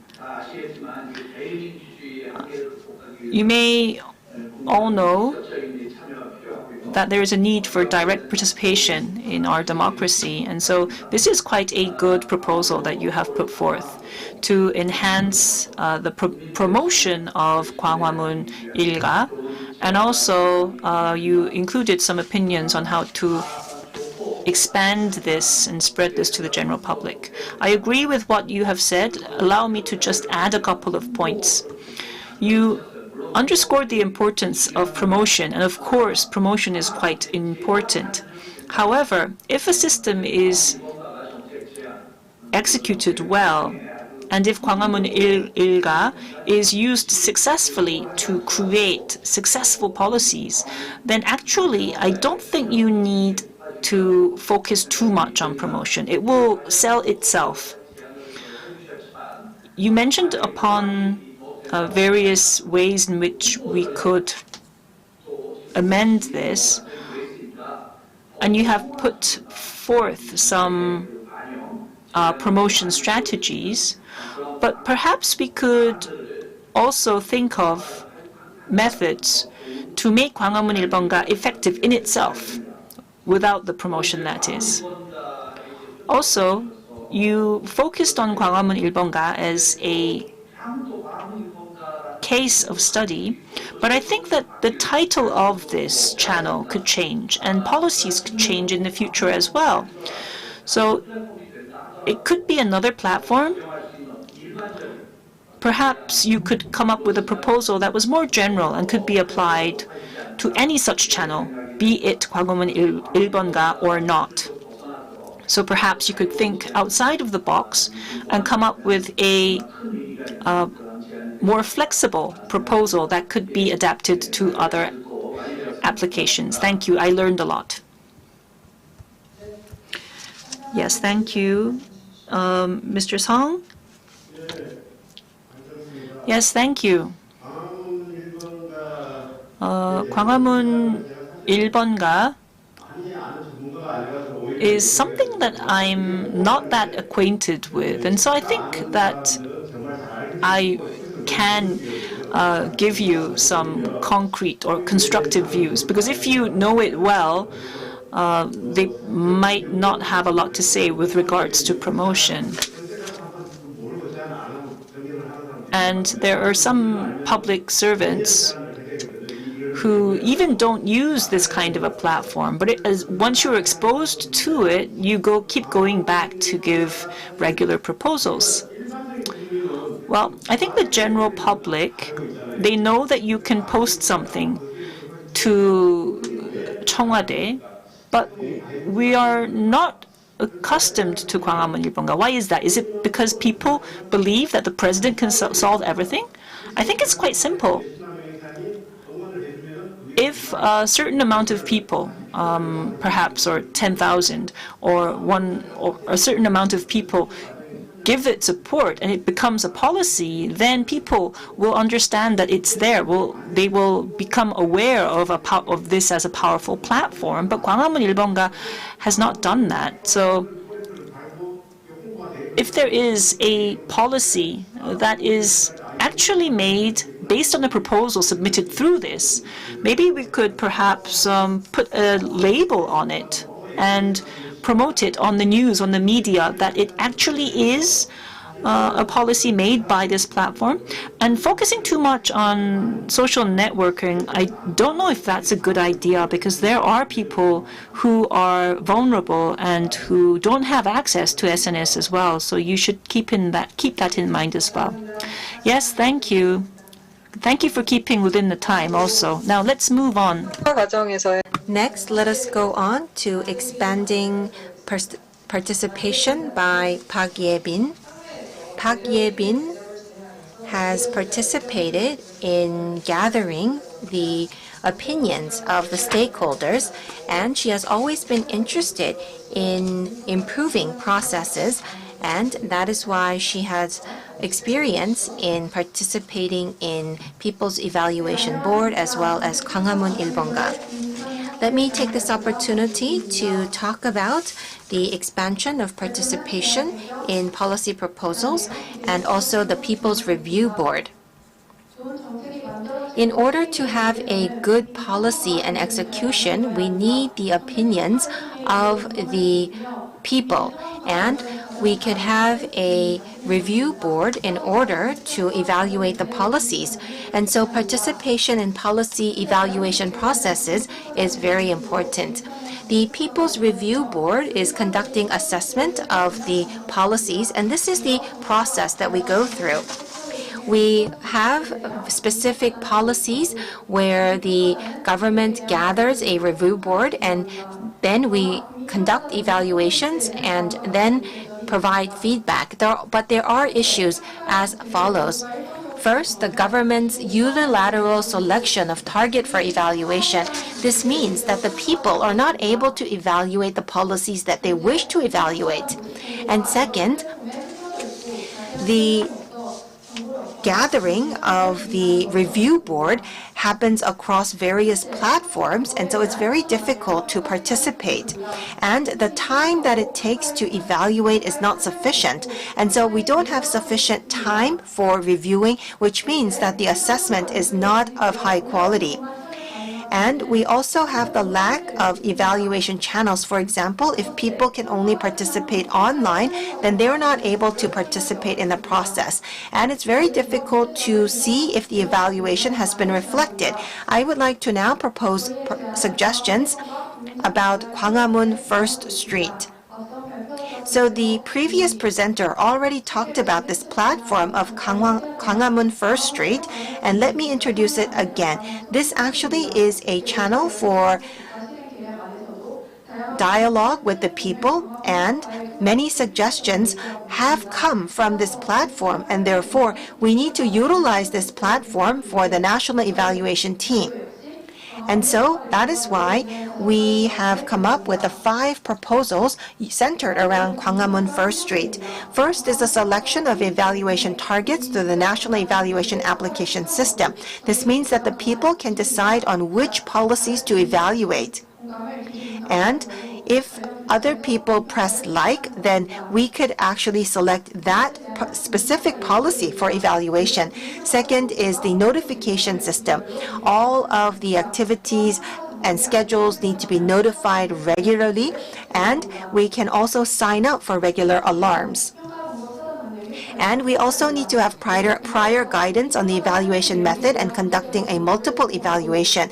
If you are able to receive information only after you are selected, then it would be too late. And so we would have prior education, and we would have Q&A followed by evaluation, and then afterwards you can also have other evaluation opportunities to look back on your previous evaluations. And we also need to expand the channels. We need to make sure that we have more online participation, and we need to have more channels of participation. And we also need to have post-notification systems. For example, if you sign up for a post notification on Gwanghwamun First Street, you should be able to receive information about the follow-ups. Here you can see the expected results. Because the citizens can participate in selecting the policies to evaluate, we can secure justification and validity of the evaluation itself. We also need to promote public interest in the national evaluation team and expand participation by expanding channels. We also need to have sufficient time for evaluation and also multi-evaluations in order to boost the fairness and accuracy of evaluations. By utilizing the post-notification, we can increase public efficacy and monitor evaluation targets.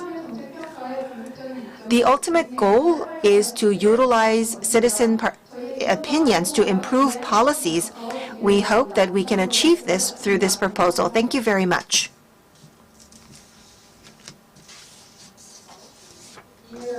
Thank you for your presentation.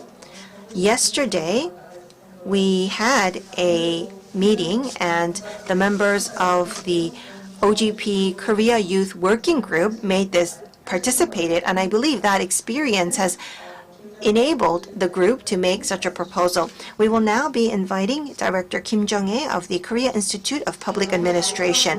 Thank you for your presentation. Your presentation was very logical. and I compliment you for such a logical presentation.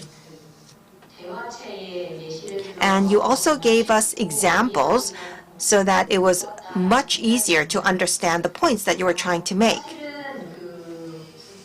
Well, actually, government entities sometimes have initiatives that they want to pursue, but that could be different from what the citizens are interested in. And so, by being citizen-centered, we could select policies of interest to evaluate. That idea was a great idea. But if we were to do that, there probably would be resistance on the part of public officials.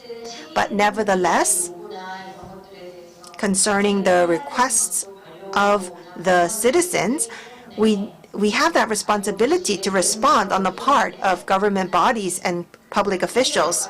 And so I do believe that this proposal can trigger future advancements.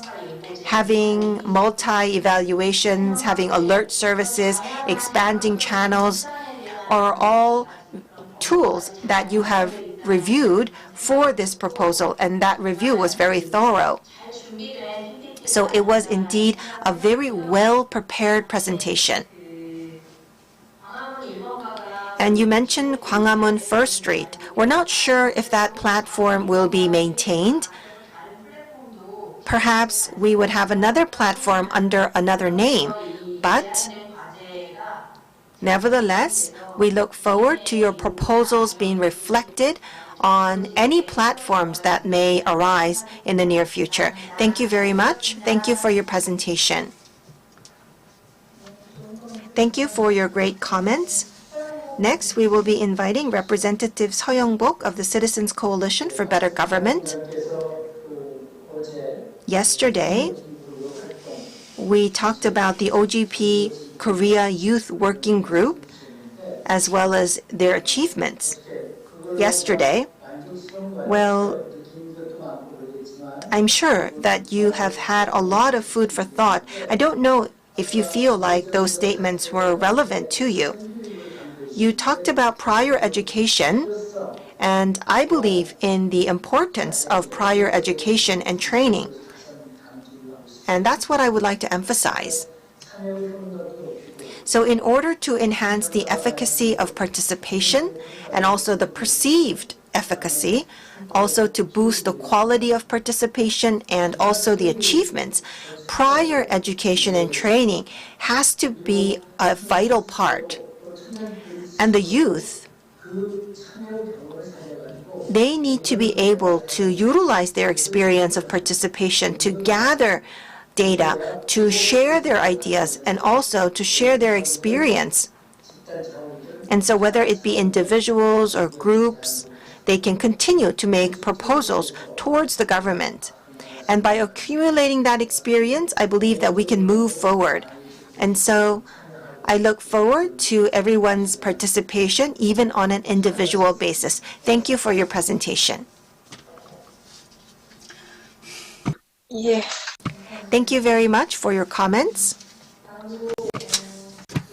Next, we'll be moving on to hear from the Group 7, which will be focusing on facilitating recycling and enhancing civil awareness through the disposable cup deposit system. It will be given to us by Group number 7, and they focused on the issue of disposable cup deposit system. Hello, I am Park Jina representing Team 7. We focused on a proposal that could facilitate recycling and enhance civil awareness of recycling by reforming the current disposable cup deposit system. So this is the flow of my presentation, and first, let me focus on the background. Have you heard of the disposable cup deposit system? If you buy a cup of coffee at a cafe, you end up paying a little bit more than the actual cost, because in that price is included a deposit for your disposable cup, and it is repaid back to you later on. According to the fifth Open Government Action Plan in 2020, many ideas were included for public participation, and we focused on a particular area that is directly linked to our everyday lives and that it needs a lot of public participation, which is environment. Now, specifically because of COVID-19, there is a lot of plastic being thrown out and a lot of waste is being thrown out into the environment. In 2003, there was a policy banning the use of plastic, but because of realistic issues, it was turned back. But then in 2020, this policy was introduced because of the use of plastic. And what we did was focus on this particular system because the issue is that the deposits aren't being refunded that well. And although there is a legal background or foundation, we don't know if this reformed law will actually work.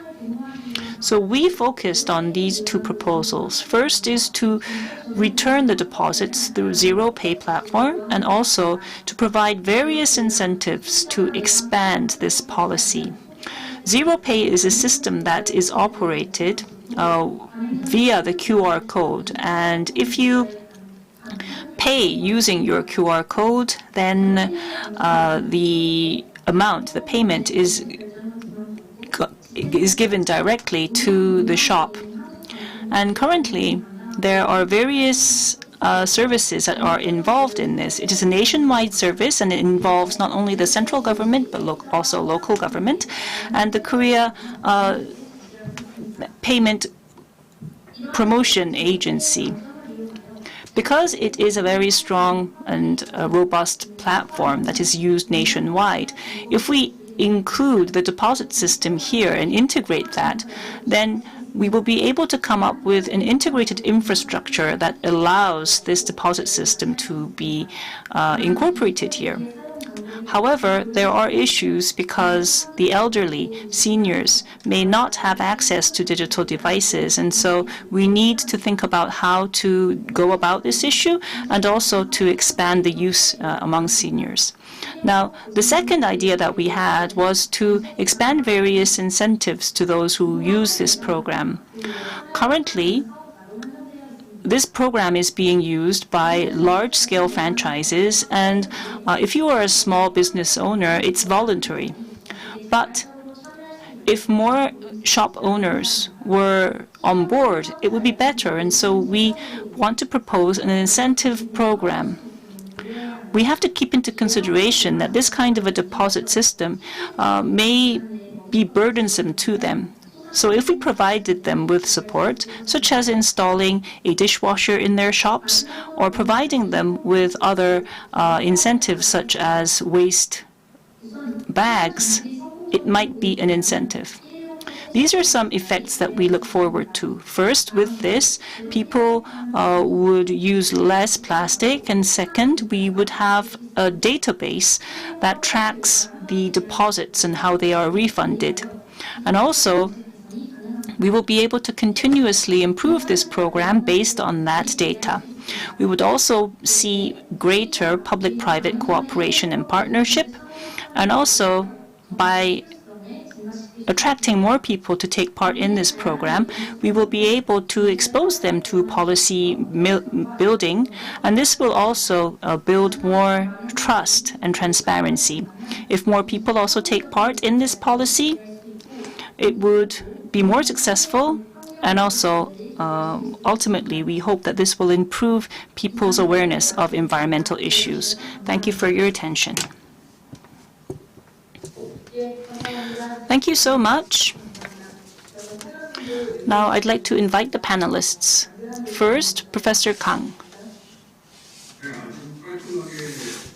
Yes, it was a very well-constructed proposal, so I don't have that much to say. I think it's very accessible. Your idea is very simple, and you also underscored the importance of participating in policy. Also, when these policies are government initiated, all of the burden was just passed over to the users. But you are looking at both sides, both the supplier and the user. So I want to applaud that. It's not a difficult problem. It's one that everyone can assess easily. So I want to applaud that, and also the way of how you came up with such a simple solution to that. Great job. Thank you for the encouragement. Professor Pei? Yes. Professor Kang has not used all of his time, I see. It was a great presentation. It was a difficult issue that has been tackled quite easily. I think this is the 7th team, and this is the first and only team that is addressing an environmental issue. And as you are well aware, the environment is a key issue for all of you as youth and the future. So I thought that was quite important. Also, you provided concrete plans to solve this issue, particularly through the deposit system of disposable cups. As Professor Kang said, it was well put together, so I don't have that much to add. If I may just give you one more opinion, I think that you will be able to incorporate this. You mentioned zero pay and how you wanted to do this deposit refund through zero pay. But I know that there are lots of other platforms that allow digital payment. You could always come up with another one. But there are lots of existing wallet functions, digital wallets out there. So if you could expand that, well, there could be some downsides to having too many platforms, but I'm sure that you could come up with other methods and proposals to overcome those challenges also. So one idea is to include other platforms. Second is, well, deposit refund is a good idea, but I think we need to go one step further. What can we do to restrict the use of plastic? That is another issue that we could focus on. It's not directly linked to the proposal that you have given us, but I think that in the process of supplementing this proposal and making it better, you could come up with more creative proposals, such as those that are focused on restricting the use of plastic. And I also look forward to other great proposals regarding environmental issues. So I would like to ask you to continue your research with regards to such environmental issues. Thank you so much. It was a great learning experience. Thank you very much. Next, we will be inviting the presentation by Ms. Choi Hee-sun on the Whistleblower Protection Act. Good afternoon. I am Choi Hee-sun. I would like to make a proposal on revising the law for protection of whistleblower. Let me first talk about the background, the idea itself, future plans, and expected effect. In Korea, we have had the highest CPI ever of 61. But we need a score of at least 70 in order to be deemed as a transparent society, and therefore we still have a long way to go. We need to facilitate whistleblowing in order to make sure that we become a transparent society. Now let me talk about 4 ideas that we have come up with. First is to revise the law related to whistleblowing.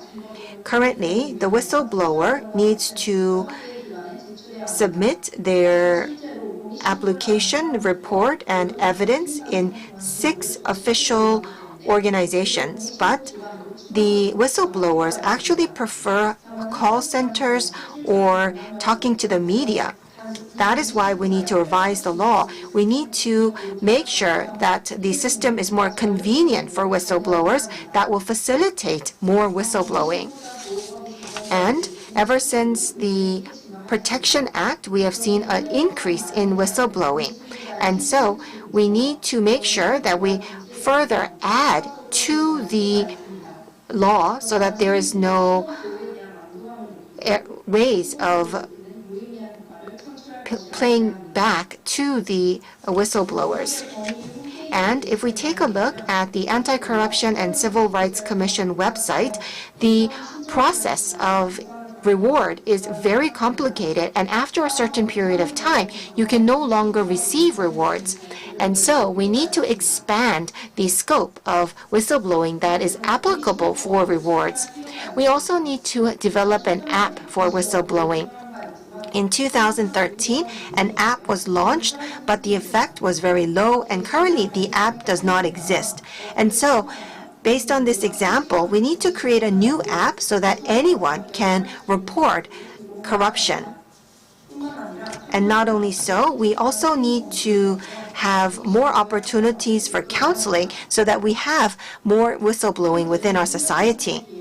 We also need to expand the participation of the youth. We need to strengthen the discipline committee, and within the committee, we need to include youth or youth monitoring committee members. This will actually enable the youth to find their own corruption near them, and we can also have various youth supporter organizations for promotional activities.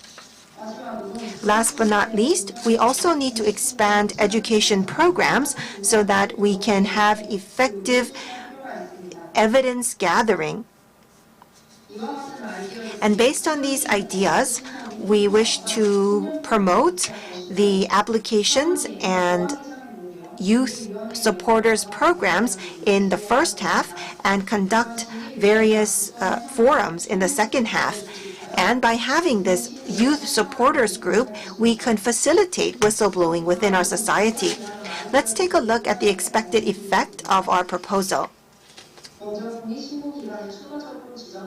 By having additional periods for whistleblowing, we can expand the participation of whistleblowers, and also by revising the law, we could have a wider scope for protection of whistleblowers and rewards for whistleblowers. And furthermore, by having various youth participation programs, we will be able to expand the participation in whistleblowing, and we will be able to listen to the opinions of the youth as well. And this will make whistleblowing a core part of detecting corruption in order to create a more transparent society in Korea. Thank you very much for your attention concerning the proposal of ideas for the Whistleblowing Act. Thank you very much for your presentation.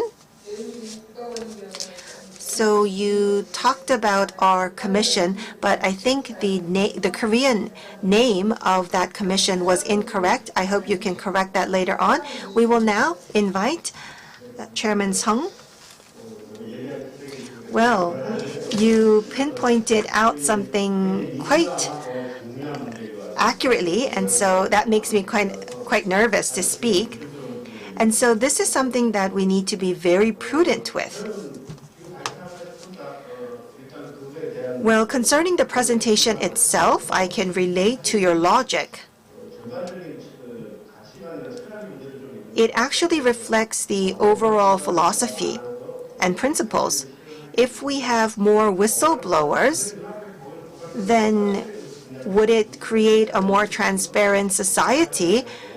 But we need to first protect the whistleblowers.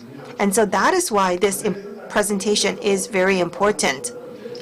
Rather than having more whistleblowers, we need to make sure that before that, we have to make sure that the whistleblowers feel safe to report what they have seen.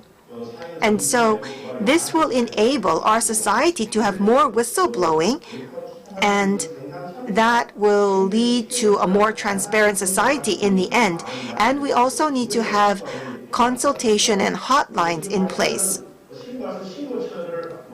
The presenter talked about more channels for reporting. Of course, consultation is important, but it seems that most of the whistleblowers are the vulnerable, and so for a vulnerable person to share what they have seen, that really is a difficult thing to do, and so they probably will not be asking around in their group, but they will be asking the opinions of experts. And so what we need to do is to make sure that there is protection for these whistleblowers so that we can achieve social justice through the whistleblowers. And so we need to have dedicated organizations in charge of protecting whistleblowers. And when this happens, in the long run, we will have more whistleblowers, which will translate into a more transparent society by making the whistleblowers feel more secure. And so that is what I wanted to point out. Thank you very much for your presentation. We will now go to Ms. Director Kim Jung-hae. Well, just like Dr. Sung has mentioned, when we first met, we heard this idea, and we can see that over time, the ideas have evolved. Especially in the law, there is protection of secrets and protection against disadvantages. So these are protection within the organization. But when whistleblowers are individuals, then these people actually do not receive a lot of protection. And so we need to protect them against perhaps defamation. Well, expanding the scope of rewards has been included in your presentation. Well, if we take a look at the laws, if the whistleblowing cases leads to someone being found guilty in the court of law, then you would receive a reward. And in cases that are not found guilty, then the Anti-Corruption and Civic Rights Commission would have to decide on how worthy the whistleblowing was. And so in order to expand the scope of rewards, we would need the active participation of the Commission. And currently, we do not have a clear-cut scope set for the Commission. And so I think the presenter should come up with some examples of how to expand the scope. And I think that would be a great way to change the law. And so maybe if you have any examples of how to clarify the scope for rewards, for example, in certain cases, even if someone is not found guilty, because it has contributed to the public good, it has received a reward. And I think that would be very helpful in expanding the scope of rewarding whistleblowing. Thank you very much. Thank you very much for your comments. Because we have two experts who work on the site, we were able to listen to very accurate comments. Thank you very much. We have all heard presentations from our members from the working group. So let's all give them a big hand. Great job, everyone. Next, I would like to give the mic to Ms. Hwang Si-eun, the coordinator of the Korean Citizens Coalition for Better Government. We had about 9 coordinators working with us. We have Coordinator Hong as well, but was unable to be with us today. So I'd like to give the mic to Ms. Hwang to wrap up. Good afternoon. I'm coordinator for the Citizens Coalition for Better Government, Hwang Si-eun, and I would like to give you a few words on how to promote our group. The OGP Korea Youth Working Group was launched since 2018 as a part of the ROK OGP Operating Committee. And we are taking part in policy creation. And this year, currently, we have 54 youth who are working with us. At the time, we had the fourth action plan. There were some tasks that were put forth on which we focused on, such as citizen participation and anti-corruption and digital openness. So we did monitoring and also comprehensive policy proposal. And some of these proposals were actually reflected into real policies. Based on the fifth action plan, there were some tasks that were put forth towards us.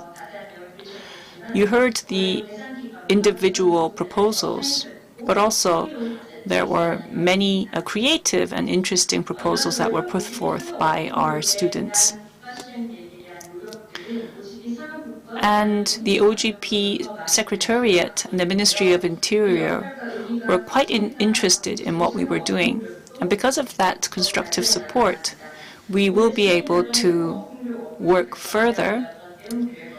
And let me just share with you some things that we did this year. Currently, what we did was we collaborated with curriculum in campuses. That's because the role of the school is very important to educate our youth. As owners of the next generation, they need to have an awareness of who they are and what they can do. And when we do this properly, I think that our membership will be expanded. Second is what we did was expand the monitoring on sites and also in public agencies as well. So youth who had this kind of an idea to take part with us went to the local corporations around them in their communities. And when that monitoring takes place systematically, there will be more reform and improvement. The third is the need for a better venue for communication with experts who work on the field. In order for youth to have better ideas and come up with greater proposals, they need feedback and mentoring from experts on the field. And also there needs to be a perspective from which they view youth as partners. And when they have that kind of a trust and when we have that kind of a platform, then I'm sure that their voices will be heard better. And when this happens, I'm sure that our youth will be able to become active members, not only of OGP in Korea, but also in the global network as well. And I want to propose that this OGP monitoring team becomes a representative one, representing the ROK. And if we have a platform, then the ROK could be a chair country of this monitoring system and expand this to other member countries. This OGP partnership was created for a global partnership between governments, but just as we have that, we also have this youth working group, and I think that we need to continue our dialogue on how we can expand our network as well. This was Hwang Shi-eun. Thank you for your attention. 예, 감사합니다. Yes, thank you. You had the Youth Summit yesterday, and I know that your schedule was quite hectic, but thank you for coming here and doing that. Last but not least, I would like to give our panelists and our speakers the opportunity to share some of their views before we wrap up. How would you like our youth working group to better itself, and what directions could we take in the future? I'd like to go alphabetically in terms of the Korean alphabet, so let's give the mic to Professor Kang first. Well, I don't like alphabetical order because my name is always first according to the Korean alphabet. Well, it seems that the capabilities of our students is quite amazing. And I could also realize that the role of the government of the Republic of Korea will become very different. If the Ministry of the Interior and Safety thought of the OGP partnership as a one-off event. I think they would be very wrong to think so. In the end, future policies will not be created by government officials, but they will be created by the people of Korea. And so the youth who have this experience will then make their mark in society and do their role, and that will propel the country forward. Thank you very much for a great day of work. Thank you very much. Yes, thank you. Ms. Kim Jong-hee. Yes, well, I came here as an expert, but I think the capacity of the youth here are just on par as the experts here, and I also could feel your passion. It was a great learning opportunity for me, and also it was quite meaningful for me because I was able to give my 5 cents as you prepared your proposals. It was an honor. So if you give me that chance later on in the future, I hope that I could also contribute to your efforts to become a better government, a better country, and I want to go hand in hand with you. Thank you for your great work. Thank you. 예, 감사합니다. Thank you very much. Next, Professor Pei. Thank you very much for this opportunity to participate, to take a look at how passionate the youth were in participating in policies. And thank you very much for the proposals that have been made by the youth. I did make comments already, but I would like to speak additionally. I hope that you will be very proud of the proposals that you have made. And from the perspective of students who studies public administration, I would like to join you in your experiences, and I would like to join you in your efforts.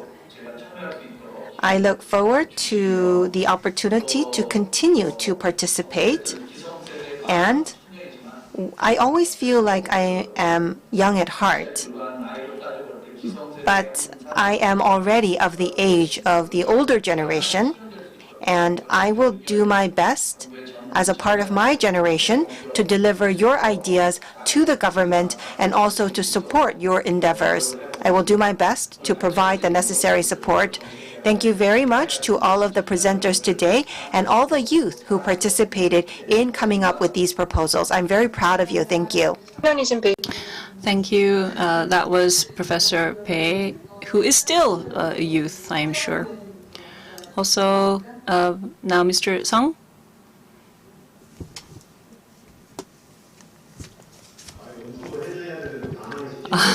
I was caught off guard and I forgot to unmute myself. Well, anyway, great work. We didn't know that the pandemic would go on for so long, so I'm sure that you were quite challenged to investigate and conduct your research.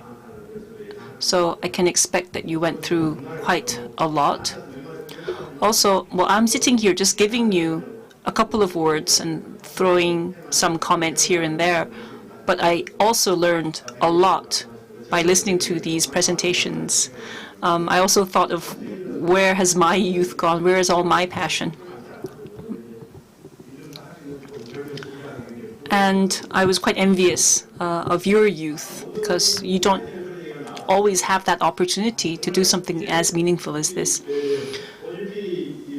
Now the OGP working group needs to be promoted, and I think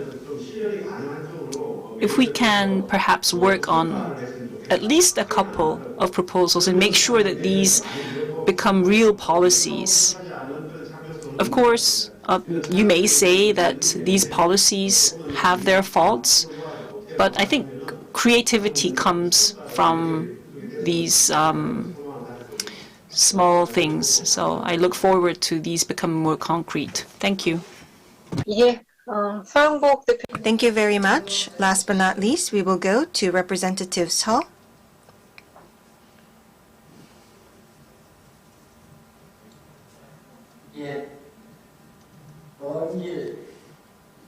So thank you for joining us on this long journey. We have participated in these activities as a part of the on-site administrative activities conducted by the government. But although we had many challenges, it was a great set of results that we could see today. As Professor Kang has mentioned, well, we heard from Ms. Huang that we are breathing and living with youth from around the world, and it seems that many youth around the world, they take for granted the work done by the government, and they take for granted it as a given. And they don't feel like they are the ones who should be in charge of these activities. But the youth here have gone beyond that to not differentiate my work with your work, but they have actively taken part in the work of the government and the local government as consumers and producers, and so prosumers. And so that in itself is very meaningful. So overnight, if you become a part of the older generation, you would think that you would become good at policies, but that is not true. Experience like you have had through proposals will make you mature into good policymakers. Well, in the near future or into the far future, I look forward to all of you becoming the stars of our society and of the global community. And as Professor Pe has mentioned, we look forward to some of the policies actually being implemented so that we can actually see the fruit of our efforts. Thank you. Since May of this year, we posted a recruitment notice, and so 54 of you applied, and we provided mentoring, did training for both you and the trainers. We had team groups, and we went through a lot, and the results were shared today. Now, the proposals will be submitted to the related agencies, and we will continue with our efforts to make sure that these ideas are realized into policy. Also, we listened to what the people had to say from the Ministries of Interior and Safety, also the Statistics Office, and also the Fourth Industrial Revolution Office at Cheongwade, and also the Youth Settlement Program also. So we went to the field, and I'd like to take this opportunity to thank all of these related agencies and the experts for giving us the time and giving us their input so that we could come up with these proposals. So I want to thank the youth, the organizations, all of the staff, and also members of the youth working group who have been monitoring these efforts. I look forward to your future activities. Thank you so much, and let's give everyone a big hand.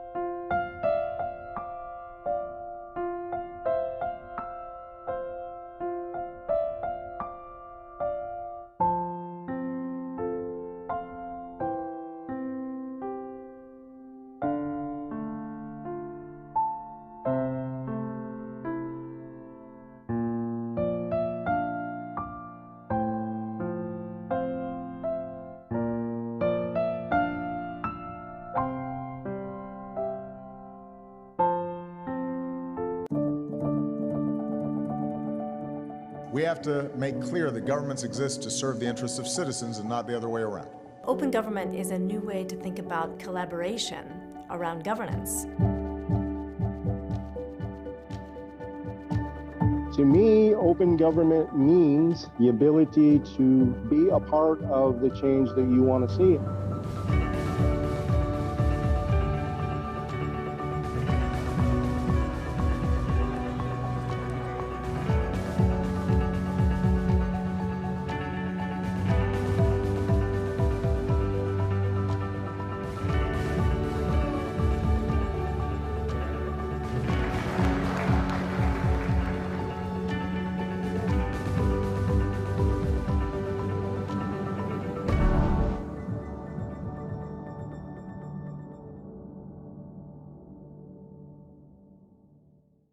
What will it take to solve the biggest challenges of our time?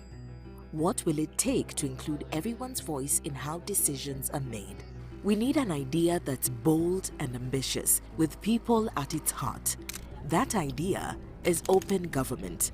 An open government is transparent, inclusive, participatory, and accountable.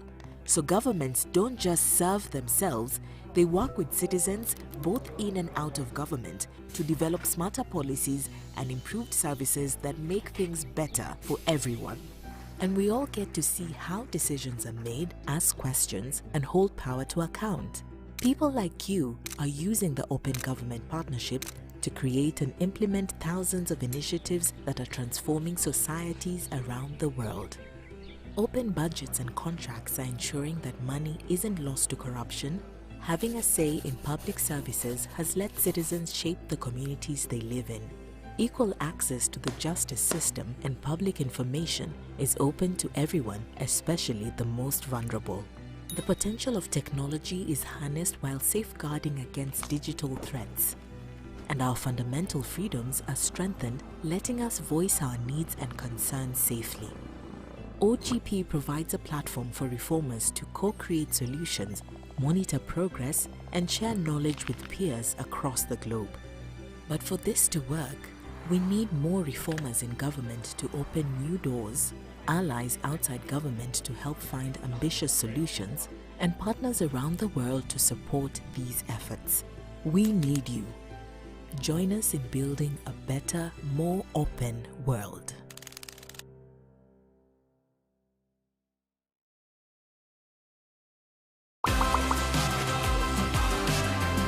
현장에서 일하거나 그런 사람들의 의견이랑 그 정책이랑 또 어긋나는 부분이 있을 수 있으니까 직접 선택한 결과니까 자신이 더 책임을 지지 않을까 싶습니다. 내가 얘기해가지고 좋아질 건 없겠지만은 그래도 하고 싶은 말을 하면은 속이라도 시원할 것 같아요. 서민들의 현장 그리고 실생활 일부분들은 대의를 반영하지 못하는 부분이 분명히 있을 것 같아서 충분한 의견 수렴이 필요하다고 생각합니다.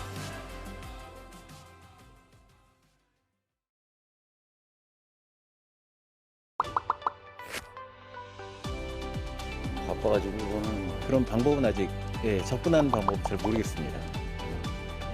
우리 일상 속에서 찾아볼 수 있는 거의 모든 공공행정 분야가 바로 시민참여 영역이라고 할 수 있습니다. 저희 홈페이지를 방문하셔서 새로운 제안을 하실 수도 있고 일단 본인이 관심 있는 주제를 좀 조사하시면 관계가 있는 NGO들이 있어요. 그렇게 참여하는 방법이 있을 수 있고요. 또는 자기 속해 있는 지역의 지자체에 관심 있는 법이라든지 예산이라든지 이런 데에 참여하시는 분들 굉장히 많습니다.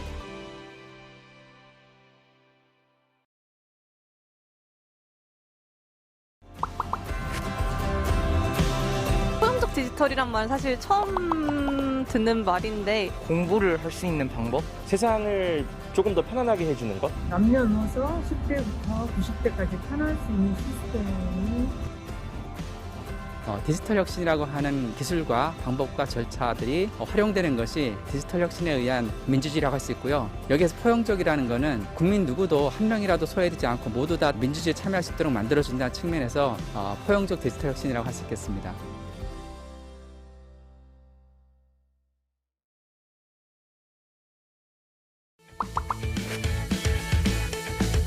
조금 더 자세한 설명이 있었으면 좋을 것 같아요. 사용이 어려운 이유가 사용 방법이 익숙치가 않아서이기 때문에 쉬운 언어로 표현하는 게 좀 좋은 방법일 것 같습니다. 어르신들도 접할 수 있게 교육이 좀 필요하다고 생각합니다. 디지털 활용에 어려움을 겪고 계시는 국민들이 많습니다. 그런 국민들을 위해서 저희는 전국의 디지털 배움터 1000개소를 운영하면서 필요하신 디지털 역량들을 교육해드리는 사업을 펼치고 있습니다.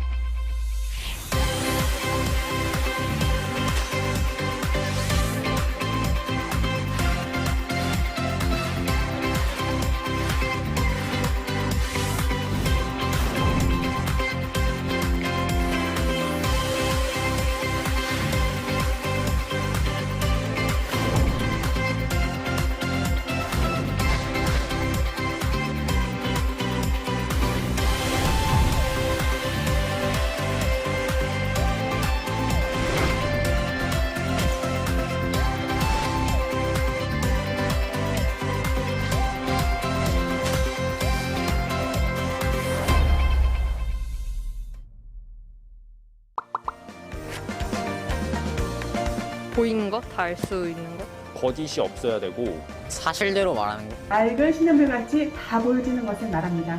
교육이 가장 공정하다고 생각하는 것 같습니다. 우리나라는 임금 문제는 공정합니다. 블라인드 채용이 확대되고 해서 고용 쪽에서도 예전에 비해서 많이 좀 투명해진 것 같습니다.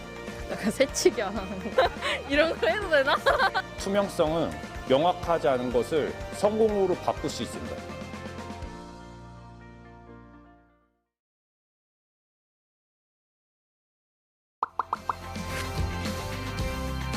포장된 말을 하지 않고 원래 하고 싶은 말 하는 그런. 좀 일부러 숨기는 게 없어야 하지 않을까요? The ideal standard first is that a lot more information can be shared than people think they can be shared. I think the information that certainly should be shared is about government operations. 부패 방지 정책에 있어서 국민이 참여하고 협력할 수 있는 민간 협의회 등을 구축하고 운영하여 온 것이라 생각합니다. 시민들의 의식과 눈높이, 그리고 정부의 노력, 그리고 IT를 비롯한 기술의 발전이 크게 기여했다고 생각합니다.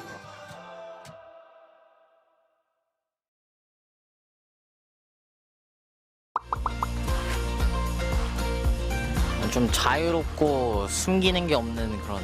국민들과 잘 소통할 수 있는 정부가 열린 정부라고 생각합니다. 열린 정부는 협력이다라고 생각합니다.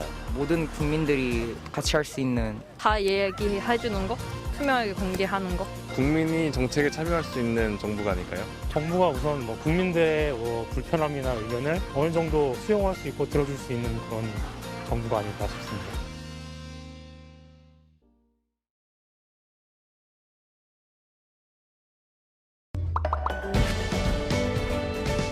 The goal of OGP is to renew democracy, so democracy delivers better results to citizens. The Open Government Partnership brings together governments and communities representing over 2 billion people from across the world to ensure that governments deliver for their citizens. It is to make governments more open, accountable, and responsive to its citizens.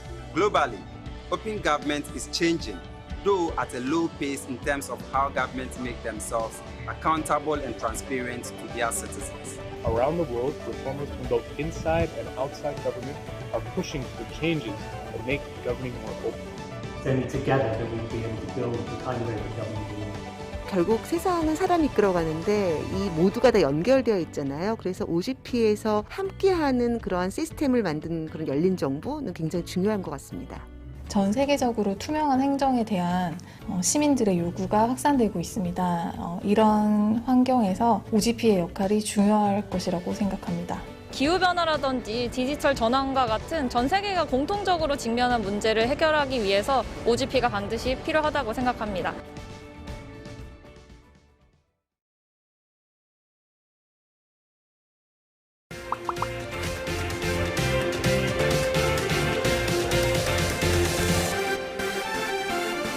국제 청년들과 함께 연대를 형성하고 국내뿐만 아니라 국제적으로 청년을 위한 어젠다를 수립하는데 청년이 직접 목소리를 낼 수 있는 기회가 됐으면 합니다. 전 세계에서 많은 나라들이 우리나라의 열린 정부 정책을 벤치마킹하고 싶어하는 나라들이 참 많다는 것을 느끼고 있습니다. 자부심과 그리고 뿌듯함을 느끼면서 일하고 있습니다. Korea has some great success stories in anti-corruption, civic space and digital governance, and we want to hear them. So consider whose voices aren't being heard and get them involved because we want everyone around our table. First, convene a strong global coalition for democracy to fight back against the rise of authoritarianism. The second role, which Government of Korea has already played, is it has issued a call to action for all OGP members to advance ambitious reforms to renew democracy through openness and citizen participation. First is an invitation for all Korean citizens to join the Global Summit. It's from December 15 to 17. The website is ogpsummit.org. Please register and join.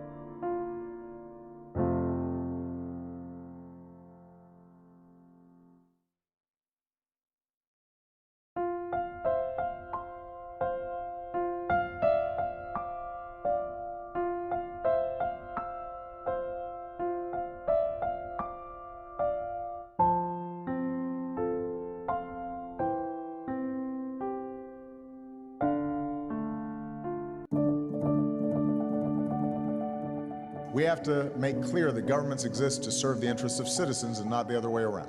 Open government is a new way to think about collaboration around governance. To me, open government means the ability to be a part of the change that you want to see.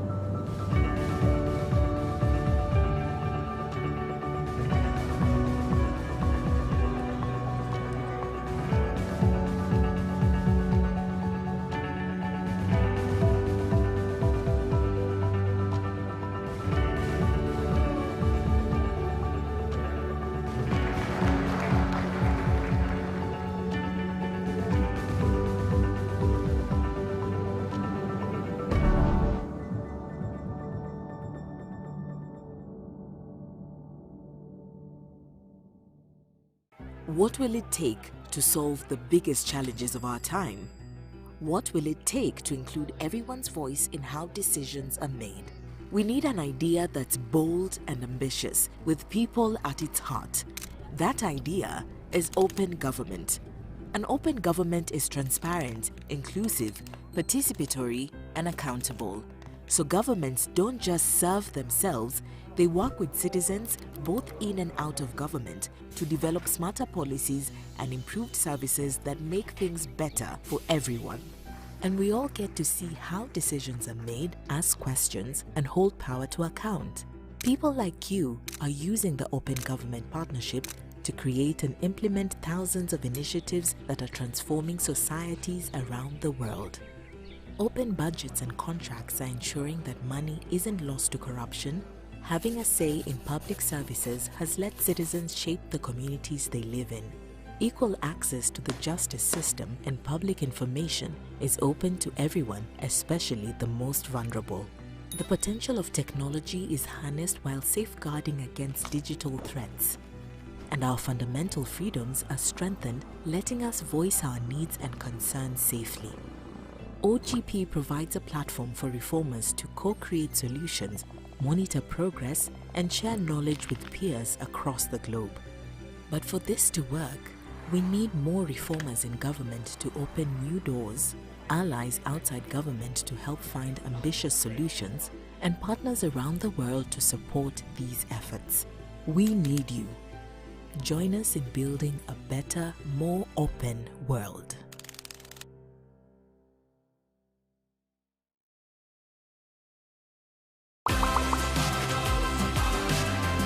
현장에서 일하거나 그런 사람들의 의견이랑 그 정책이랑 또 어긋나는 부분이 있을 수 있으니까 직접 선택한 결과니까 자신이 더 책임을 지지 않을까 싶습니다. 내가 얘기해가지고 좋아질 건 없겠지만은 그래도 하고 싶은 말을 하면은 속이라도 시원할 것 같아요. 서민들의 현장 그리고 실생활 일부분들은 대의를 반영하지 못하는 부분이 분명 있을 것 같아서 충분한 의견 수렴이 필요하다고 생각합니다.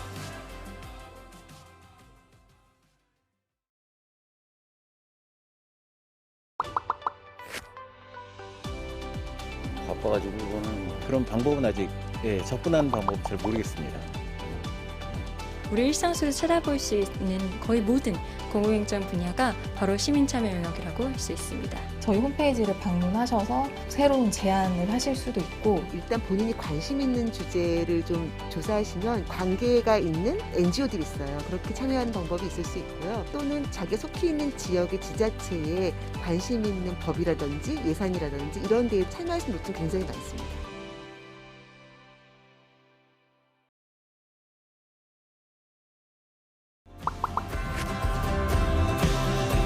디지털이란 말 사실 처음 듣는 말인데 공부를 할 수 있는 방법? 세상을 조금 더 편안하게 해주는 것? 남녀노소 10대부터 90대까지 편할 수 있는 시스템이 디지털 혁신이라고 하는 기술과 방법과 절차들이 활용되는 것이 디지털 혁신에 의한 민주주의라고 할 수 있고요. 여기에서 포용적이라는 것은 국민 누구도 한 명이라도 소외되지 않고 모두 다 민주주의에 참여할 수 있도록 만들어준다는 측면에서 포용적 디지털 혁신이라고 할 수 있겠습니다.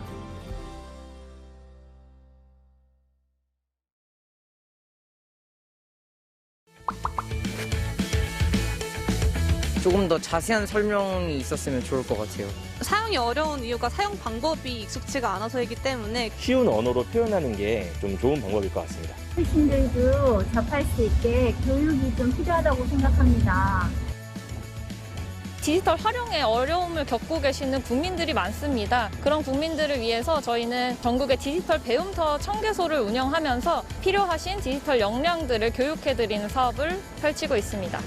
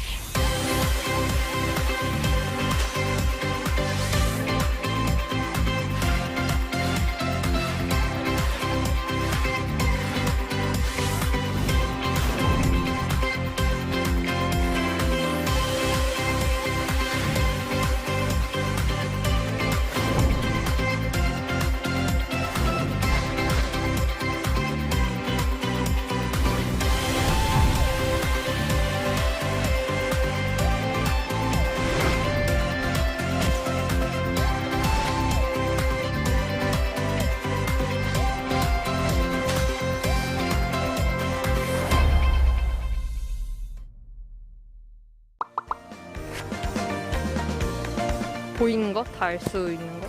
거짓이 없어야 되고 사실대로 말하는 거. 맑은 신현물같이 다 보여지는 것을 말합니다. 교육이 가장 공정하다고 생각하는 것 같습니다. 우리나라는 임금 문제는 공정합니다. 블라인드 채용이 확대되고 해서 고용 쪽에서도 예전에 비해서 많이 좀 투명해진 것 같습니다. 약간 새치기 안 하는 거? 이런 거 해도 되나? 투명성은 명확하지 않은 것을 성공으로 바꿀 수 있습니다.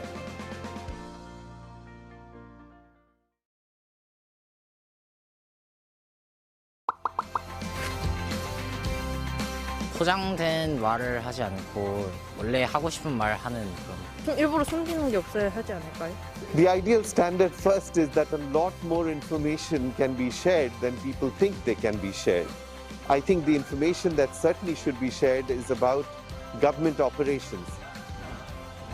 부패 방지 정책에 있어서 국민이 참여하고 협력할 수 있는 민간 협의회 등을 구축하고 운영하여 온 것이라 생각합니다. 시민들의 의식과 눈높이, 그리고 정부의 노력, 그리고 IT를 비롯한 기술의 발전이 크게 기여했다고 생각합니다.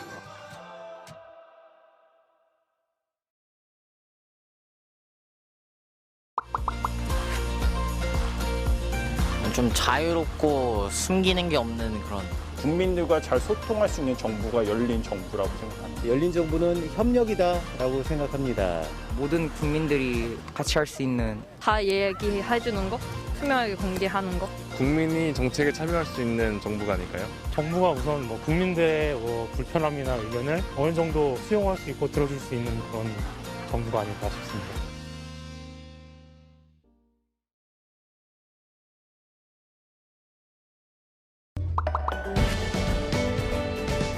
The goal of OGP is to renew democracy, so democracy delivers better results to citizens. The Open Government Partnership brings together governments and communities representing over 2 billion people from across the world to ensure that governments deliver for their citizens.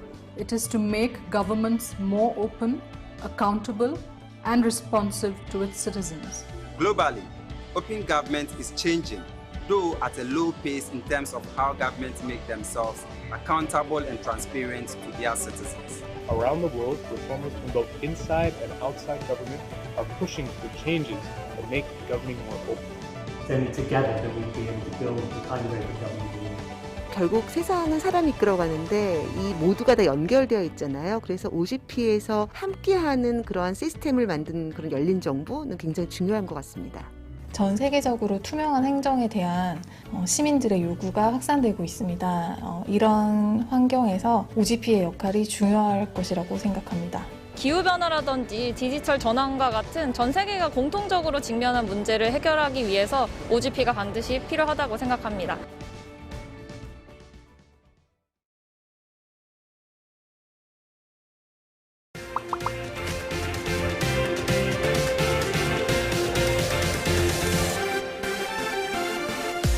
청년들과 함께 연대를 형성하고 국내뿐만 아니라 국제적으로 청년을 위한 어젠다를 수립하는 데 청년이 직접 목소리를 낼 수 있는 기회가 됐으면 합니다. 전 세계에서 많은 나라들이 우리나라의 열린 정부 정책을 벤치마킹하고 싶어하는 나라들이 참 많다는 것을 느끼고 있습니다.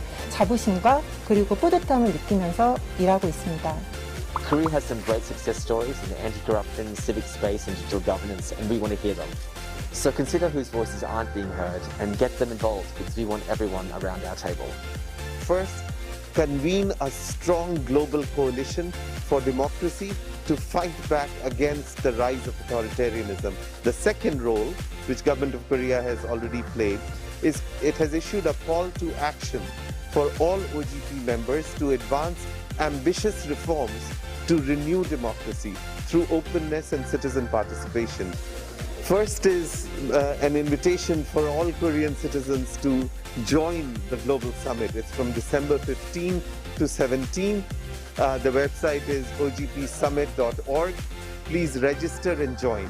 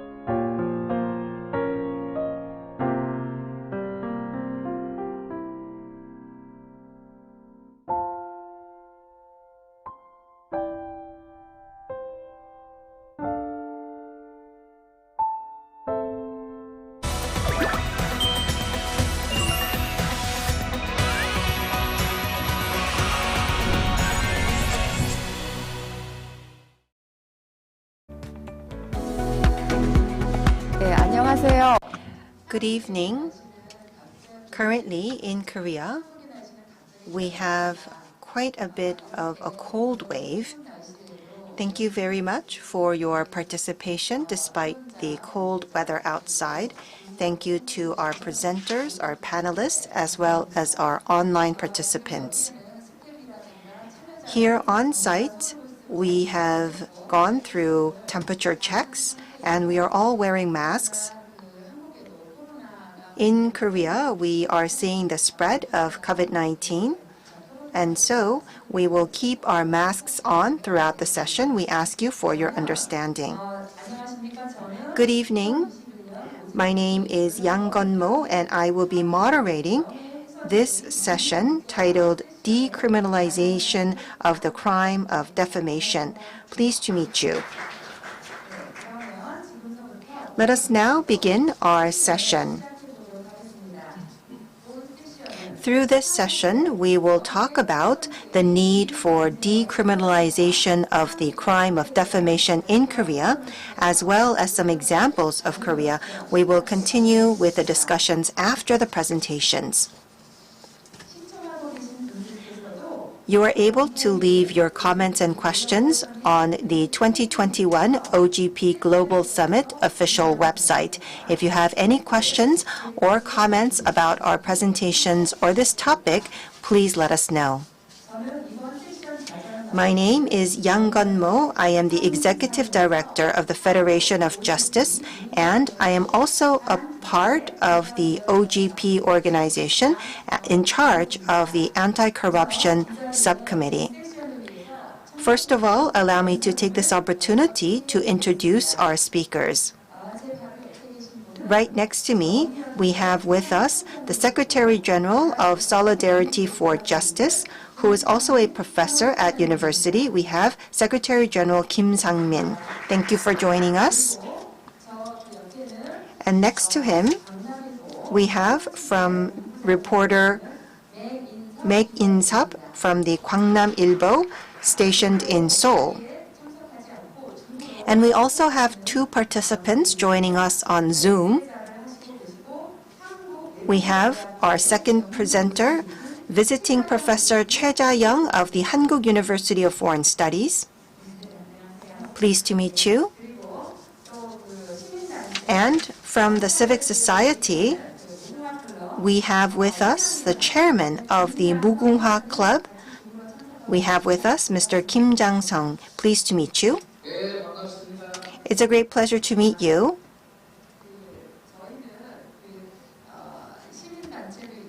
We have representation from the Civic Society. We also have a journalist, and we have professors on our panel today. We have various NGO activities related to this topic in Korea, and we also participate as the civic members of the OGP organization. Having said that, we will now go into the first presentation.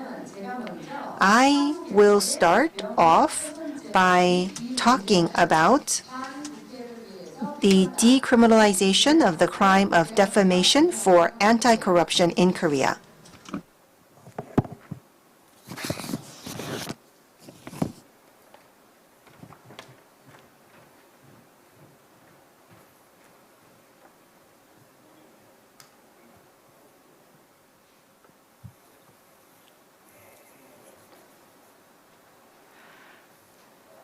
안녕하세요. Hello once again. As I was introduced, I am a member of the OGP and I take part as a civil committee member, and I'm also affiliated as executive director of the Federation of Justice. And today I will be speaking about the need to decriminalize defamation crimes for anti-corruption in Korea. So briefly, let's go over the main points. Decriminalizing defamation crimes means, well, in Korea, defamation crimes are resolved through criminal and civil litigation, but decriminalization of defamation crimes is a proposal to remove this from the Criminal Act.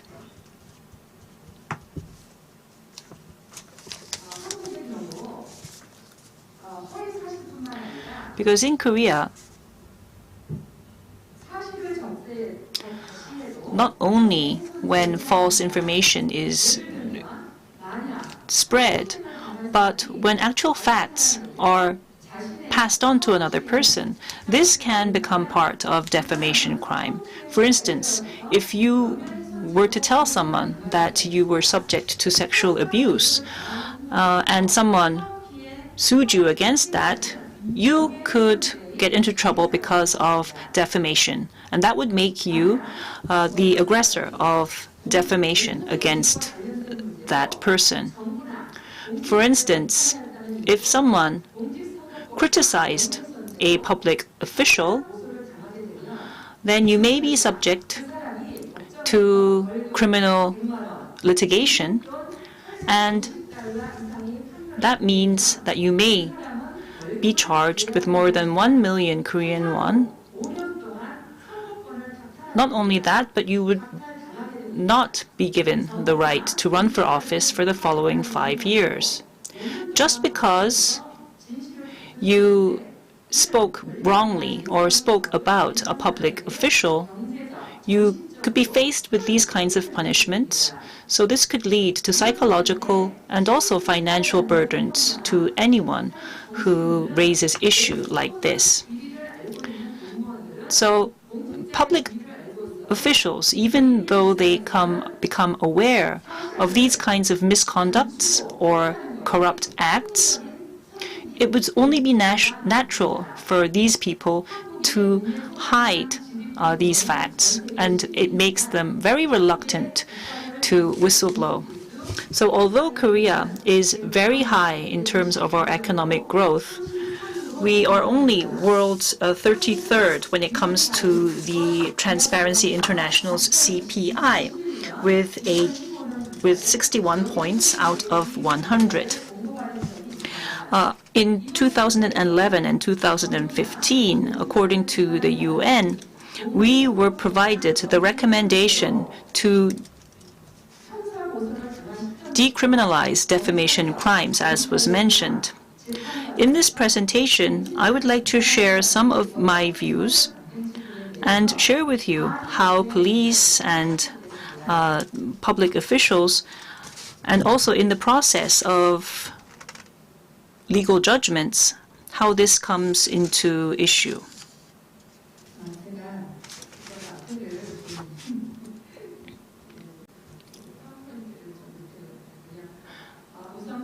Now, let's move on to the main issue here. Now, the cause of criminal prosecution for defamation under the Public Official Election Act is the most common. If you go into the actual cases, some people who criticize public officials can come to face with these issues. If you spend an unusually high amount of money compared to other public institutions in the same category, or if you promote a project that costs billions of dollars through voluntary contacts instead of through open bidding, or when it turns out that your building, because of poor construction, starts leaking and the floors start cracking, or when people are hired again, or when you give work or projects to one particular business for several years, or when you end up firing someone because of their misconducts, this can all fall under issues of public interest. And so officially, people bring this to the light, and most of these kinds of issues are reported through the media as well.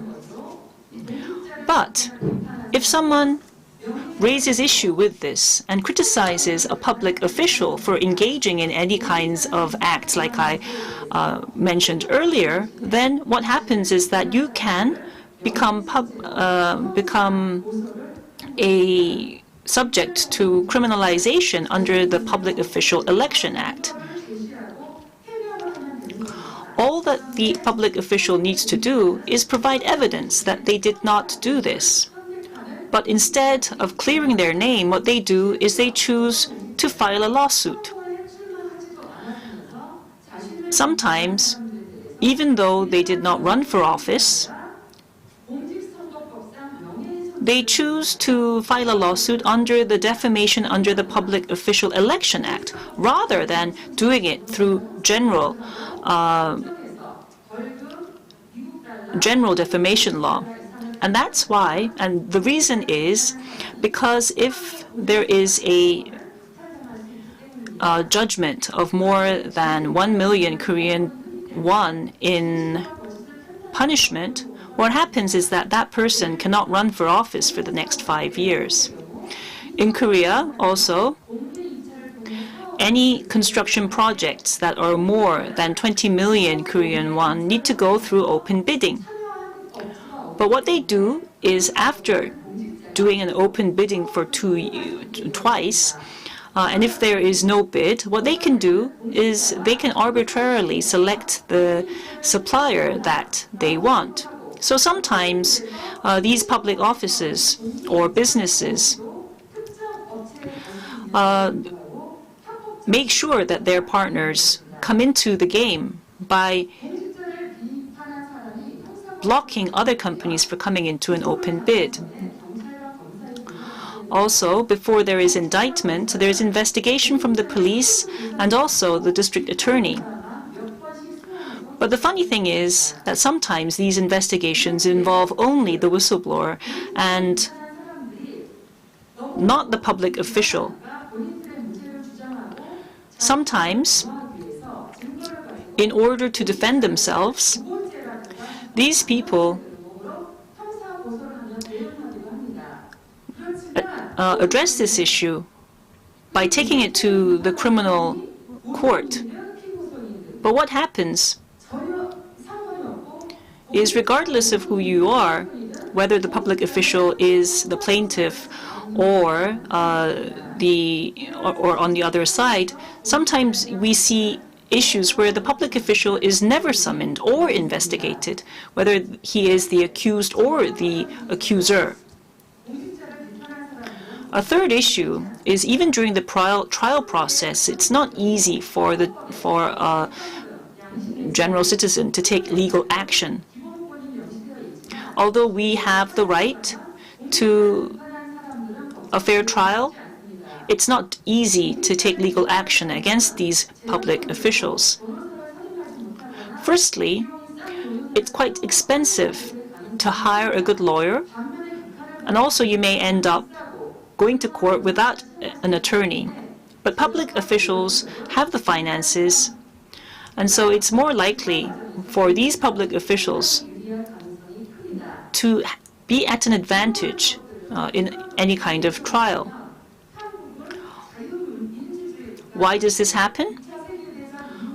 Well, after the Second World War and after independence, we became a democracy, but our history of democracy is very short, and therefore this kind of democratic system is short-lived sometimes. And also the separation of the three branches of government, although it is put into law, in document, it is sometimes not respected.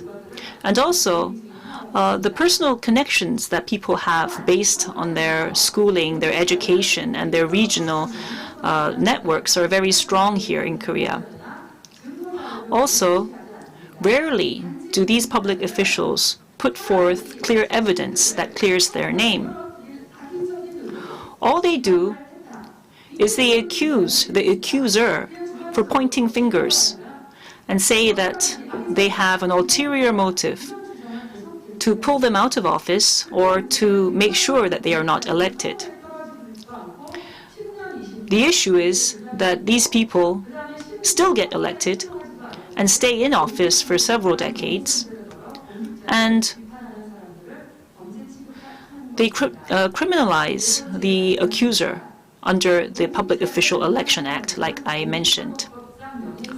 Also, like I said, anyone who accuses a public official may be charged, which will end up in a fine of 1 million won or more under the defamation under the Public Official Election Act, which means that they will be stripped of the right to run for office for the next 5 years, which ultimately limits the opportunity for new politicians to join into the game. So this is the background. And if I share my comments and summarize it, it would be as follows. In the process of monitoring and criticizing government and political officials, there could be some side effects. However, as scholars say, defamation of public officials is not a problem that can be solved with the state government intervening. In '64, the U.S. Supreme Court ruled, and this was reported in the New York Times, that debate on public issues must be unconstrained, lively, and broadly open, and may include violent, poignant, and sometimes offensive, sharp attacks on governments and officials. Now, even in Korea, we need this kind of a free criticism against the government and political officials.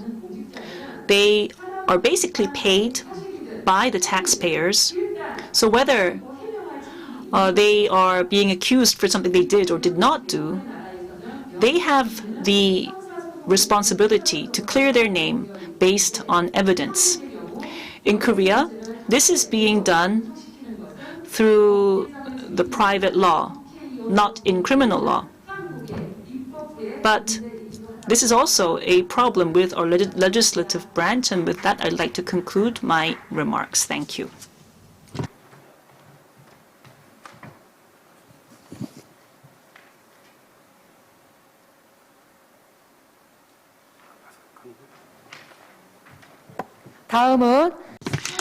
Next, we will be moving on to the next presentation.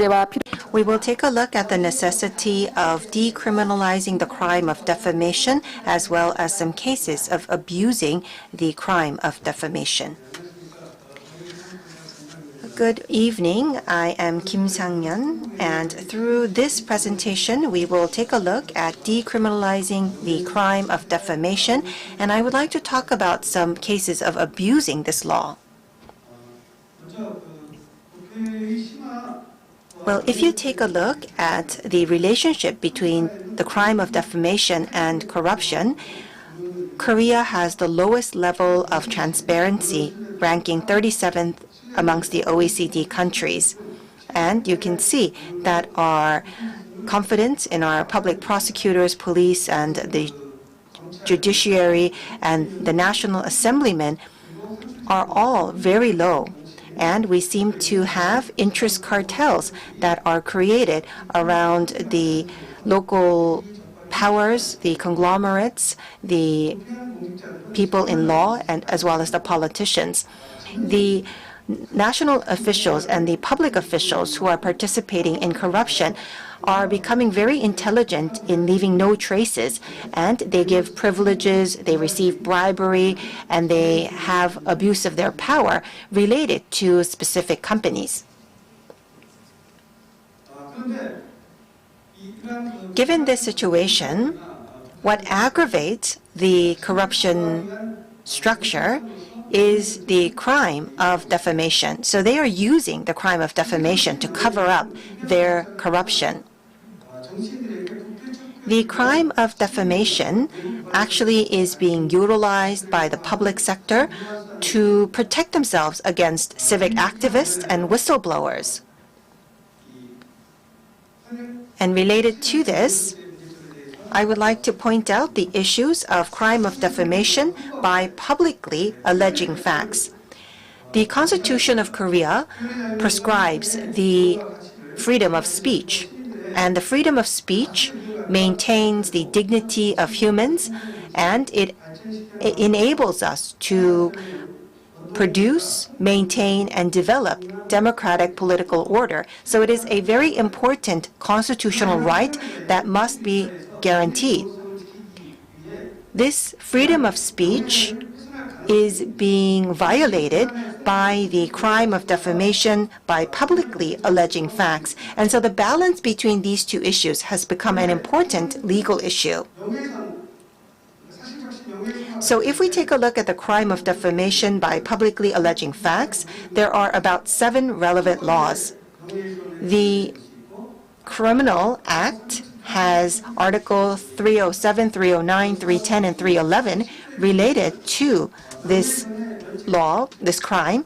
And if you take a look at Article 310, defamation by publicly alleging facts gives immunity to certain crimes because of this defamation.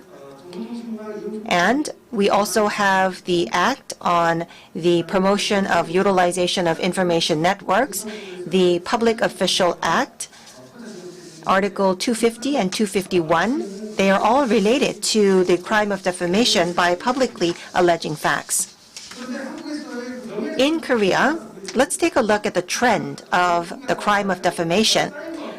Let's take a look at specifically defamation using cyber platforms. From 2011 to 2020, you can see that there has been a 5-fold increase in defamation cases.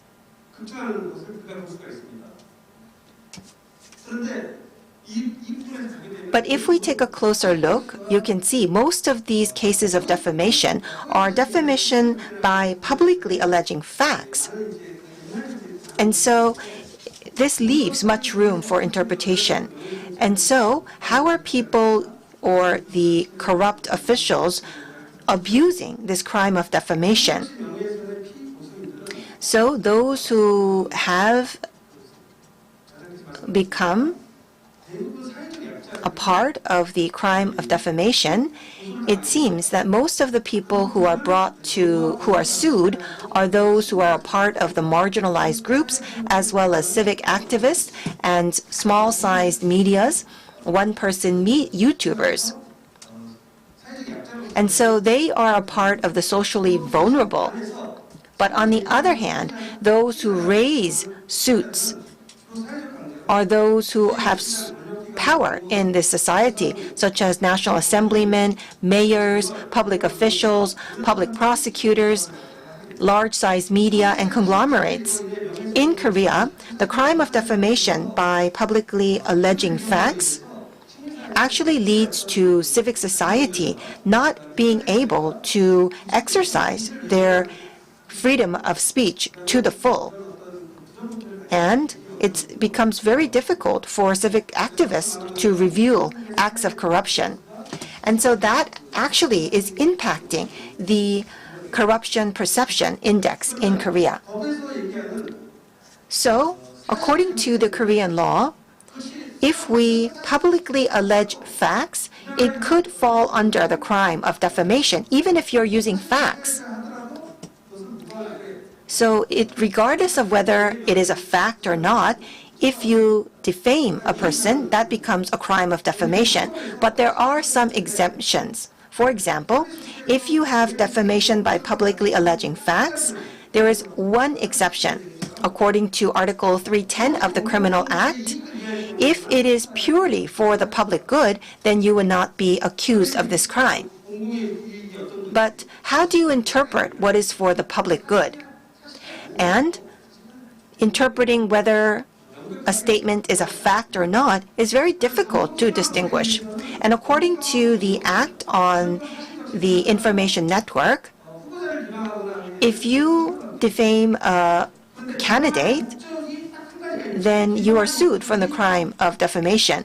But if you have no clear intentions of the defamation, then you are not held guilty. And if you allege a false piece of information, but if the person who alleges the false information believes it to be a fact, then you will be exempted from punishment. And so you can see that the law is very complicated and also that there is a lack of consistency. And so within the Korean structure, we need to decriminalize the crime of defamation.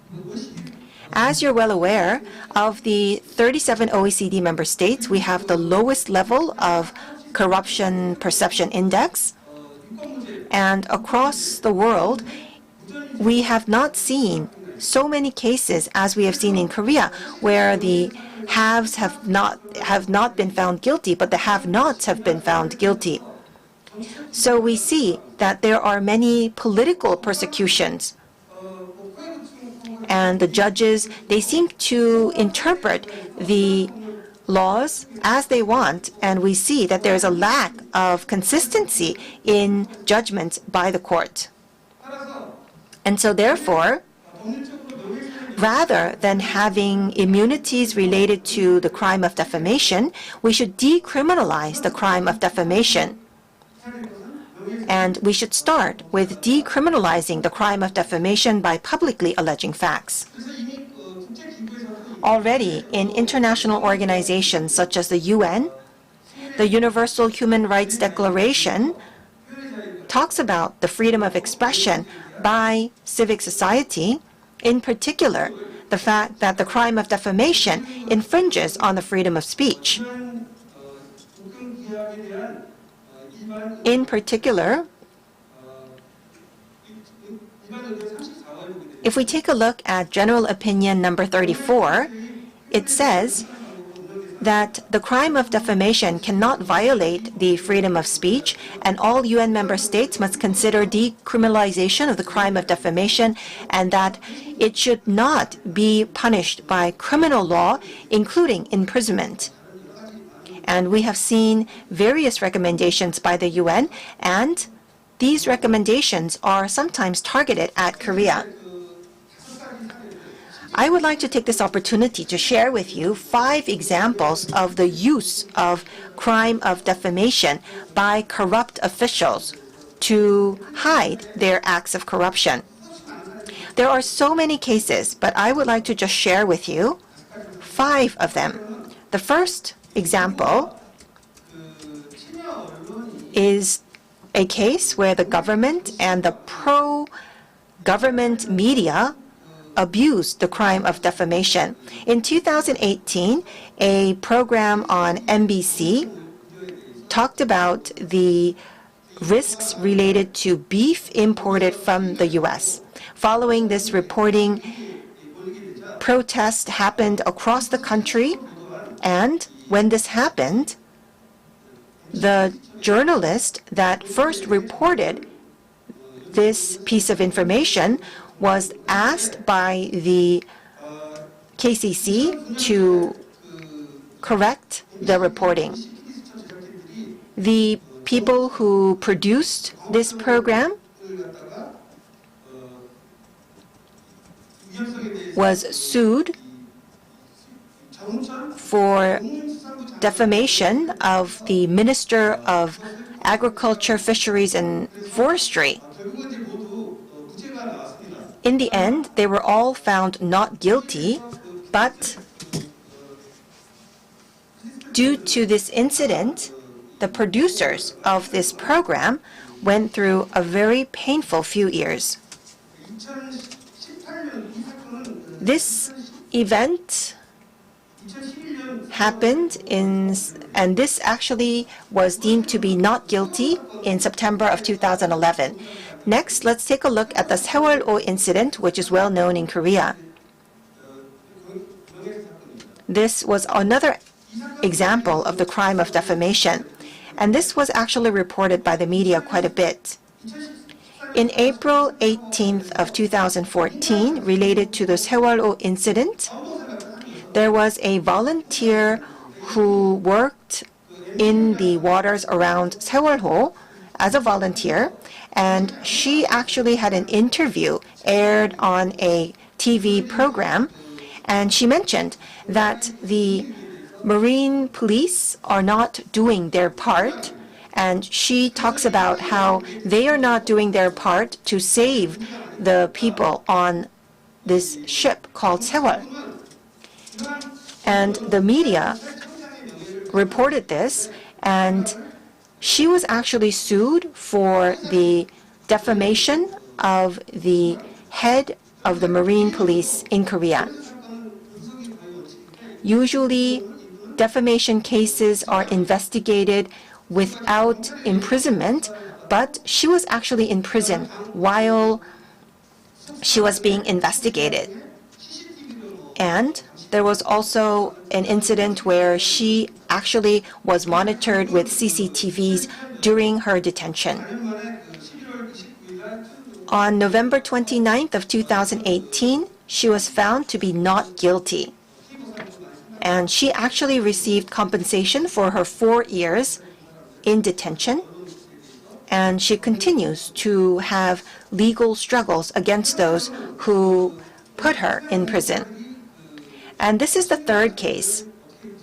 This is an example of how corrupt officials are fighting against civic society using the crime of defamation.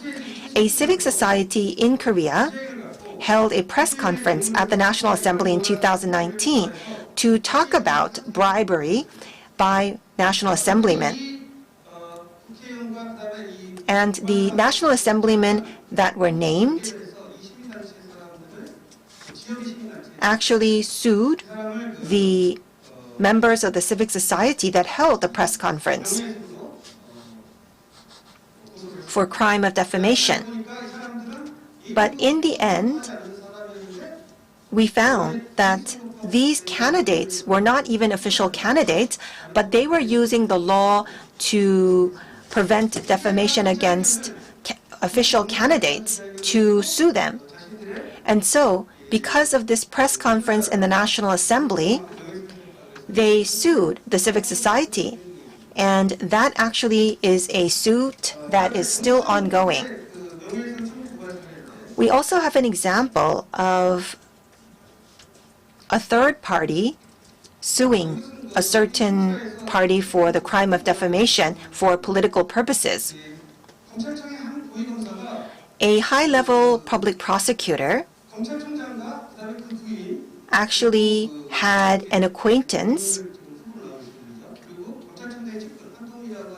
sue someone for the crime of defamation of the current presidential candidate Yoon Suk-yeol, and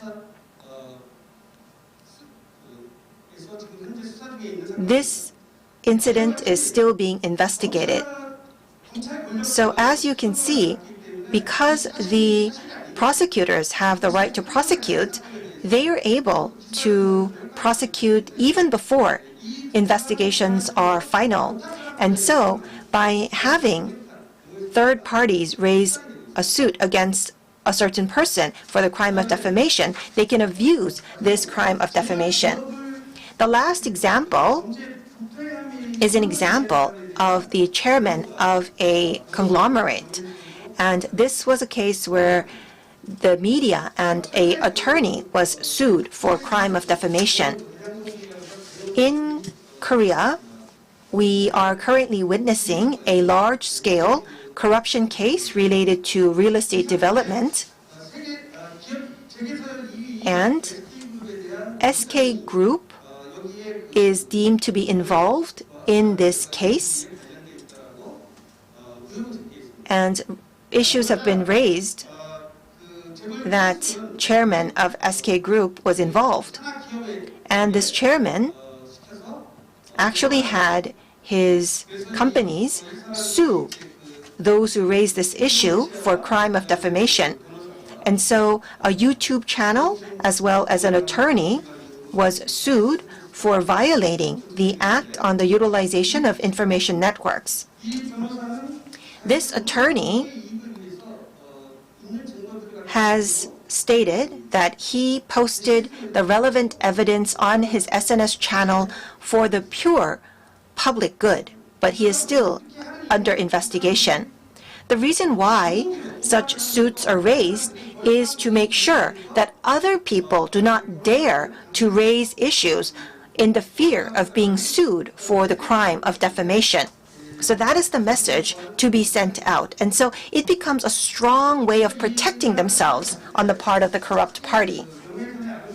And so If we take a look at the common thread of these cases, we can see that corruption related to prosecutors do not get prosecuted. And those with power use the crime of defamation to silence those who are critical of them. And the crime of defamation, in these cases, it's very difficult to decide whether there's publicly alleged facts or non-facts. And if you are not able to prove that you did not state a fact, then it's very difficult to get out of this suit. In Korea, many of the people who sue other people for the crime of defamation, they actually pay lawyers who have privileges from their former position as judicial officials within the government to make sure that they are able to sue other parties. Crime of defamation is not based on the reporting of the parties involved. It could be raised by others, and so that actually reduces the burden on those who actually want to raise the suit. And so they actually are free from any risks by going through third parties. And so these are the common threads that go through the cases where there is abuse of the crime of defamation. So in conclusion, crime of defamation in Korea also includes defamation by publicly alleging facts.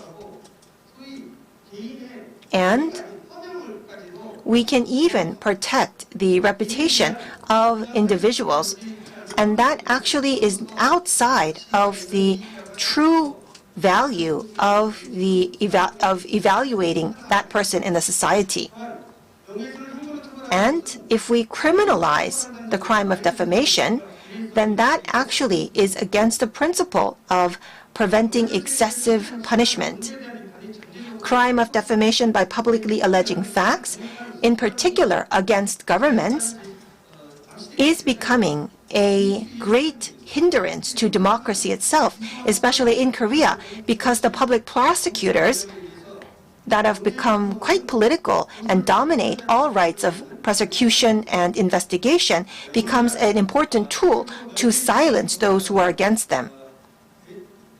Around the world, decriminalization of the crime of defamation is a trend, and therefore the crime of defamation in Korea must be made obsolete. Thank you very much.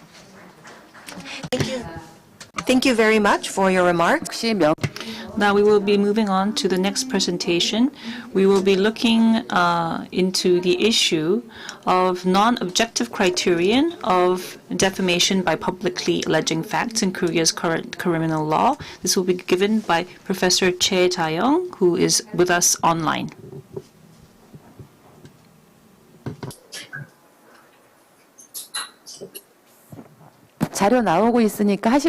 Yes, we have your slides up on the screen, so you may proceed. Today, my topic is non-objective criterion of defamation by publicly alleged fact in Korea's current criminal law, especially centered on ambiguity of distinction between malicious abuse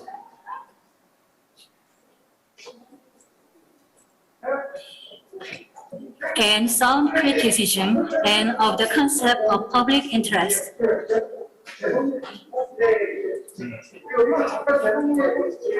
This is my list of contents. While few countries criminally punish defamation, Korean Criminal Code currently punishes defamation by public alleging facts.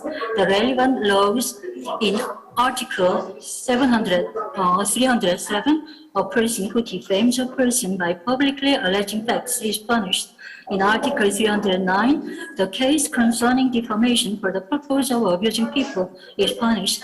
In Article 310, the justification for illegality is given. There shall be no punishment in cases exclusively concerning the public interest as true facts. In Korea, defamation is involved regardless whether the alleged facts are true or false. In this condition, the clause for the purpose of abusing people and exclusively concerning the public interest leave the room for intervention of subjective judgment, which is opposed to the truth as an objective fact. In other words, even if the facts are true, punishment could be proposed by the prosecutors as well as being convicted by the jurisdiction of the courts. It is worth noting that the criteria of non-objective concept could serve as an opportunity to promote rather the unfair, subjective, and arbitrary judgment of judicial authority than the fair, objective evaluation of the defamation charge itself. Arbitrary judgment used to be intervened even from the stage, judging the criminal component to decide the case whether to be charged or prosecuted. The loopholes in the law allowing arbitrariness, especially when linked with poor investigation practices of the Korean public prosecution, promote corruption caused by the intervention of money and public power, resulting in conclusions drawn more favorable to the strong than to the socially weak. Even the clue of the justification for illegality in Article 310 used to be turned into a useless one, caused the provision of public interest allows the room of subjective prejudice or unfair treatment influenced by bribery. In the United States, where defamation is usually conducted as a civil trial, intervention of actual malice is an important criterion to be discerned. However, great attention is required to check the intervention of actual malice as it belongs to the realm of subjective recognition, and it is intensively discussed throughout the process of civil trial. Here, the public prosecutors do not make a hasty decision on it as a criminal component. In Germany, defamation is treated as a criminal law. Here, fundamentally objective criterion being applied, and when alleging fact is a truth, illegality is absolutely justified. Non-objective intentional purposefulness of an actor does not affect the determination of guilt or innocence. The actual meaning is that the criterion of objective truth has the effect of excluding the intervention of arbitrary judgment of judicial authority on the pretense of intention of the actor. In order to determine whether it is an intentional abuse or sound criticism of the alleged defamer, an accurate investigation of facts must be preceded. In Korea's practice of prosecution, however, excessive intention component of crime precedes the process of checking the truth of facts. This kind of procedurally putting the cart before the horse promotes subjective arbitrariness of prosecutors, and public indictment is by malicious intention on the side of public authorities in charge to be raised even without solid factual evidence.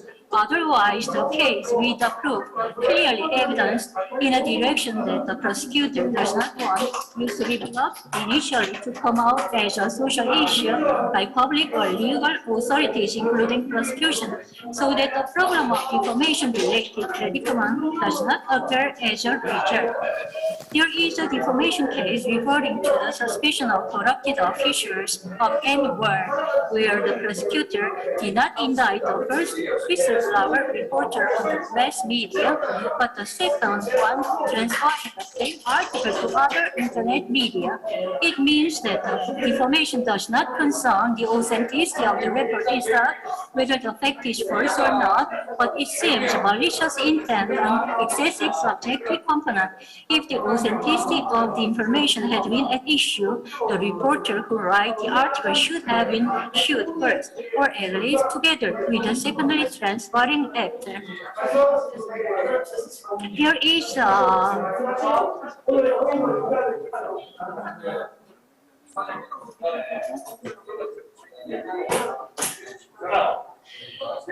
practice of negligent investigation is not limited to defamation only, but is widely spread as a professional practice of the public prosecution.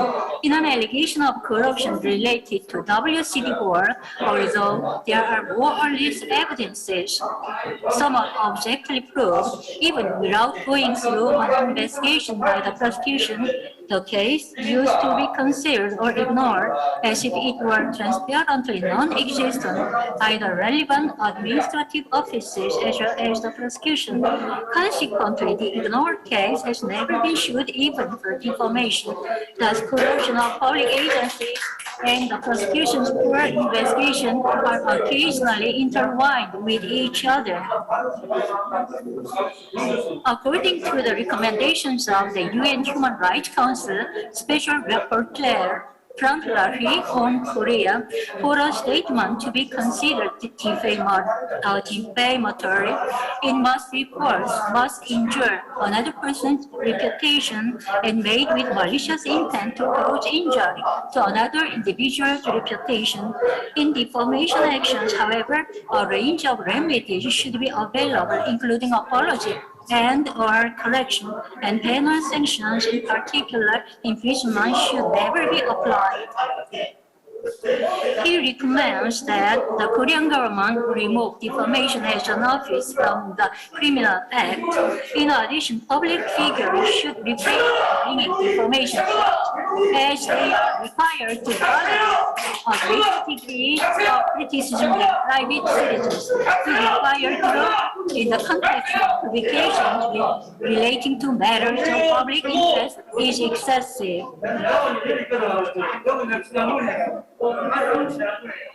The partially amended bill concerning defamation initiated by Representative Kim Yong-min and others let the concept for the purpose of abusing people reserved in Article 309, Clause 2, that has been moved from Article 309, Clause 1. It cannot work properly under the current criminal procedure as it still reserves the room for arbitrary and non-objective judgment of the prosecution as well as the judiciary. This potentially leads judicial authority to the tyranny of out of control. The purpose of abusing people could be discerned properly only after intense discussion between opposite litigants in the procedure of civil trial. In Article 310, prescribing true facts as the condition of justifying illegality that has been deleted as a whole in the current amendment bill of Representative Kim Yong-min should be restored, eliminating the non-objective concept concerning exclusively the public interest.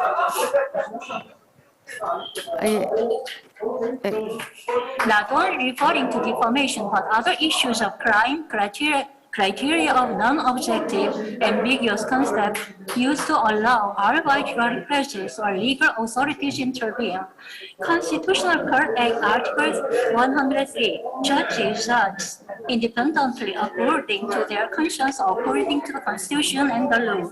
Here, there is an apparent contradiction between according to the Constitution and the law and independent judgment according to conscience, as the former, Constitution and the law, is an objective fact, whereas the latter, conscience, reduces to a subjective reflection.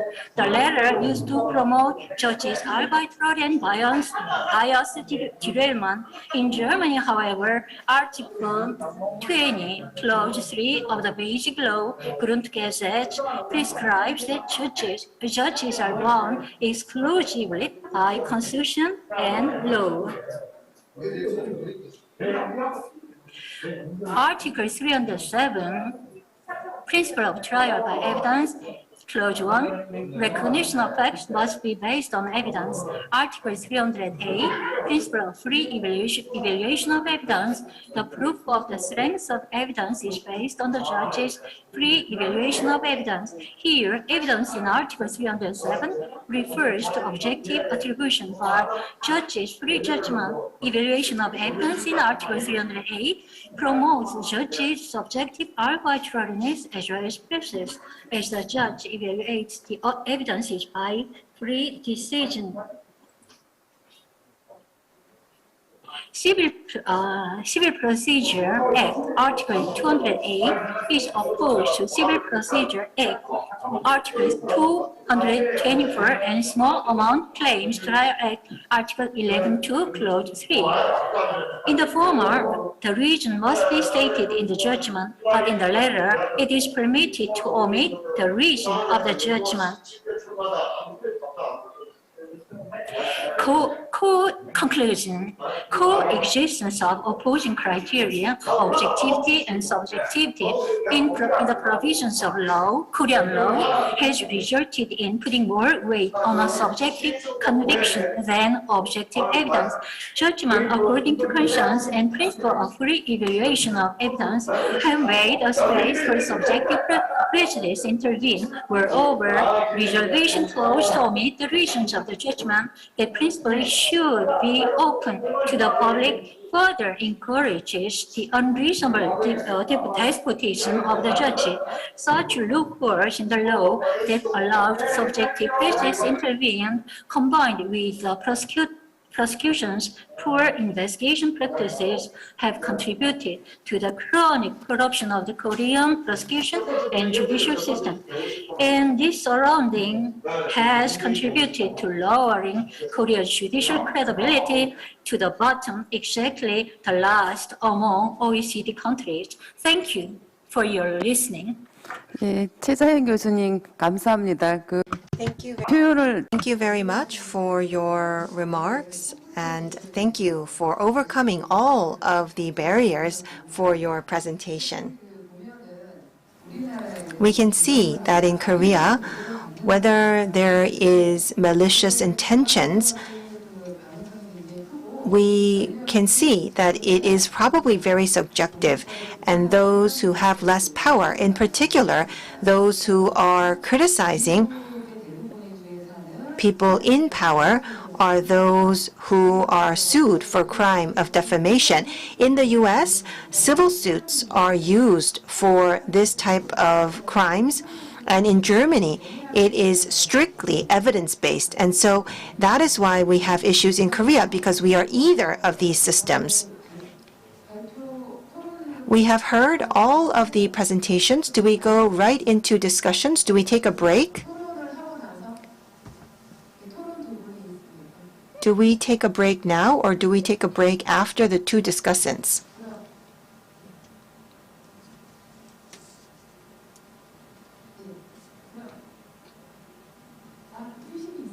Do we have a break? So let us take a 3-minute break before we go into the discussion. Let's take a 3-minute break.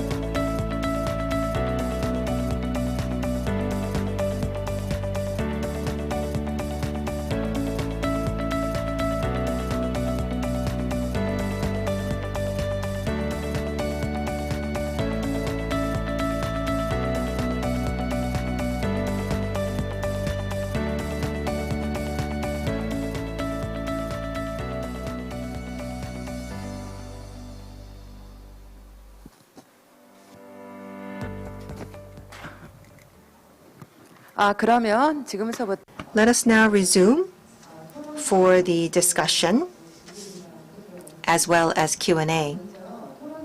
We will first be inviting a journalist, Mr. Meng In-seop of the Gwangnam-ilbo, for his discussion. So from a journalist perspective, we would like to ask you to discuss the issues of the crime of defamation in Korea. Good evening. I am Meng In-seop of Gwangnam-ilbo. We have heard from 3 professors. Thank you very much for the presentations. Concerning the decriminalization of the crime of defamation, I searched on the portal and SNS, and I would like to share the results of my search. According to my search, during the last few years, the search on decriminalization of the crime of defamation was not as many as you would think. We did not have frequent searches, nor do we have a lot of search results. But I found that there was a continuous demand for searches.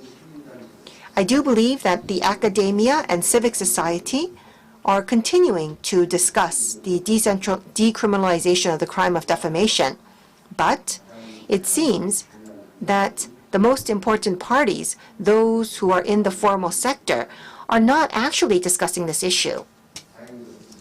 What is quite fortunate is that in the 21st National Parliament, there are 3 relevant bills that are pending.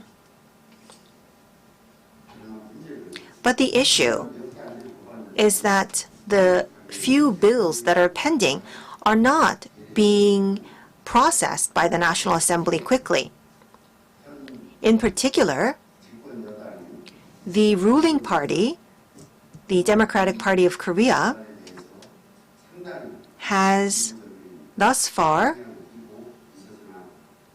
had a very progressive view about these bills, but after taking office, with the development of online media, they have actually changed their position.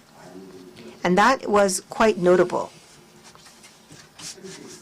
In particular, the Constitutional Court of Korea recently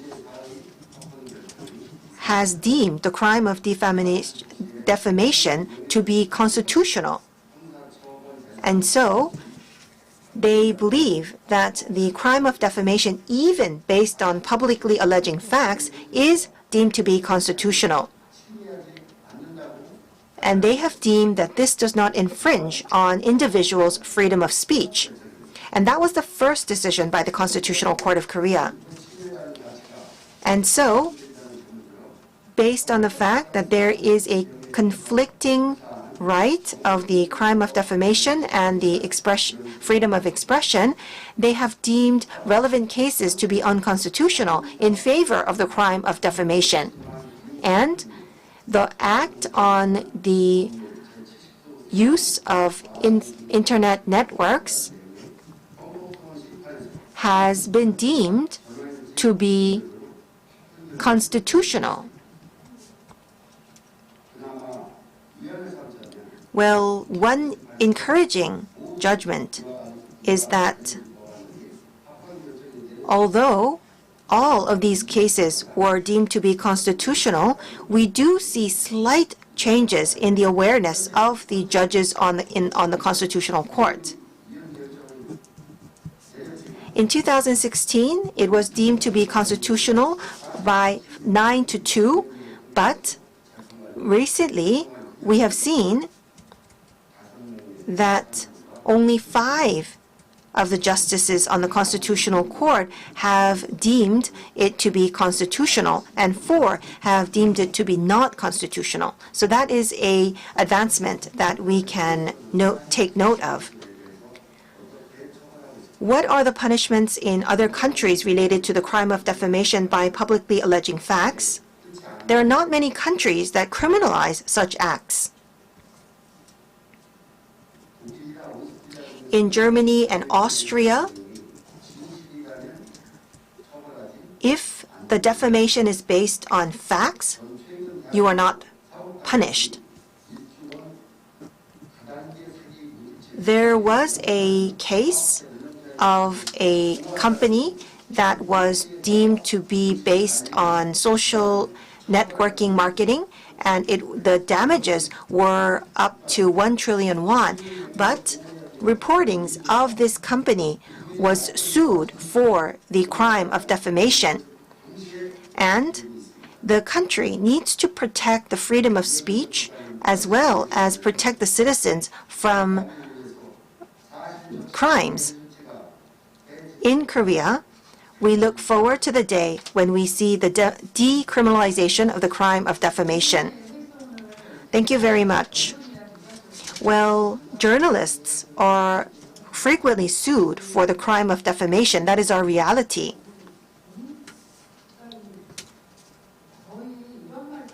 And some people even go as far as to say that politicians or members of the civic society, when there is some corruption, people turn a blind eye because it's not directly related to their interests. If the corruption is investigated, then everybody would be in great difficulties. And so some people say that expressing and investigating these corruptions is foolish on the side of the whistleblowers. But we look forward to having true liberal democracy in our country based on a transparent society so that criticism of public officials becomes a part of our freedom of speech. Next. I will be handing the mic over to Mr. Kim Jang-seok, who is joining us online. He is a chairman of the Mugunghwa Club. He was formerly a police officer. I will give you 10 minutes for your presentation. Yes, thank you. Nice to meet you all. I represent the Mugunghwa Club, and we work for a strict rule of law. Thank you to the previous 3 speakers. And the point today that I want to also share with you is the issue and the various problems caused because of the criminalization of defamation. Because of IT, we are seeing that there is a lot of people voicing their voices, but this is leading to various issues because the freedom of press is being suppressed. And also, that's why many people are voicing the need to decriminalize the Defamation Act. Particularly, the biggest problem is the defamation by publicly alleging facts. And this is being misused. In fact, more than 4,000, close to 5,000 cases are brought to court where people are accusing each other because of defamation by publicly alleging facts. This ultimately blocks all types of criticism and also muzzles the general public from voicing their views in general press. And the people who are those with sovereignty living in this country are sometimes threatened because they feel that voicing their opinion will lead to criminalization. And because of this kind of a self-control, this is undermining the basis of democracy here in Korea. And we are seeing the ripple effects here and there throughout society. For instance, the Me Too movement or school violence issues were very important, but we see results from surveys showing us that the victims of violence, sexual violence or school violence, find it difficult to report these instances. And sometimes sexual violence assailants even accuse their victims for defamation. According to the Korean Center for Sexual Violence Crises, they say that almost 40% of victims of sexual assault are accused by the assailant under the claim of defamation. Because of these legal issues and social problems, we see many countries, including the US and the UK, decriminalizing defamation. And as was mentioned already, the UN also gave a recommendation that Korea should remove the Defamation Act from its criminal code. Nonetheless, we are still implementing this. Not only that, but this is being executed very strictly, and many people are abusing this. And as was already mentioned in a previous speech, the various yardsticks that are used, the standards that are applied, are very arbitrary, which means that a simple accusation could lead to indictment. So if many people are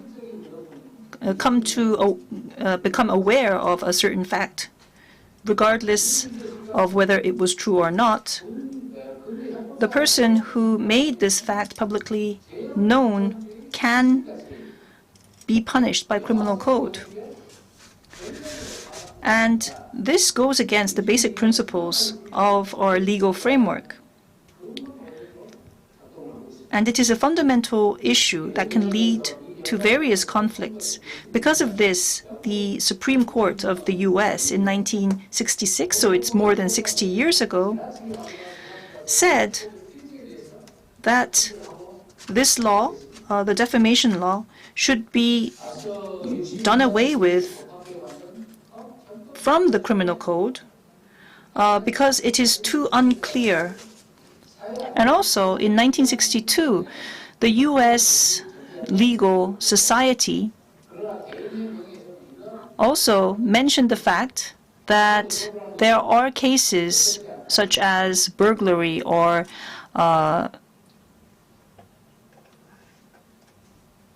rape and other crimes that can infringe social security.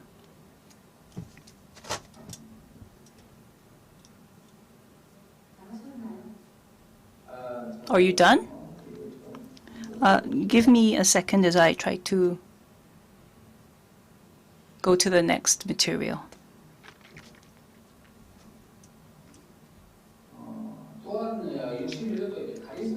And in 1962, as I said, they mentioned that defamation is not included in these kinds of crimes, and so should be removed from the criminal code. And also in 1961, a similar case called the Garrison case made a similar judgment, which was that the defamation cannot be applied to situations where we need to maintain peace.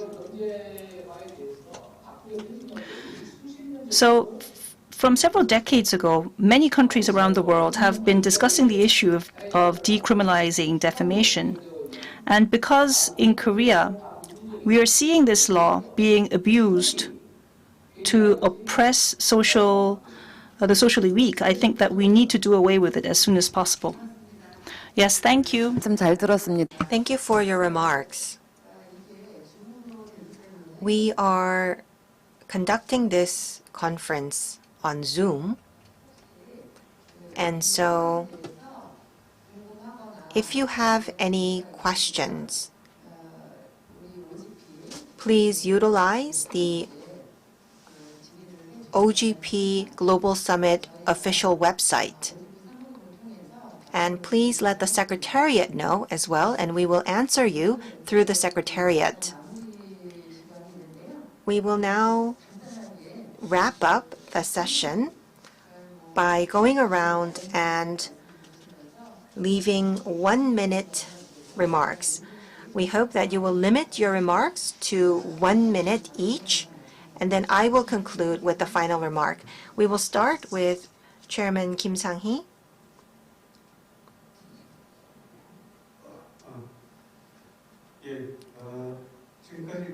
Well, as you have heard through this session, within the Korean society, the crime of defamation is not related to the dignity of humans. It's actually a tool to protect corrupt individuals. So it is a way for the judiciary to legally protect corrupt individuals. And in reality, in various cases, mostly for the crime of defamation by publicly alleging facts, it is mostly used to protect corrupt individuals in the public sector or public prosecutors, the police, or conglomerates, all those who have power. And so most of the lawsuits under the crime of defamation by publicly alleging facts are raised by those in power.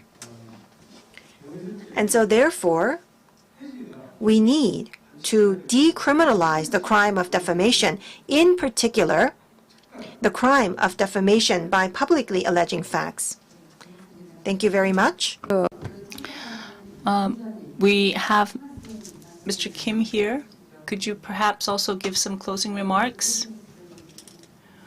Perhaps a particular case you'd like to share with us?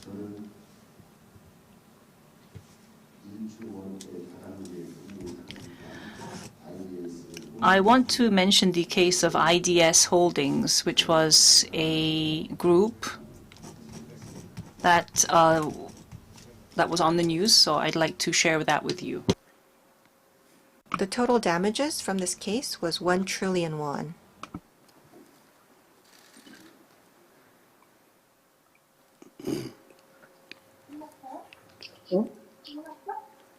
실체가 불분명한 IDS Holdings does not have a clear structure that is visible.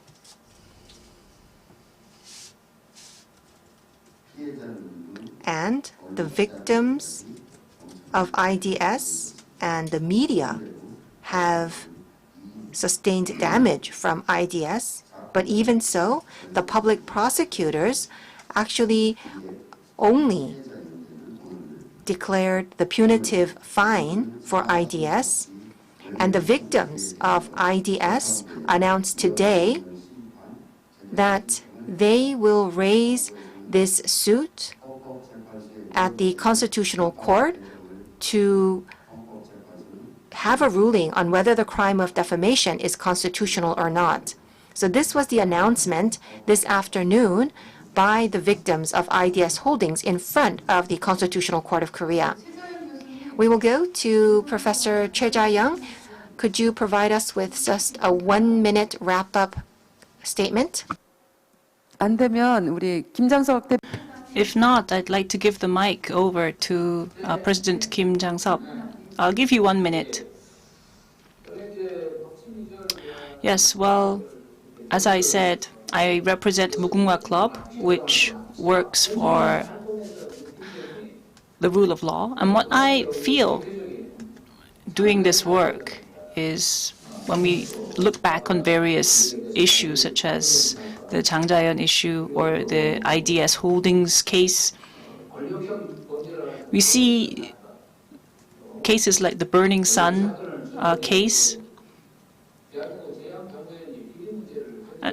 And I have seen many of these cases on the field. What I see is that many times the victim is accused by the assailant by the perpetrator. And so this law is being abused by those in power many times. And so we should make sure that this law is decriminalized and done away with because it's being misused so much by those in power.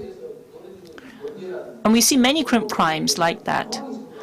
But I believe that the law should be strict to those with power, and it should provide strong protection to the vulnerable in order for a sound society. So in that light, we should make sure that this law is done away with because those in power are using it to hide their misconduct and corruption. So that's my view on this issue. Thank you for your time.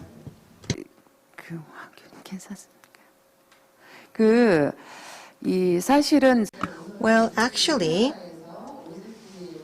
as we are hosting the OGP Global Summit here in Korea, in 1940, ever since World War II, we have become independent, and we have a 5,000-year history. But ever since World War II, Korea went through great difficulties, but that was followed by rapid economic development. Now we're amongst the top 10 economies of the world. Around the world, we have BTS and the Korean wave sweeping the world, and most people are quite shocked by the ICT in Korea. Resident registration can be done at home, and even if you go to cafes, all of the doors are automatic doors, and everything is connected by the internet. And those are the amazing sides of Korea. And we are now becoming a country that can host the OGP Global Summit. But on the flip side of such economic development, violation of basic rights and the division of power and the utilization of power truly for the people and the acceptance of criticism by the people, whether it be true or not, are aspects that remain in the dark. We need to make sure that all of the information is shared with the citizens, and that is the responsibility of government officials. That is the way where our liberal democracy can mature so that we can become a true advanced country. Whether it be the US, UK, or Germany, we can join the ranks of these advanced nations only when we achieve this. And on the way to that is the decriminalization of the crime of defamation. This is very difficult because those without power, those without wealth, they are raising issues to criticize public officials, not for their own interest, but for public interest. They have to go through years of lawsuits. But at the very least, we need to make sure that we decriminalize the crime of defamation by publicly alleging facts, and also the crime of defamation for official candidates according to the Public Election Act. Well, we need to at least get rid of imprisonment, although punitive fines would also be difficult for those without wealth. But imprisonment is, we need to make sure we get rid of this. And the UN has actually recommended this to the Korean government on 2 different occasions. And so therefore, we look forward to the participation of the government and the National Assembly for the decriminalization of the crime of defamation. This is an issue that is certainly in the limelight, and so I do hope that we can work together for the decriminalization of the crime of defamation with the help of the international community. Well, Professor, would you like to make some remarks? If I am allowed, I'd like to give a few views.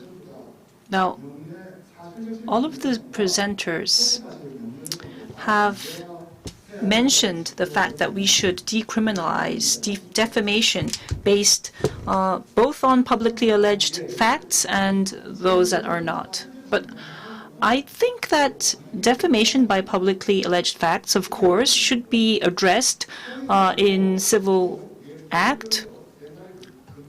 I don't know if you remember Hwangmusok or Kumgangsan Dam. These were all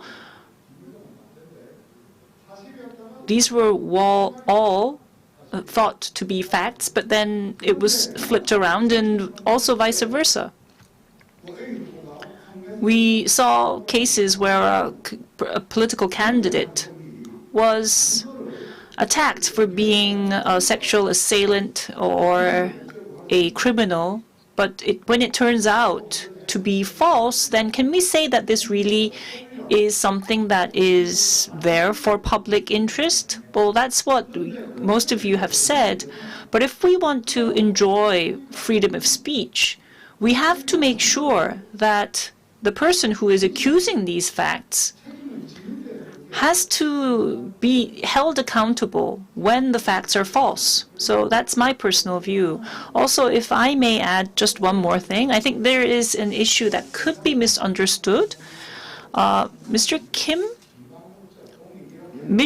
mentioned issues of slander and so forth, and said that this could be misleading, which is true. But if you go into the actual ruling, the actual rulings actually stick to one side. So it's not as misleading as you may say. And what we're discussing here is anti-corruption. Think about what anti-corruption has to do with decriminalization, because we're talking about human rights.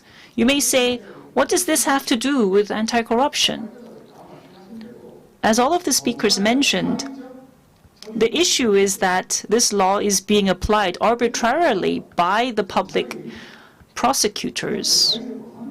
But you have to question whether that is true. I mean, maybe in the past, the examples that you shared are things that happened in previous administrations.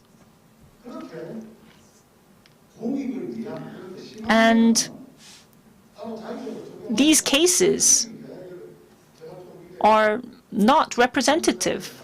I don't know if I can share this, but in the 18th presidential elections, the candidate Lee Jung-hee pointed and criticized Park Geun-hye for being the offspring of a half-Japanese, which is true.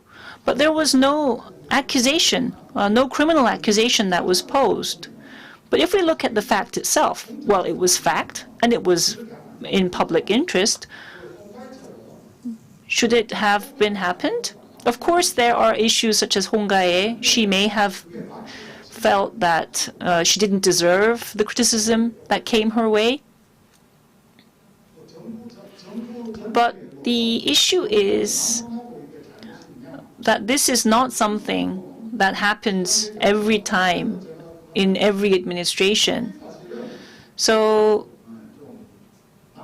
defamation and the issue of wrongful accusations, I think, should be addressed in criminal code. Yes, I think there could be various divergent views, and there are people who say that, like the US, we should do this just in civil code, or we should go to the case of Germany, where strong evidence is very important. But what we are saying is that publicly alleging facts and also posing this and accusing this under the Public Officers and Election Act is an issue. In the very recent years, we focused on the past 3 or 4, so I wanted to just mention that. And in the past, there were issues where the judgment was very biased. 7-2 on the committee, but recently it's becoming a lot more balanced, 4-5 maybe. So we can see that there is a greater public consensus over the years. When there is a public consensus and when this is shared, I think that there could be some change, and I believe that today's session could be a starting point for that kind of public discussion. So because we are now out of time, I would like to close this session on the decriminalization of defamation. Thank you very much.